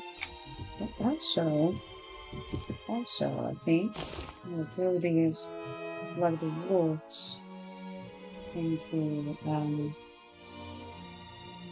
nope, it won't go into the steeple, so I suppose I'll throw that into my shared bank. By the way, Toadfall, if you have multiple characters on the same server, then you can share the bank at the bottom of the banking window with your other characters. So, future knowledge.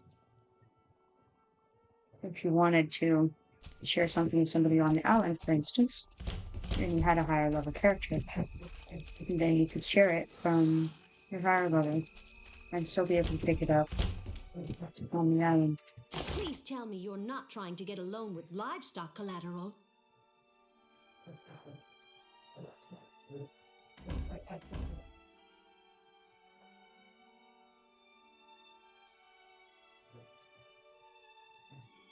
That's a house item. I'd like to throw it in, but I forgot about it. And I can probably throw some of this extra armor in and weapons to my bank to deal with later. At some point, I'm going to have to actually deal with the things that I keep saying I'm going to deal with later. Just hasn't been a necessity yet. Hey, how's it going?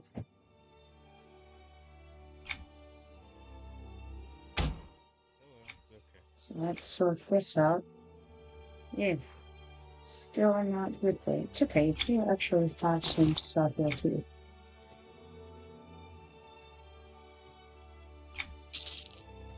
When you're on this window, by the way, you can mark things not for sale by clicking this little button at the bottom left of the sale window.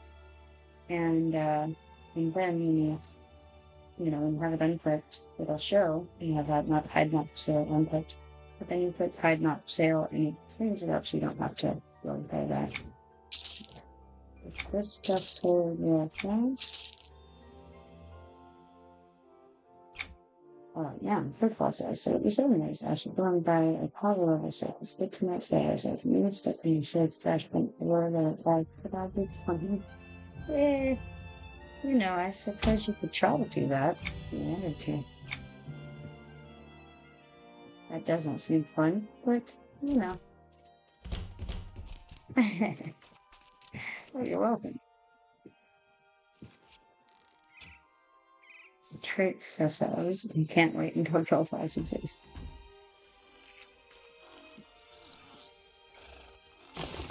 Alright, now let's see.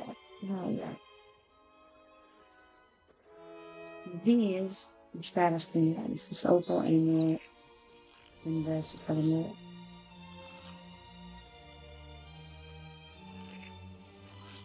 And so they give status points to you and your bid.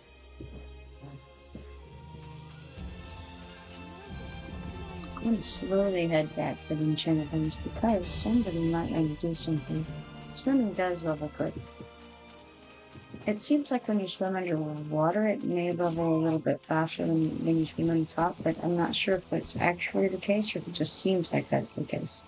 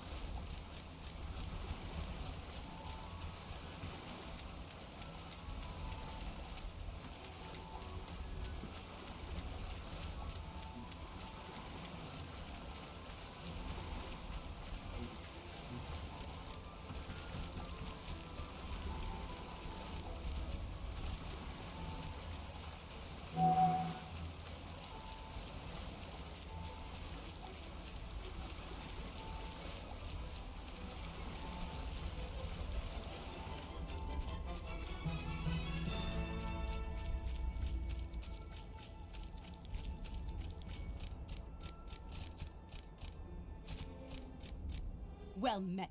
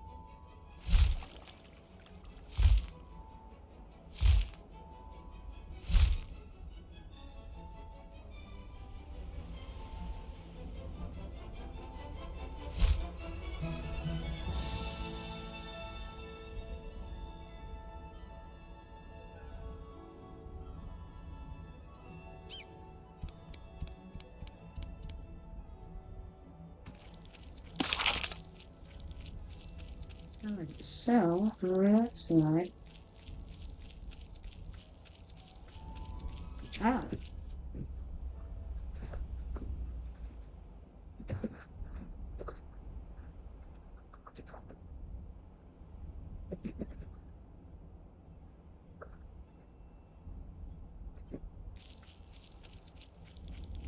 looks like we might even go get the gem.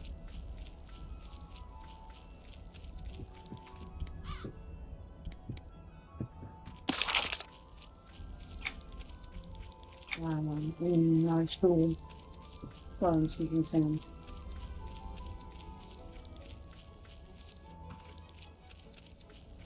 The Dawn's perfect quest, but let's see if that's right now. Copy as in that she and Bonnie because the guy pretty much cool still. And I followed them for a while.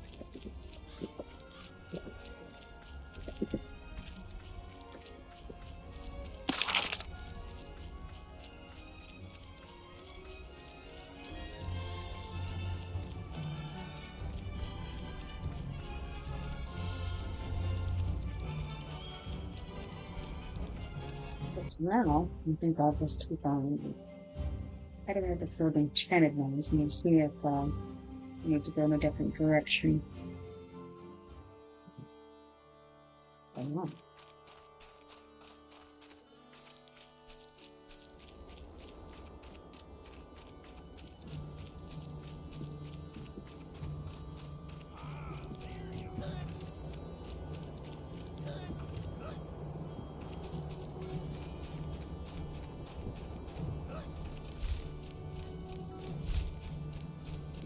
I greet you.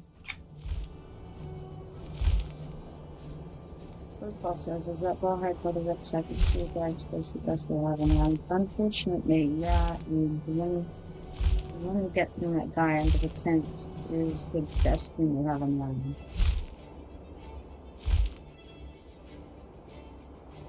Maybe put one in each of these spaces. And so, you know, you end up having 24 slots that you can carry around, and then of course you can also put it in your bank. Put the bags in your bank so that you increase your when it's there as well.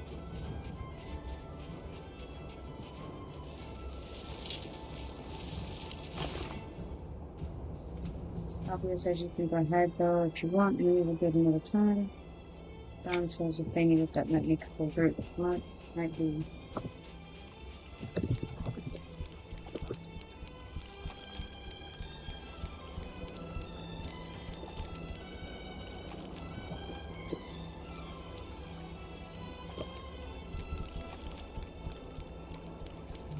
Better check the meter as I run by. And of course, as is so often the case, you did in fact need to meet. Hop over to Nek Docks. I'm gonna head on to the Enchanted Lands, possibly Rivervale.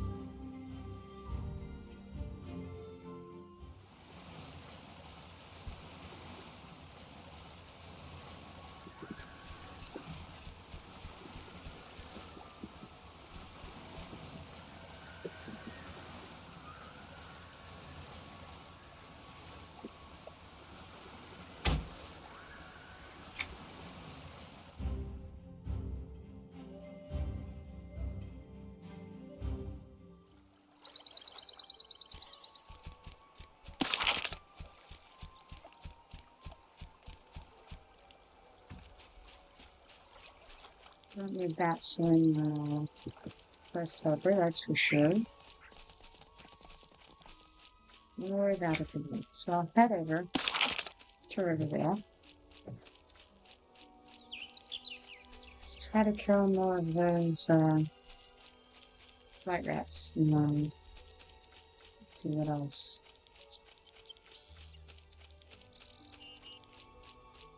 Ah, yes.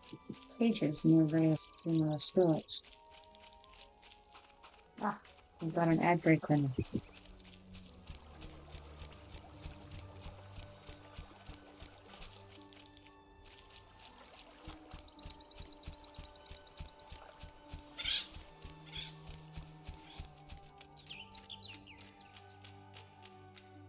Unfortunately, it looks like I'm going to live as soon. And that's going to cause all kinds of things to go out of my heart best. So, you will clear off some of these things that I didn't currently have. The hearts and shards spaces. So that it has some room to go into my hot bars on the top bar.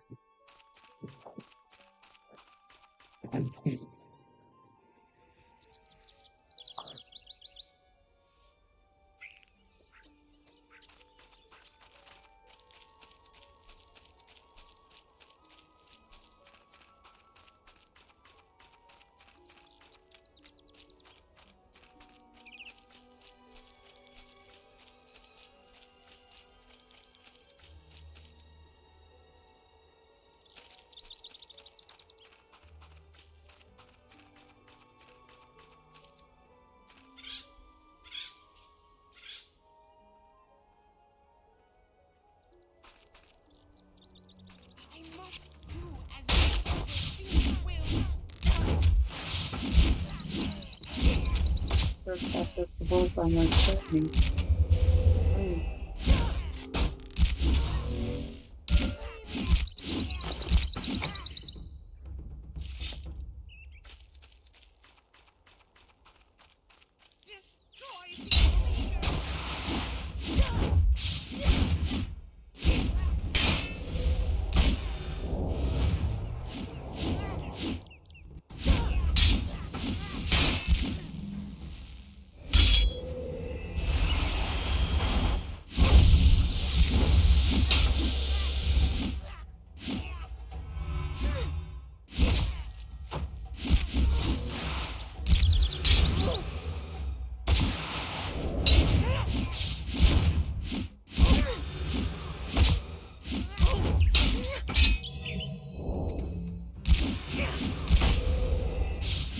This is not a nice pen, would it?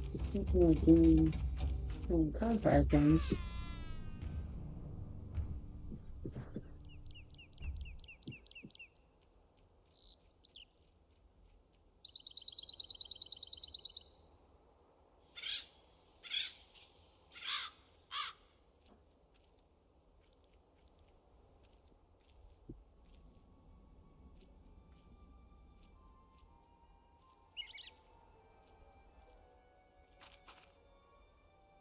Ah.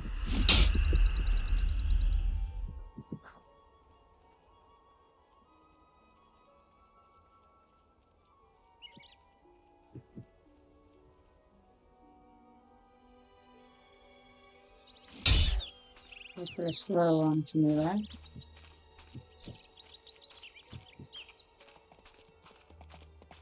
But it's no longer worth me experience treasure, so he did peel off the after his saying.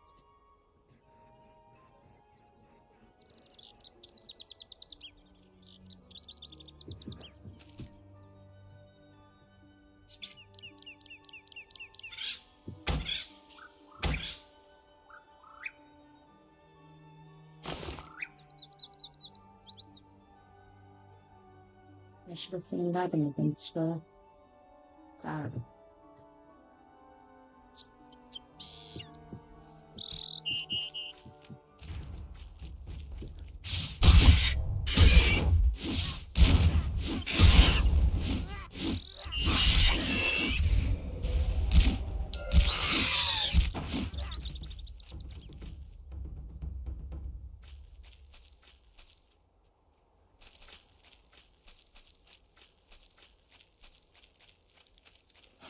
I grabbed the flying gun. One.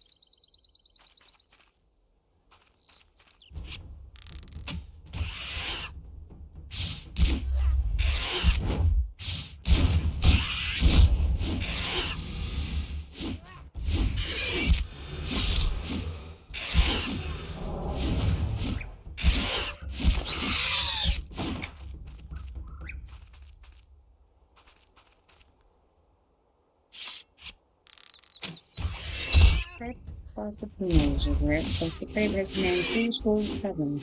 And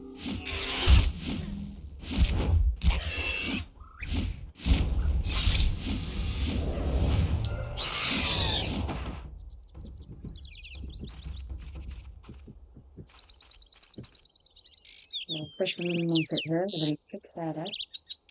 We got the magic straw from the fisherman market.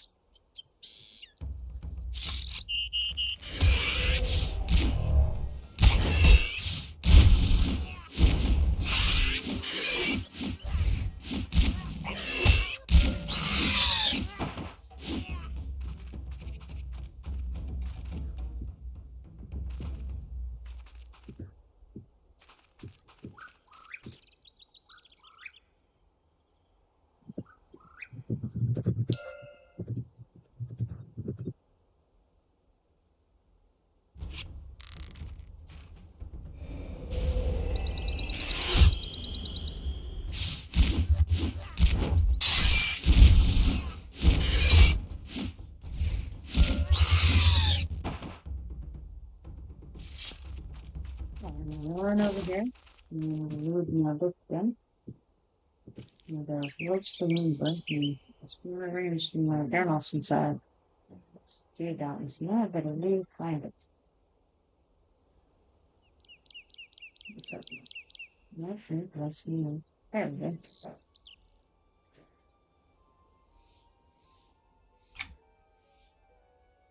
Alright, bread. First, get a bit of this.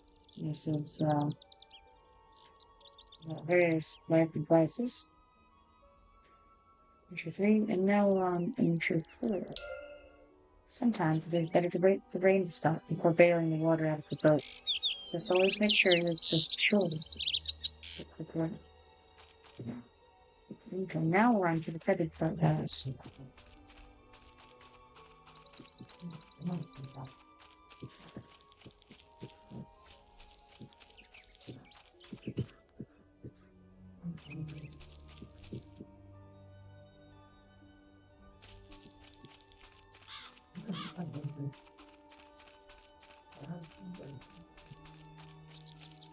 You have tamed rank of undead killer. Very nice.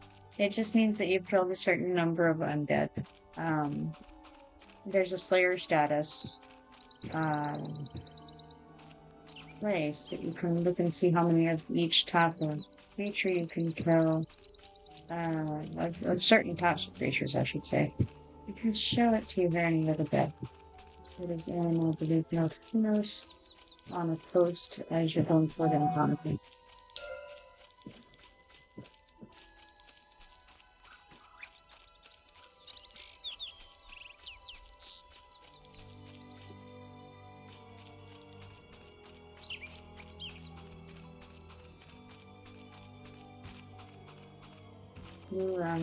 When you hit certain things, you can put titles behind your last name and behind your name.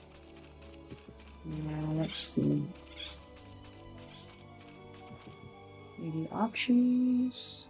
That's where you set your last name, prefix title, and suffix title. So this character has Hunter of Gnolls, Hunter of Goblins, Hunter of Orcs, Hunter of Undead, Slayer of Undead.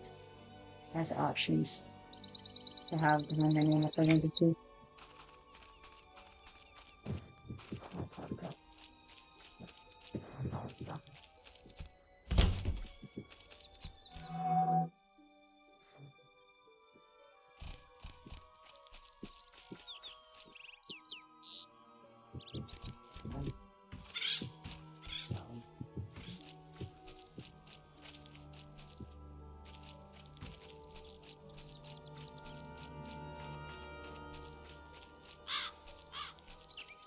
Okay, I need middle house store.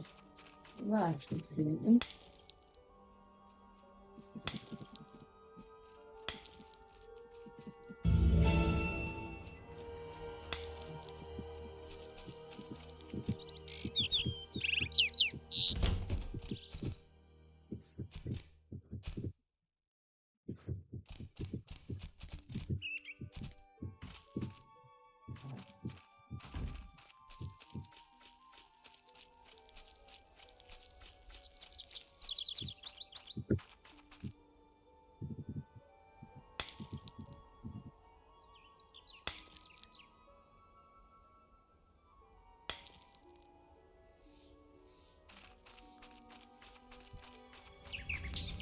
It's time for you to do your duty for Rivervale. Hail, stranger.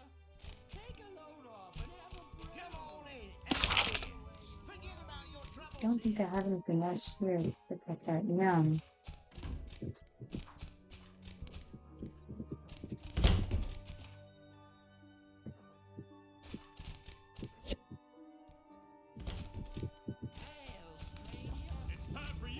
Everything's asking me if I have any idea what a fair price for this coin would be.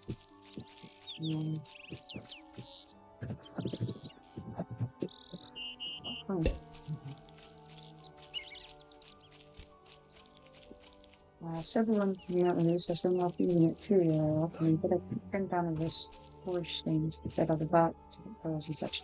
Oh, the scrying stones.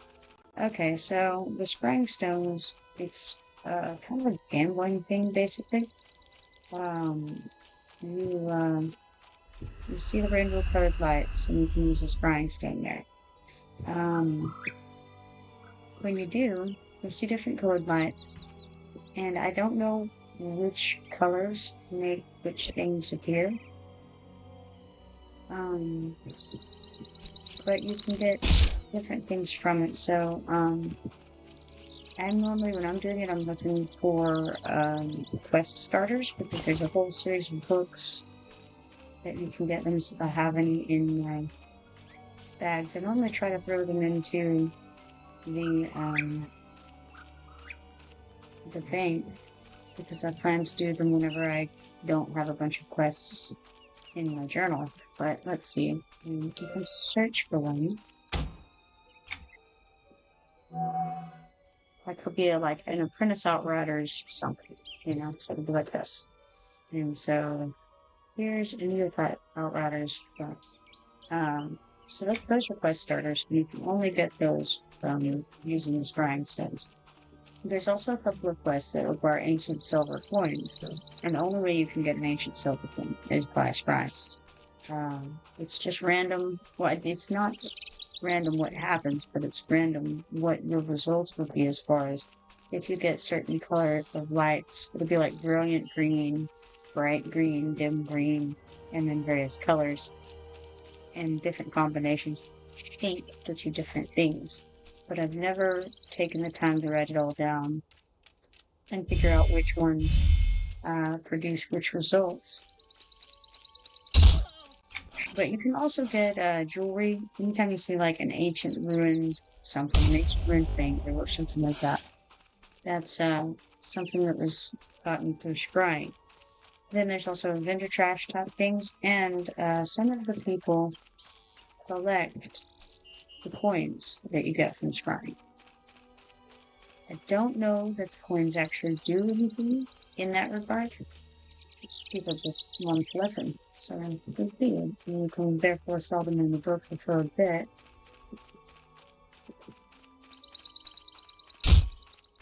Okay, so sounds like Claw is still at the store. He's almost done there. Alright, now whether the Tales needs to be updated. The trouble is I'm not particularly visual, so it's harder for me to find these books that are just, when I have so many in mind. Oh yeah, no problem. Alright, you've already read Prologue, you've already read Chapter 1, let's go to Chapter 2. The Hound pounced and Grumpy dodged. He drew his weapon, a nice ivy-edged gladiator that one of the rangers gave him, and circled around again, keeping his face toward his adversary. Between encouraging the Hound to be a good pup, Grumpy found himself dodging more and more frequently. Where were those typical rangers when we really needed them? Page 5. With a snarl, the dog lunged forward and closed his jaws around Grumpy's left arm. Surprised and in pain, Grumpy whacked the dog on the top of its snout with the pommel of his gladius, which caused it to release its grip. Blood began to seep out of the dog's fangs and made in his arm, soaking through his leather sleeves. Grumpy growled fiercely. No dog bites Grumpy Natty when lives to tell about it. Page 6. Crying aloud, Grumpy lunged at the dog, stabbing it with his gladius. If the Hound had seemed enraged earlier, its anger was nothing compared to Grumpy's. Despite its protective cover of thick, matted fur, the Hound was staggered by the force of Grumpy's blows. As it needed to correct its balance, Grumpy lunged again and stuck the gladius directly into the Hound's neck, saying it instantly. Look the big boy. You need to kill more other white rats for words to remember, and deceptive and crazed thieves. The pages for the Leatherfoot Tales. Alright, now. Looks like the ad is starting in 17 seconds. And we need to go find deceptive and crazed thieves.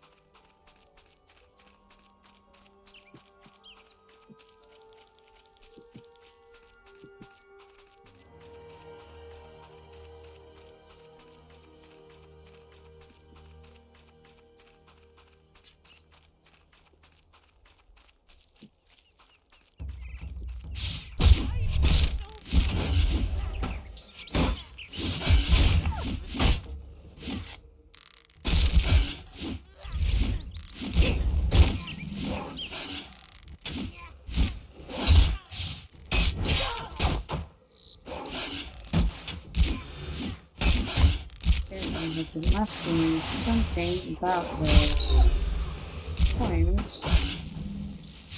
And I didn't get a loot from it.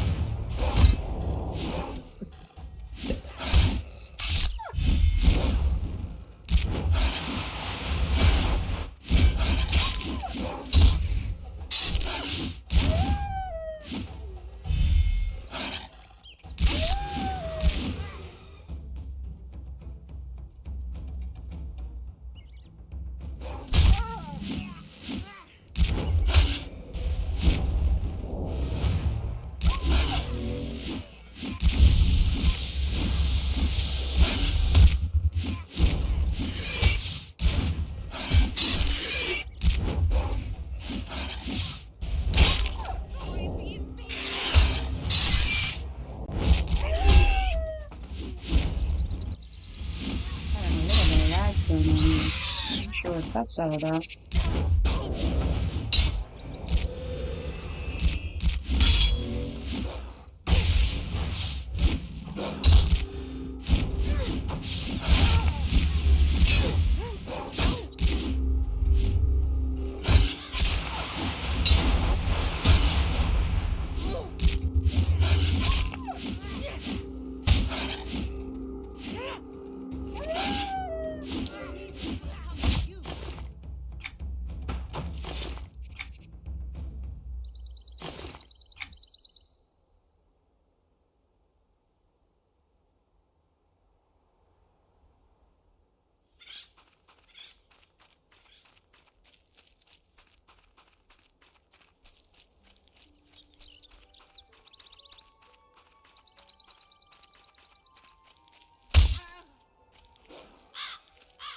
The praise page something.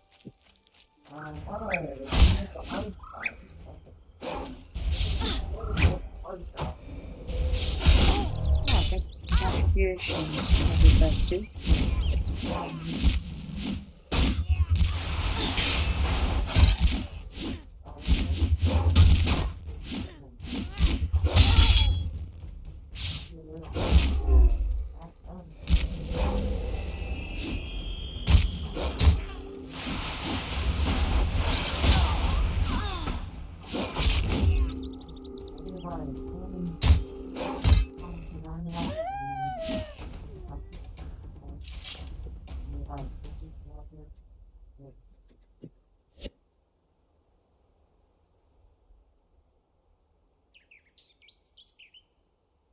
Okay, so that's just don't think that that's for the quest here and there. So it's probably just something there for that thing.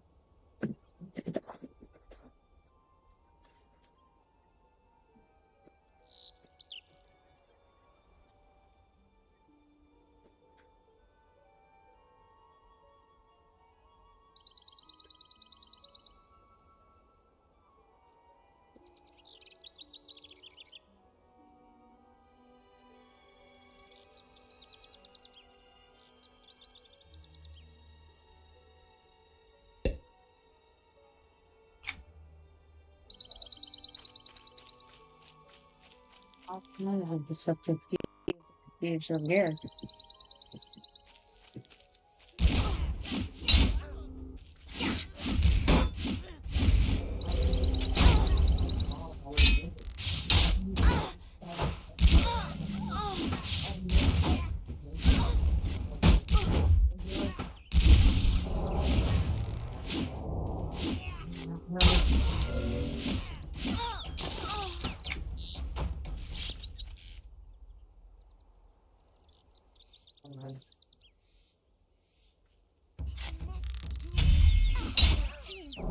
There's that guy, so I'll throw this along.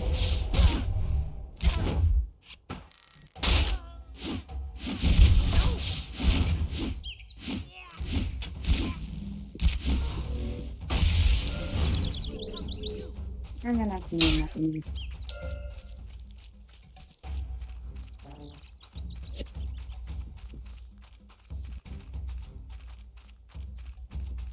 No, this is the not me on the broken.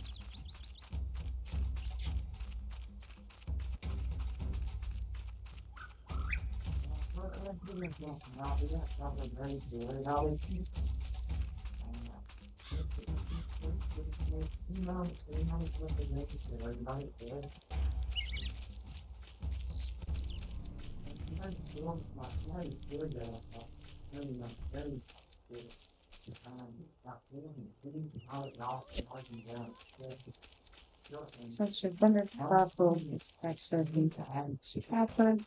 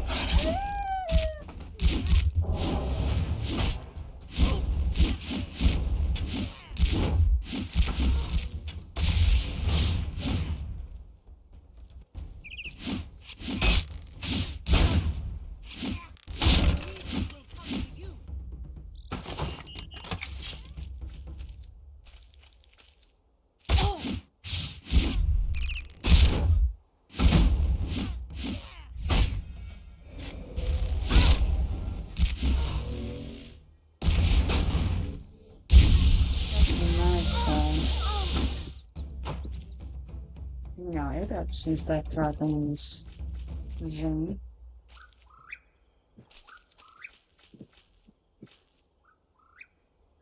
I'm gonna try turning down the graphics a little bit because getting a little bit of stuttering going right. And that's no fun at all. Let's try how hard. And knock out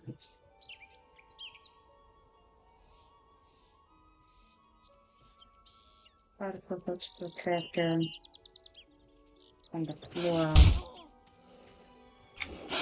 Give that a shot.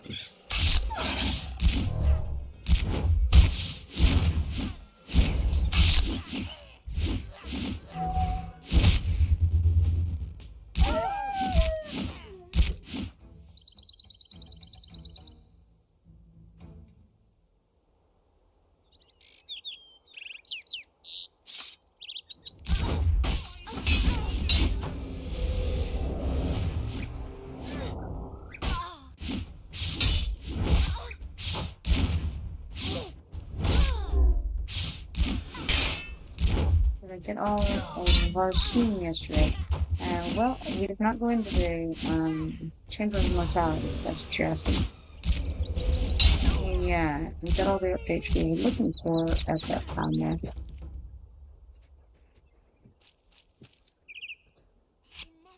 Surprisingly, Herbness and its CP, the other one whose name I can't think of,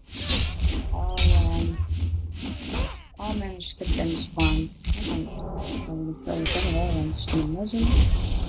Knock this guy out and then run nothing off. But yeah, we got all those to spawn. We got the Tome of Life, Tome of Death, and the Root Master. And then we ended up getting Master, I cannot think of his name, it's like Penny June.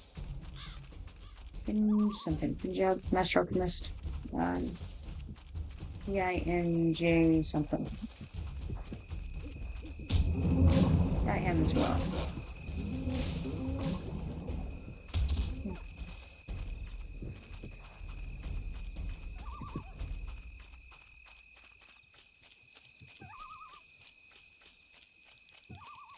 But there will be a couple of courage quests that we'll need to go into Chamber of Mortality for.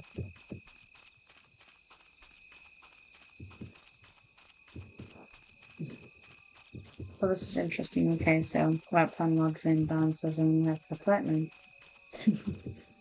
Airground says I'll take 10 gold for it. What, we're having a fundraiser? Don Ruffington says done.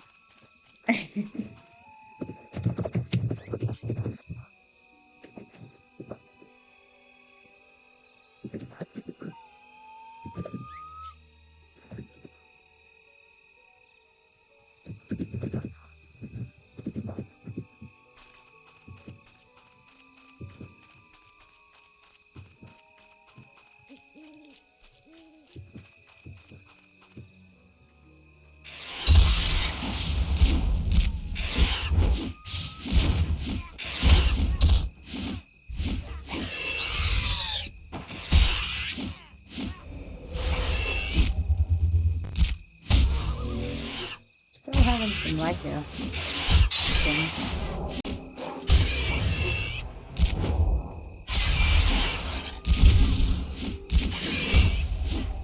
I'm getting a whole gathering.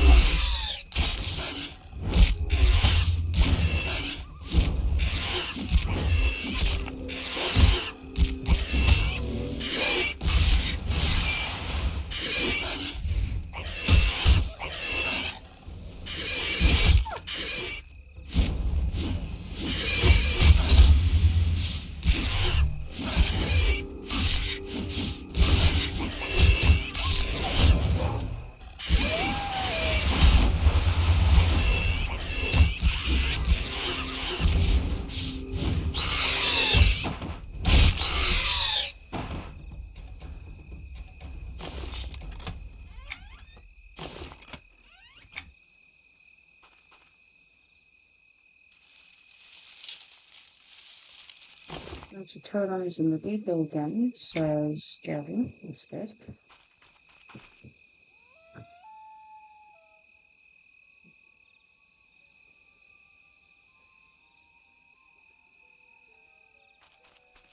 But I also want out here.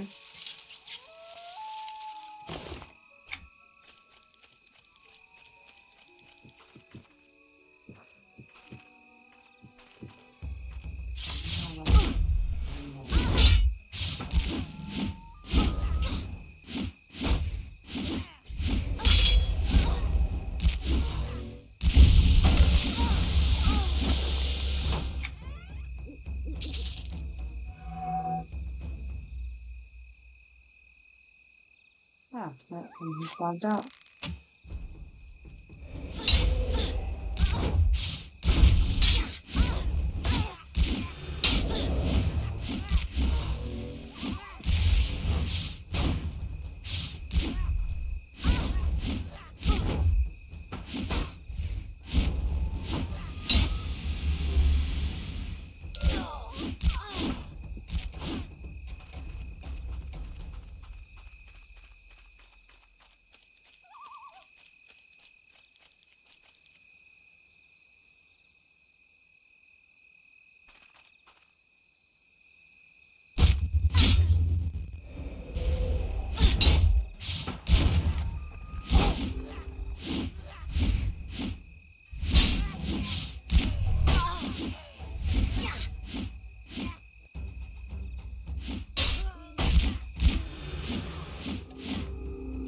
This guy seems to be a very active bird.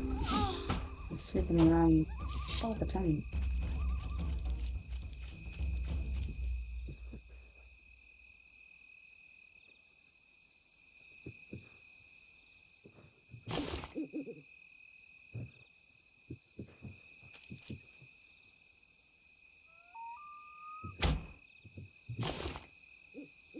think I must not have my auto consumes on. On the server when run out of a thing in the stack that you're auto consuming. It doesn't just go to the next stack and start it. You have to start the new stack.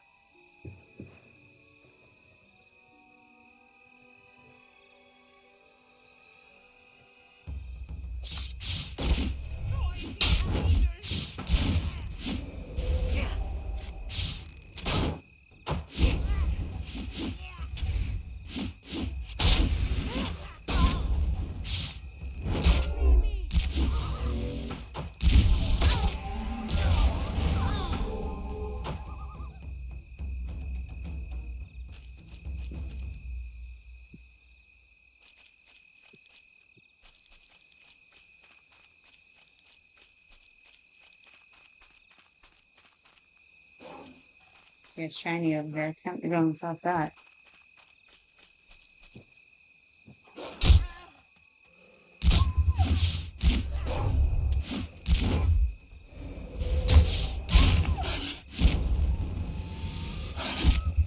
Second ad starts in 56 seconds.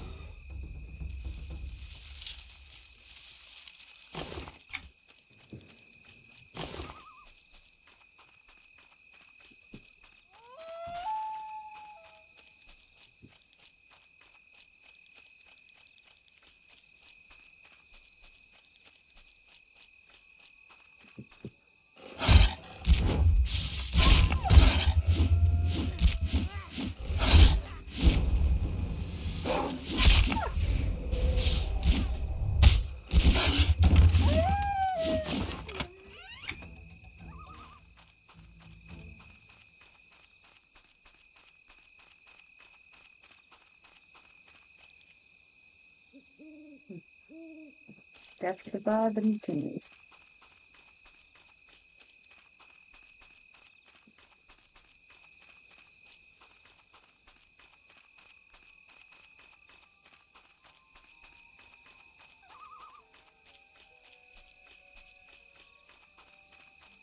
Let's see if we see any thieves on trap.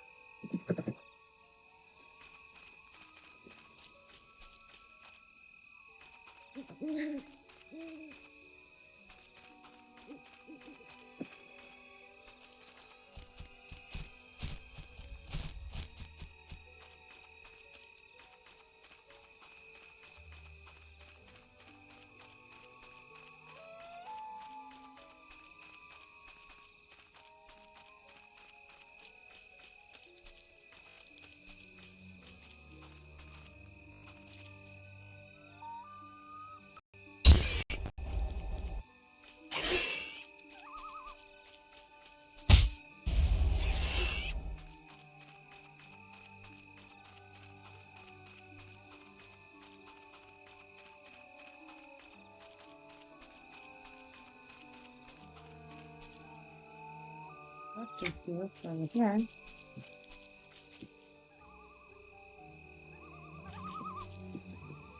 I don't want the coffee friggin'. Seems rather. Oh.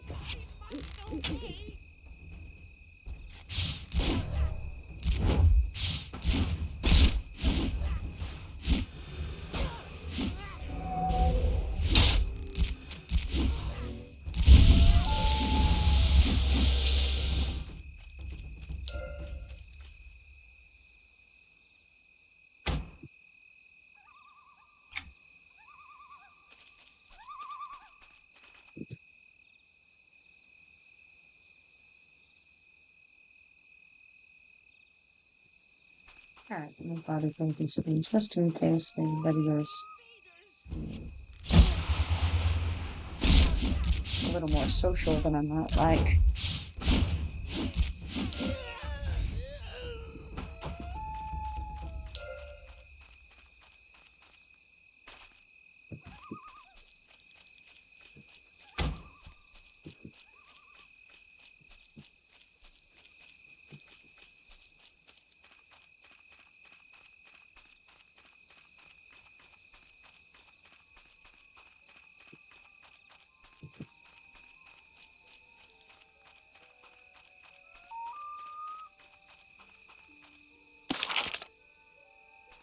Everything's going poorly. Well.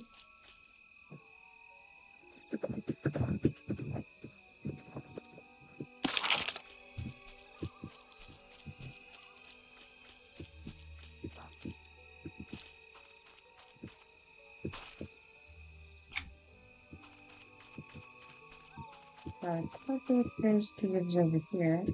Amongst the young white rats. Take it all with the attack. Well, that sounds like he's probably got an AOE. Probably interrupted.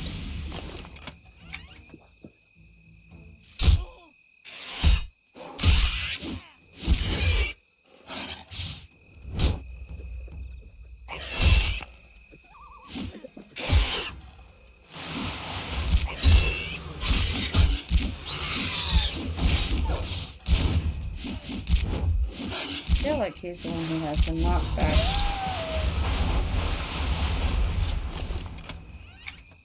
I mean, I definitely didn't need to interrupt him because that gem was that thing.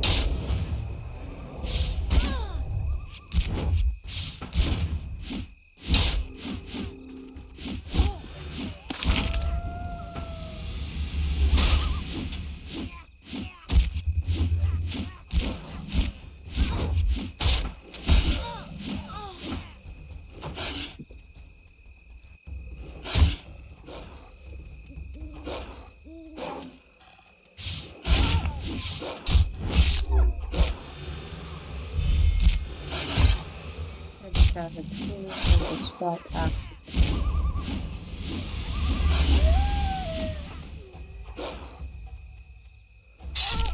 Wasn't up from Bonnie's looking friend. Oh.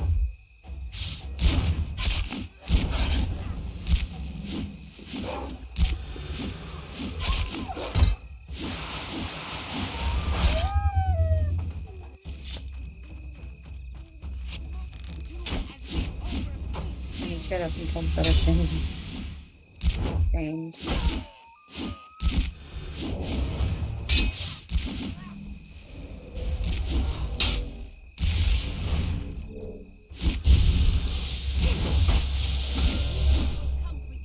Oh god, they're just in time for the alien.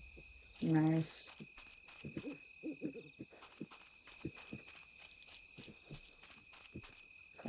Read the book. So, I don't need to care about God until I do. Perfect Tales. This one. Prologue read. So, in little chapter 3. Standing over the dead dog, Bumpy was filled with remorse. This could have been some poor child's pet simply gone astray in the woods. And now it lay lifeless before him on the narrow ranger path. Rangers. They're not lost him. Turning quickly around, Gumpy found himself face to the ivy-etched breastplate of a Cliffcore ranger. Well done, Gumpy, the ranger said in amazement, calling for his comrades. They crowded around Gumpy and the dead dog, patting him on the back, honoring his achievement. Weren't nothing but an angry hound, muttered Gumpy in embarrassment. Any halfling could have done him. And say, page 9. Listen to his modesty. He calls the enraged dead Fred Wolf a mere hound, cried the ranger squad leader. Brave are the halfling warriors with whom we should work. Patting Gumpy on the shoulder, the leader announced, I name you Hound Slayer, for you have single-handedly killed a beast of great power. Hound Slayer, said Gumpy thoughtfully. I like the sound of that. We close that book, accepts this, and now we have yet another book. This is the final part of the Leatherfoot Tales, the Hound Slayer book. Introduction. Tales, the Hound Slayer book tells of the Hound Slayer Gumpy and Ashti's triumphant return to Rivervale with the new unit of the Cliffcore Rangers. Now I'll turn my matter. I will read this part. To commemorate his receiving the nickname Hound Slayer, the Cliffcore Ranger squad leader insisted upon slashing off the dead wolf's tail and tying it to Gumpy's belt. Gumpy felt a bit foolish, having the tail flopping about as he and the Rangers continued to rip the tail. But the Rangers seemed to set high store by his showing it off, so he said nothing. He had found over the years that the less he said, the better off he ended up. He put the book away. Wow, they're continuing on with the story about the gin. Carlos says it was very fast. Althea says, yeah, I remember him being harder than it soon should be. Like the big squiggling lava. And then Dawn says he moved just before I could turn in. Well, it sounds like they were not ready when he attacked. So I'm sure that didn't go in particularly good.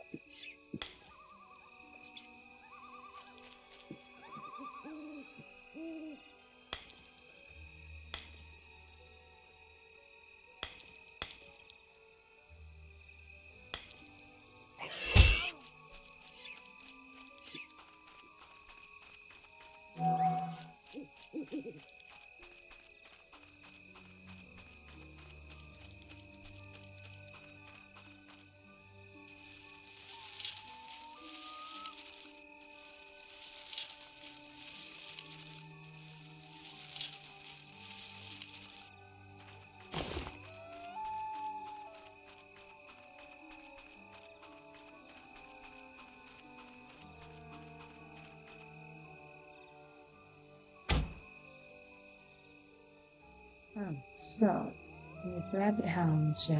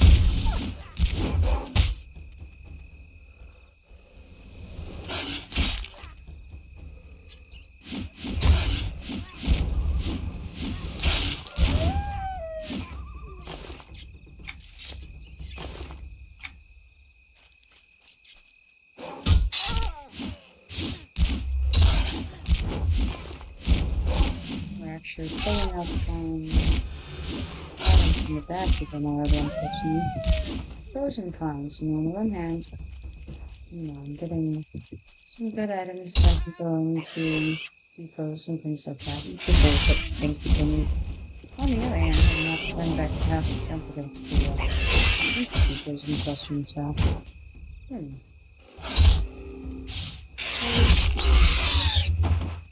I got it in there.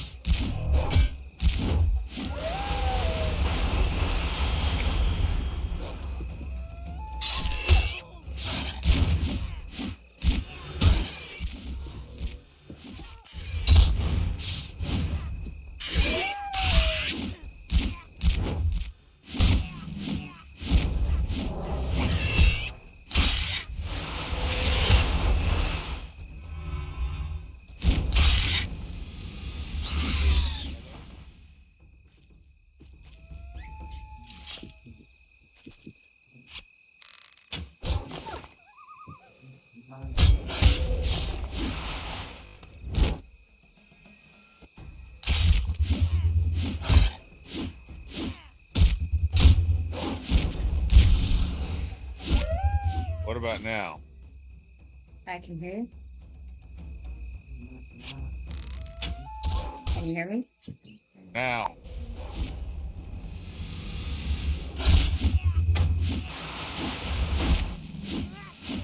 Okay, can you hear me? Yes, I was talking to I was trying to get it to where Isaac could hear me, or Dawn Oh, okay. could hear me.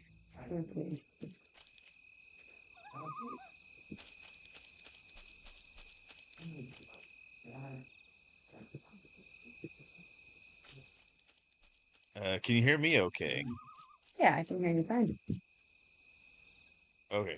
I was I had talked earlier, nobody said anything, and I wasn't sure if that was because no one could hear me or if I couldn't hear them or what. I wasn't able to hear you earlier until you suddenly said, "What about now?"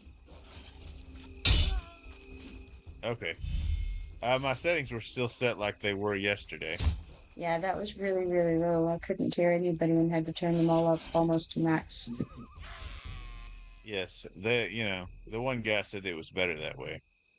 Yeah, I didn't find it to be, but if it works for them better, that's fine.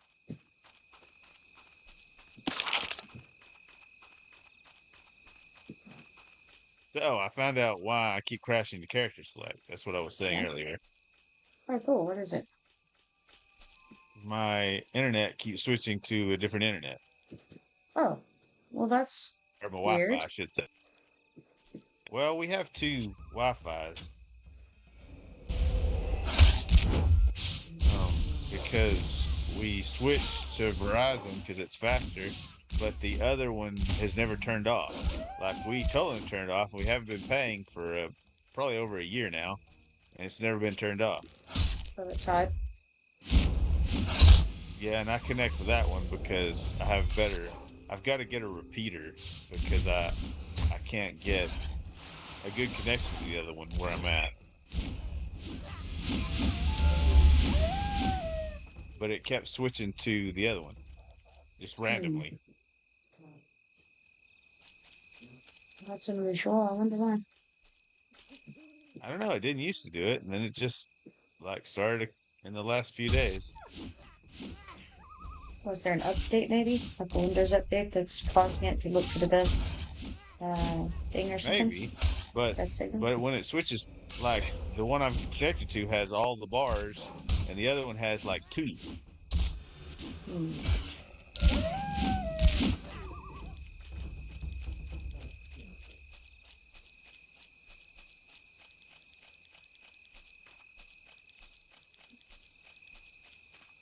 It's good that you figured it out, though.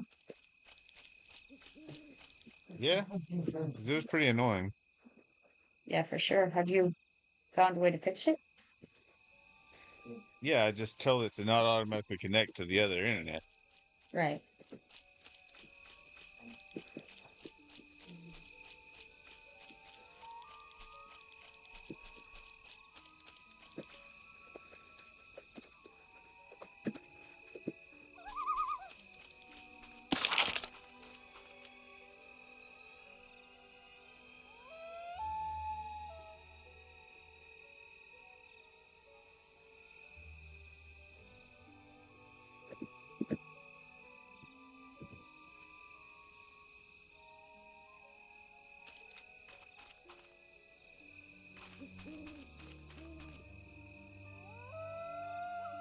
And so I gotta call the folder in the house.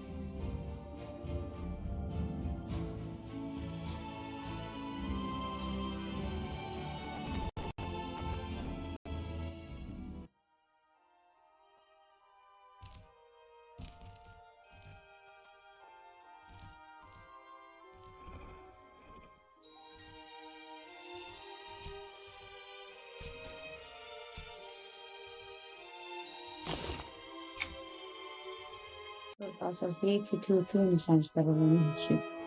I really like the music in EverQuest 2, actually, especially the early levels.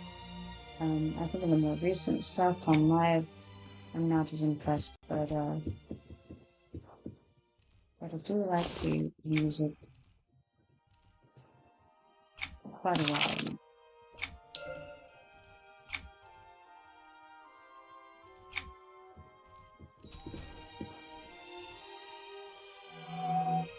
He also says an advertisement, but then he says, never mind.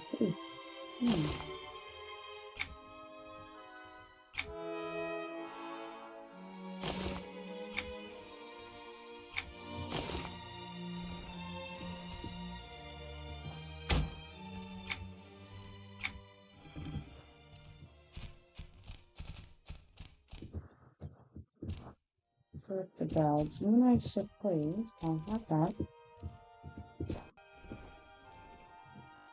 How does it compare to Bastion of Thunder? I don't know. I know Bastion of Thunder. That would be in EverQuest 1, right?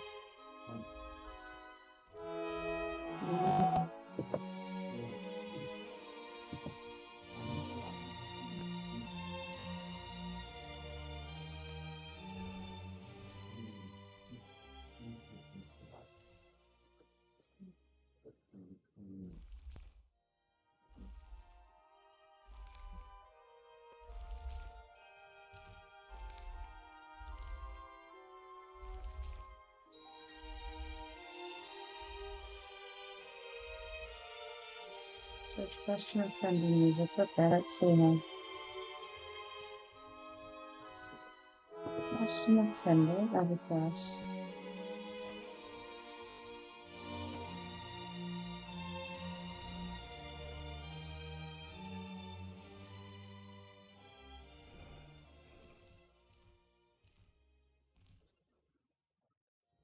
Welcome back, everybody, for another episode of EverQuest. I'm here with Jonathan, and we have...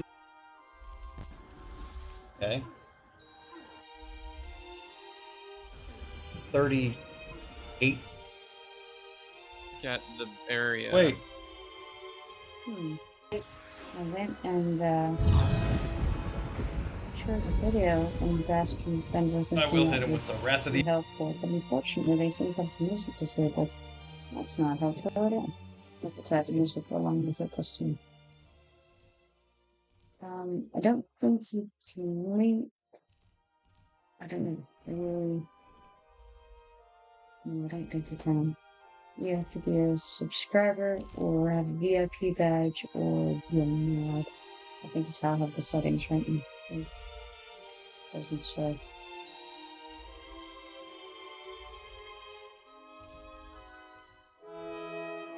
It's alright, I think I got it. Let's see here.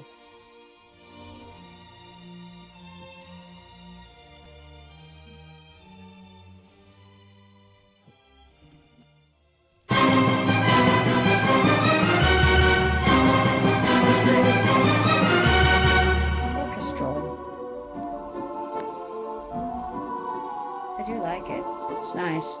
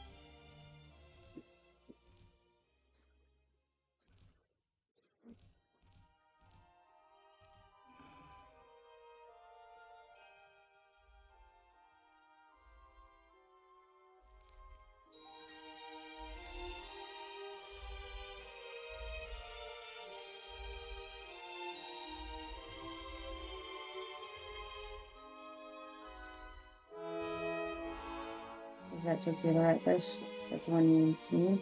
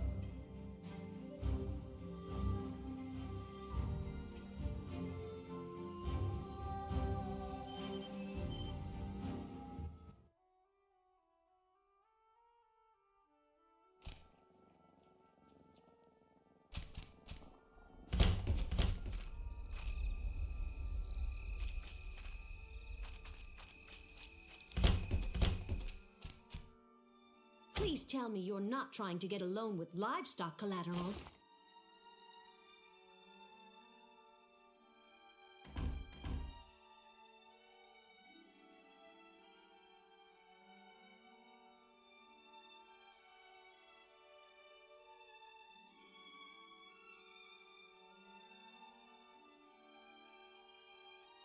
So if I have anything else I need to throw into this round here. If you put some of this armoring right, I'm gonna have a full bank bag, so pretty soon you can keep this up there. Just tossing everything in there.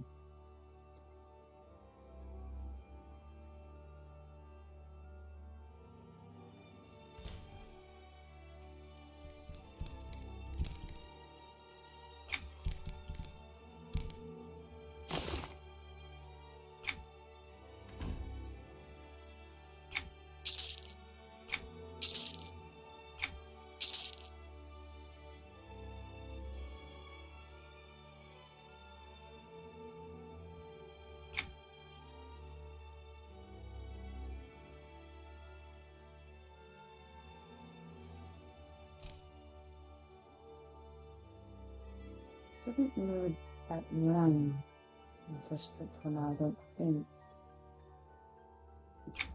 The third part running quite soon, I think.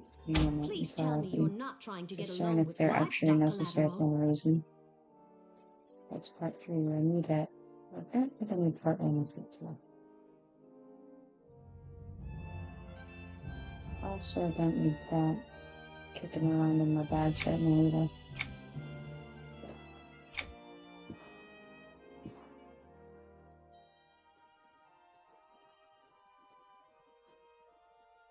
And I should be able to turn these because I'm avoiding one down and I'll probably get back. It looks like they're kind of crashing and things. Kind of stuff like that, so.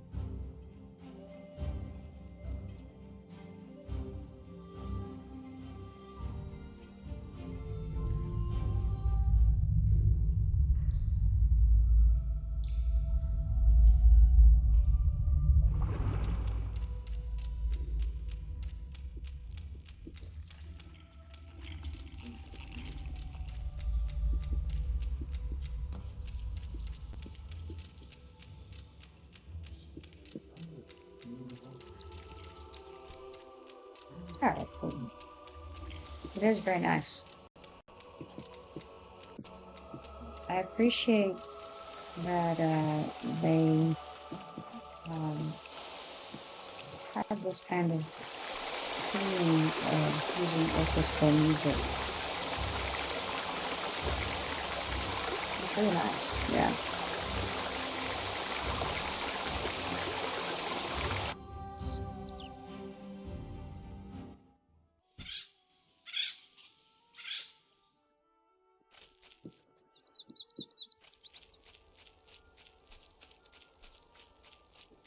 My ancestors don't understand.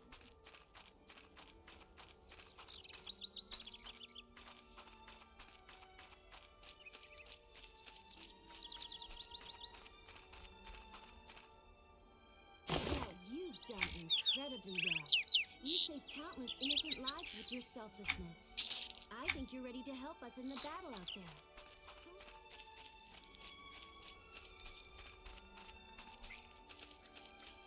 I'm just going to go turn on the status items and see if there's nothing good tricks have turned by then.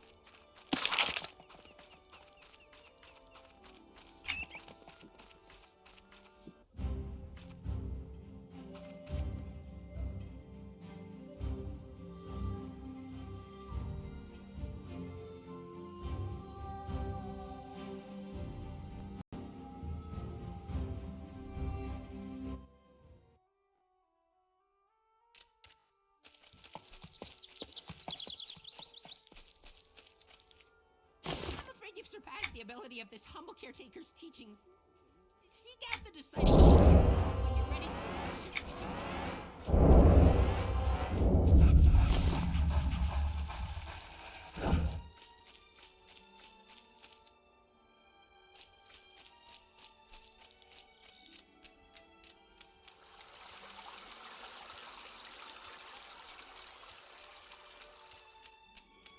So once I sell off these status items, and I'll buy most of 2 gods. Let's see.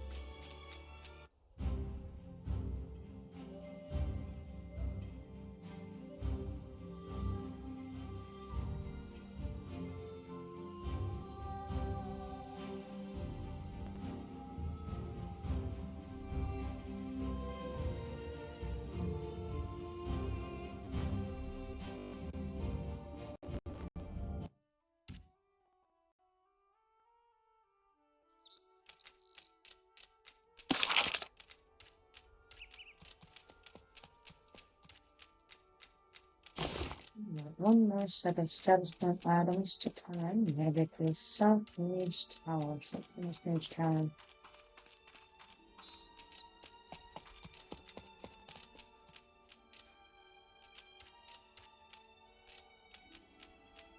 Slag is not great. I think I may have to put down the game when you restarted. I'm not sure what the deal is. I'll turn this in, and then I will try logging out and logging back in the data folder. We're all very proud of you and your guild. I'm afraid you've grown beyond the ramblings of a mere pupil. You'll need to seek out my teacher, Chronicler Steelwill. Let me get this on spot.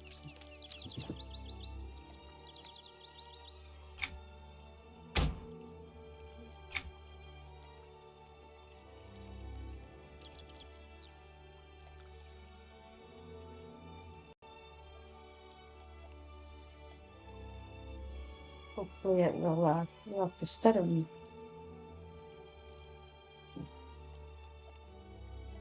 This one is not quite. You're asking me hard questions here. I think it's a no. I'm not really into the visual, but yeah, it's a no.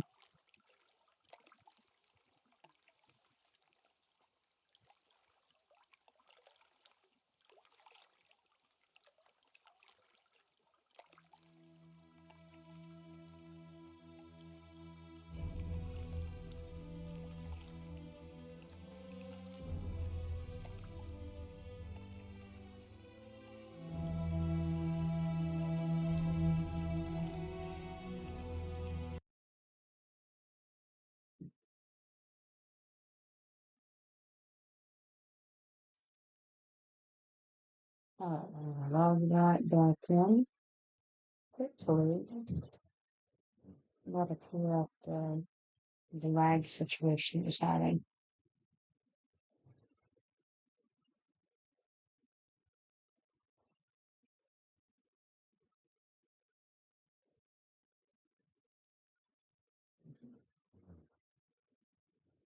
Oh my goodness, decided to show the mobs no mercy, says Takeball. Oh my goodness.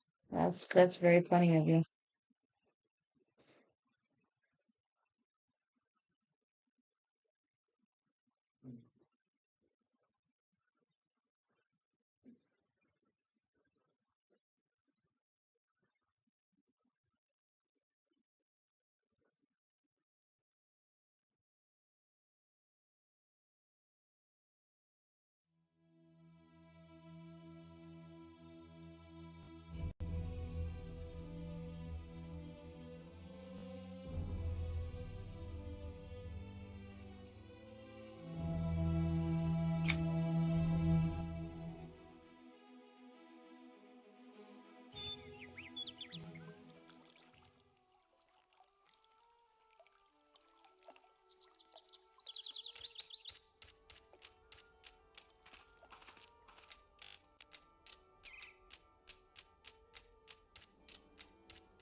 It looks like it has not burned up, and therefore I'm afraid it was my computer which would start a part of it.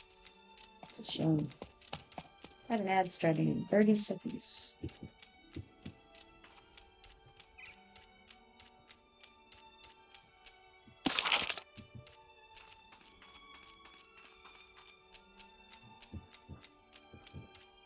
Believe it or not, this is the better laptop than you have been previously playing, and notice it was even worse.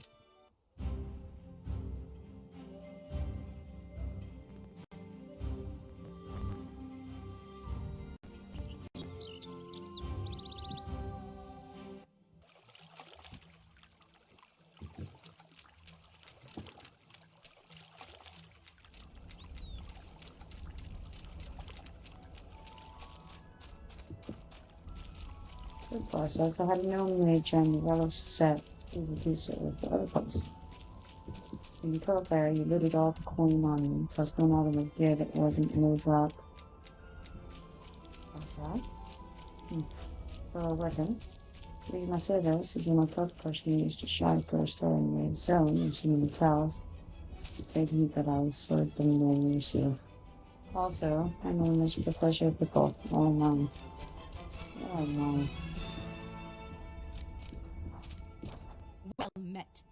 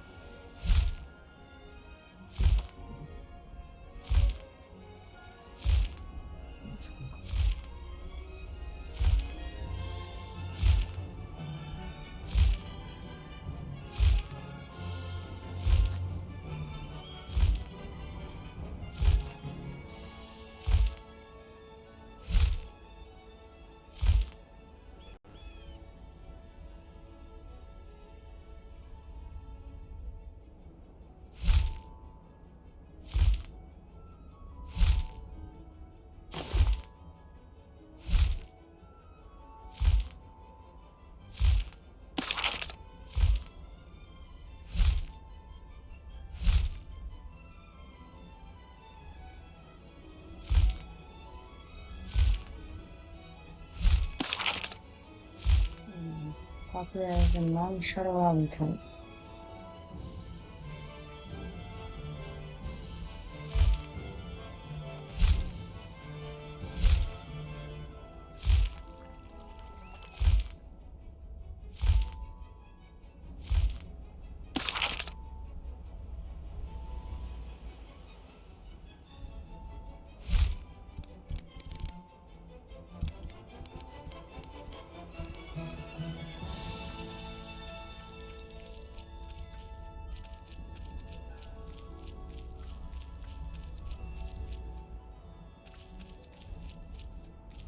Over the house, I believe what I need.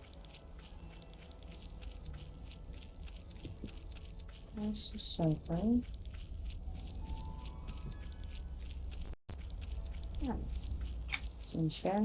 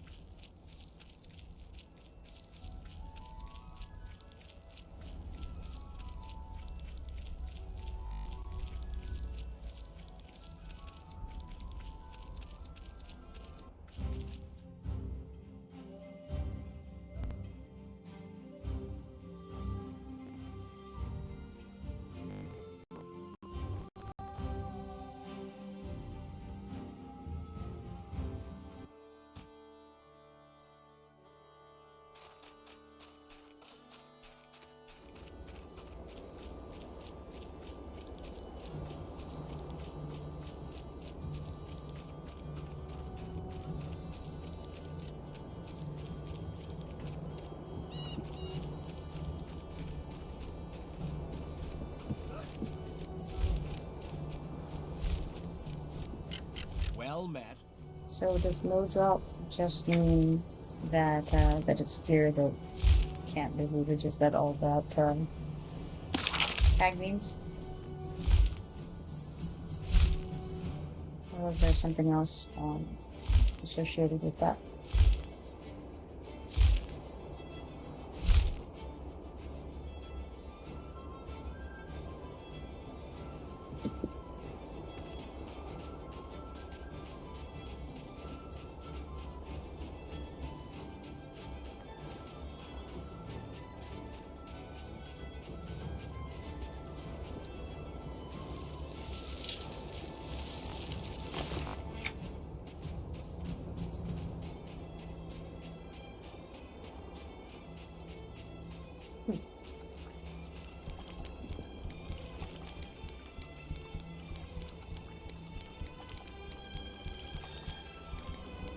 Go ahead and check and remember. I'm pretty sure I don't need to remember. I think I'm gonna go ahead and run over to Rivervale, and then I may log out for a while, maybe like 20 minutes if that's something I've got to get done, and also that'll give me a chance to restart this laptop so that it can clear up whatever this issue it's having this. Maybe also I can run forward the Enchanted Lands by instead of away from it, just to mix things up.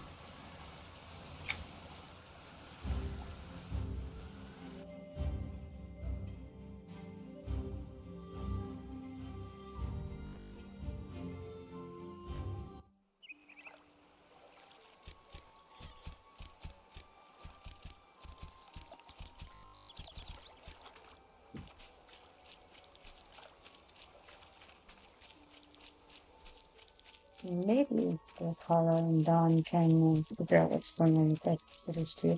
And then, that seems like it would be good. Don't know if they will or not.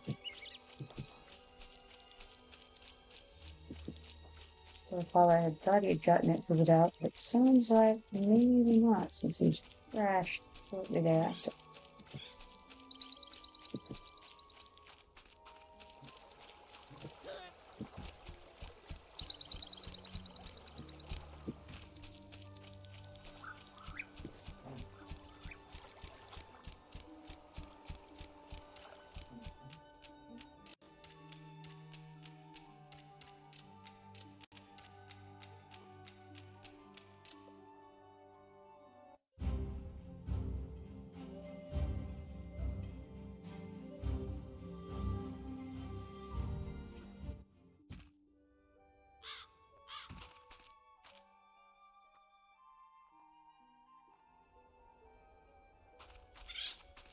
Alright, so I've gotten back over to Rivervale.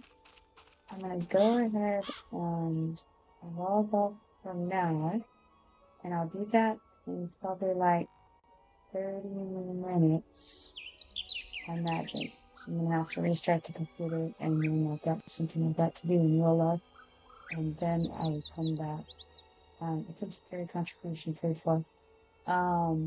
It was a pleasure streaming with you guys and chatting with you. Hopefully I'll still be here when I return. But be sure to follow me, turn on notifications so you see when I go live. Oh yeah, absolutely do follow me on that server. I will. That's awesome. Alright. Cheer 100, cheer 100, cheer 100, cheer 100, cheer 100. Thanks I'll for all see the you help. all later. And bye bye for now.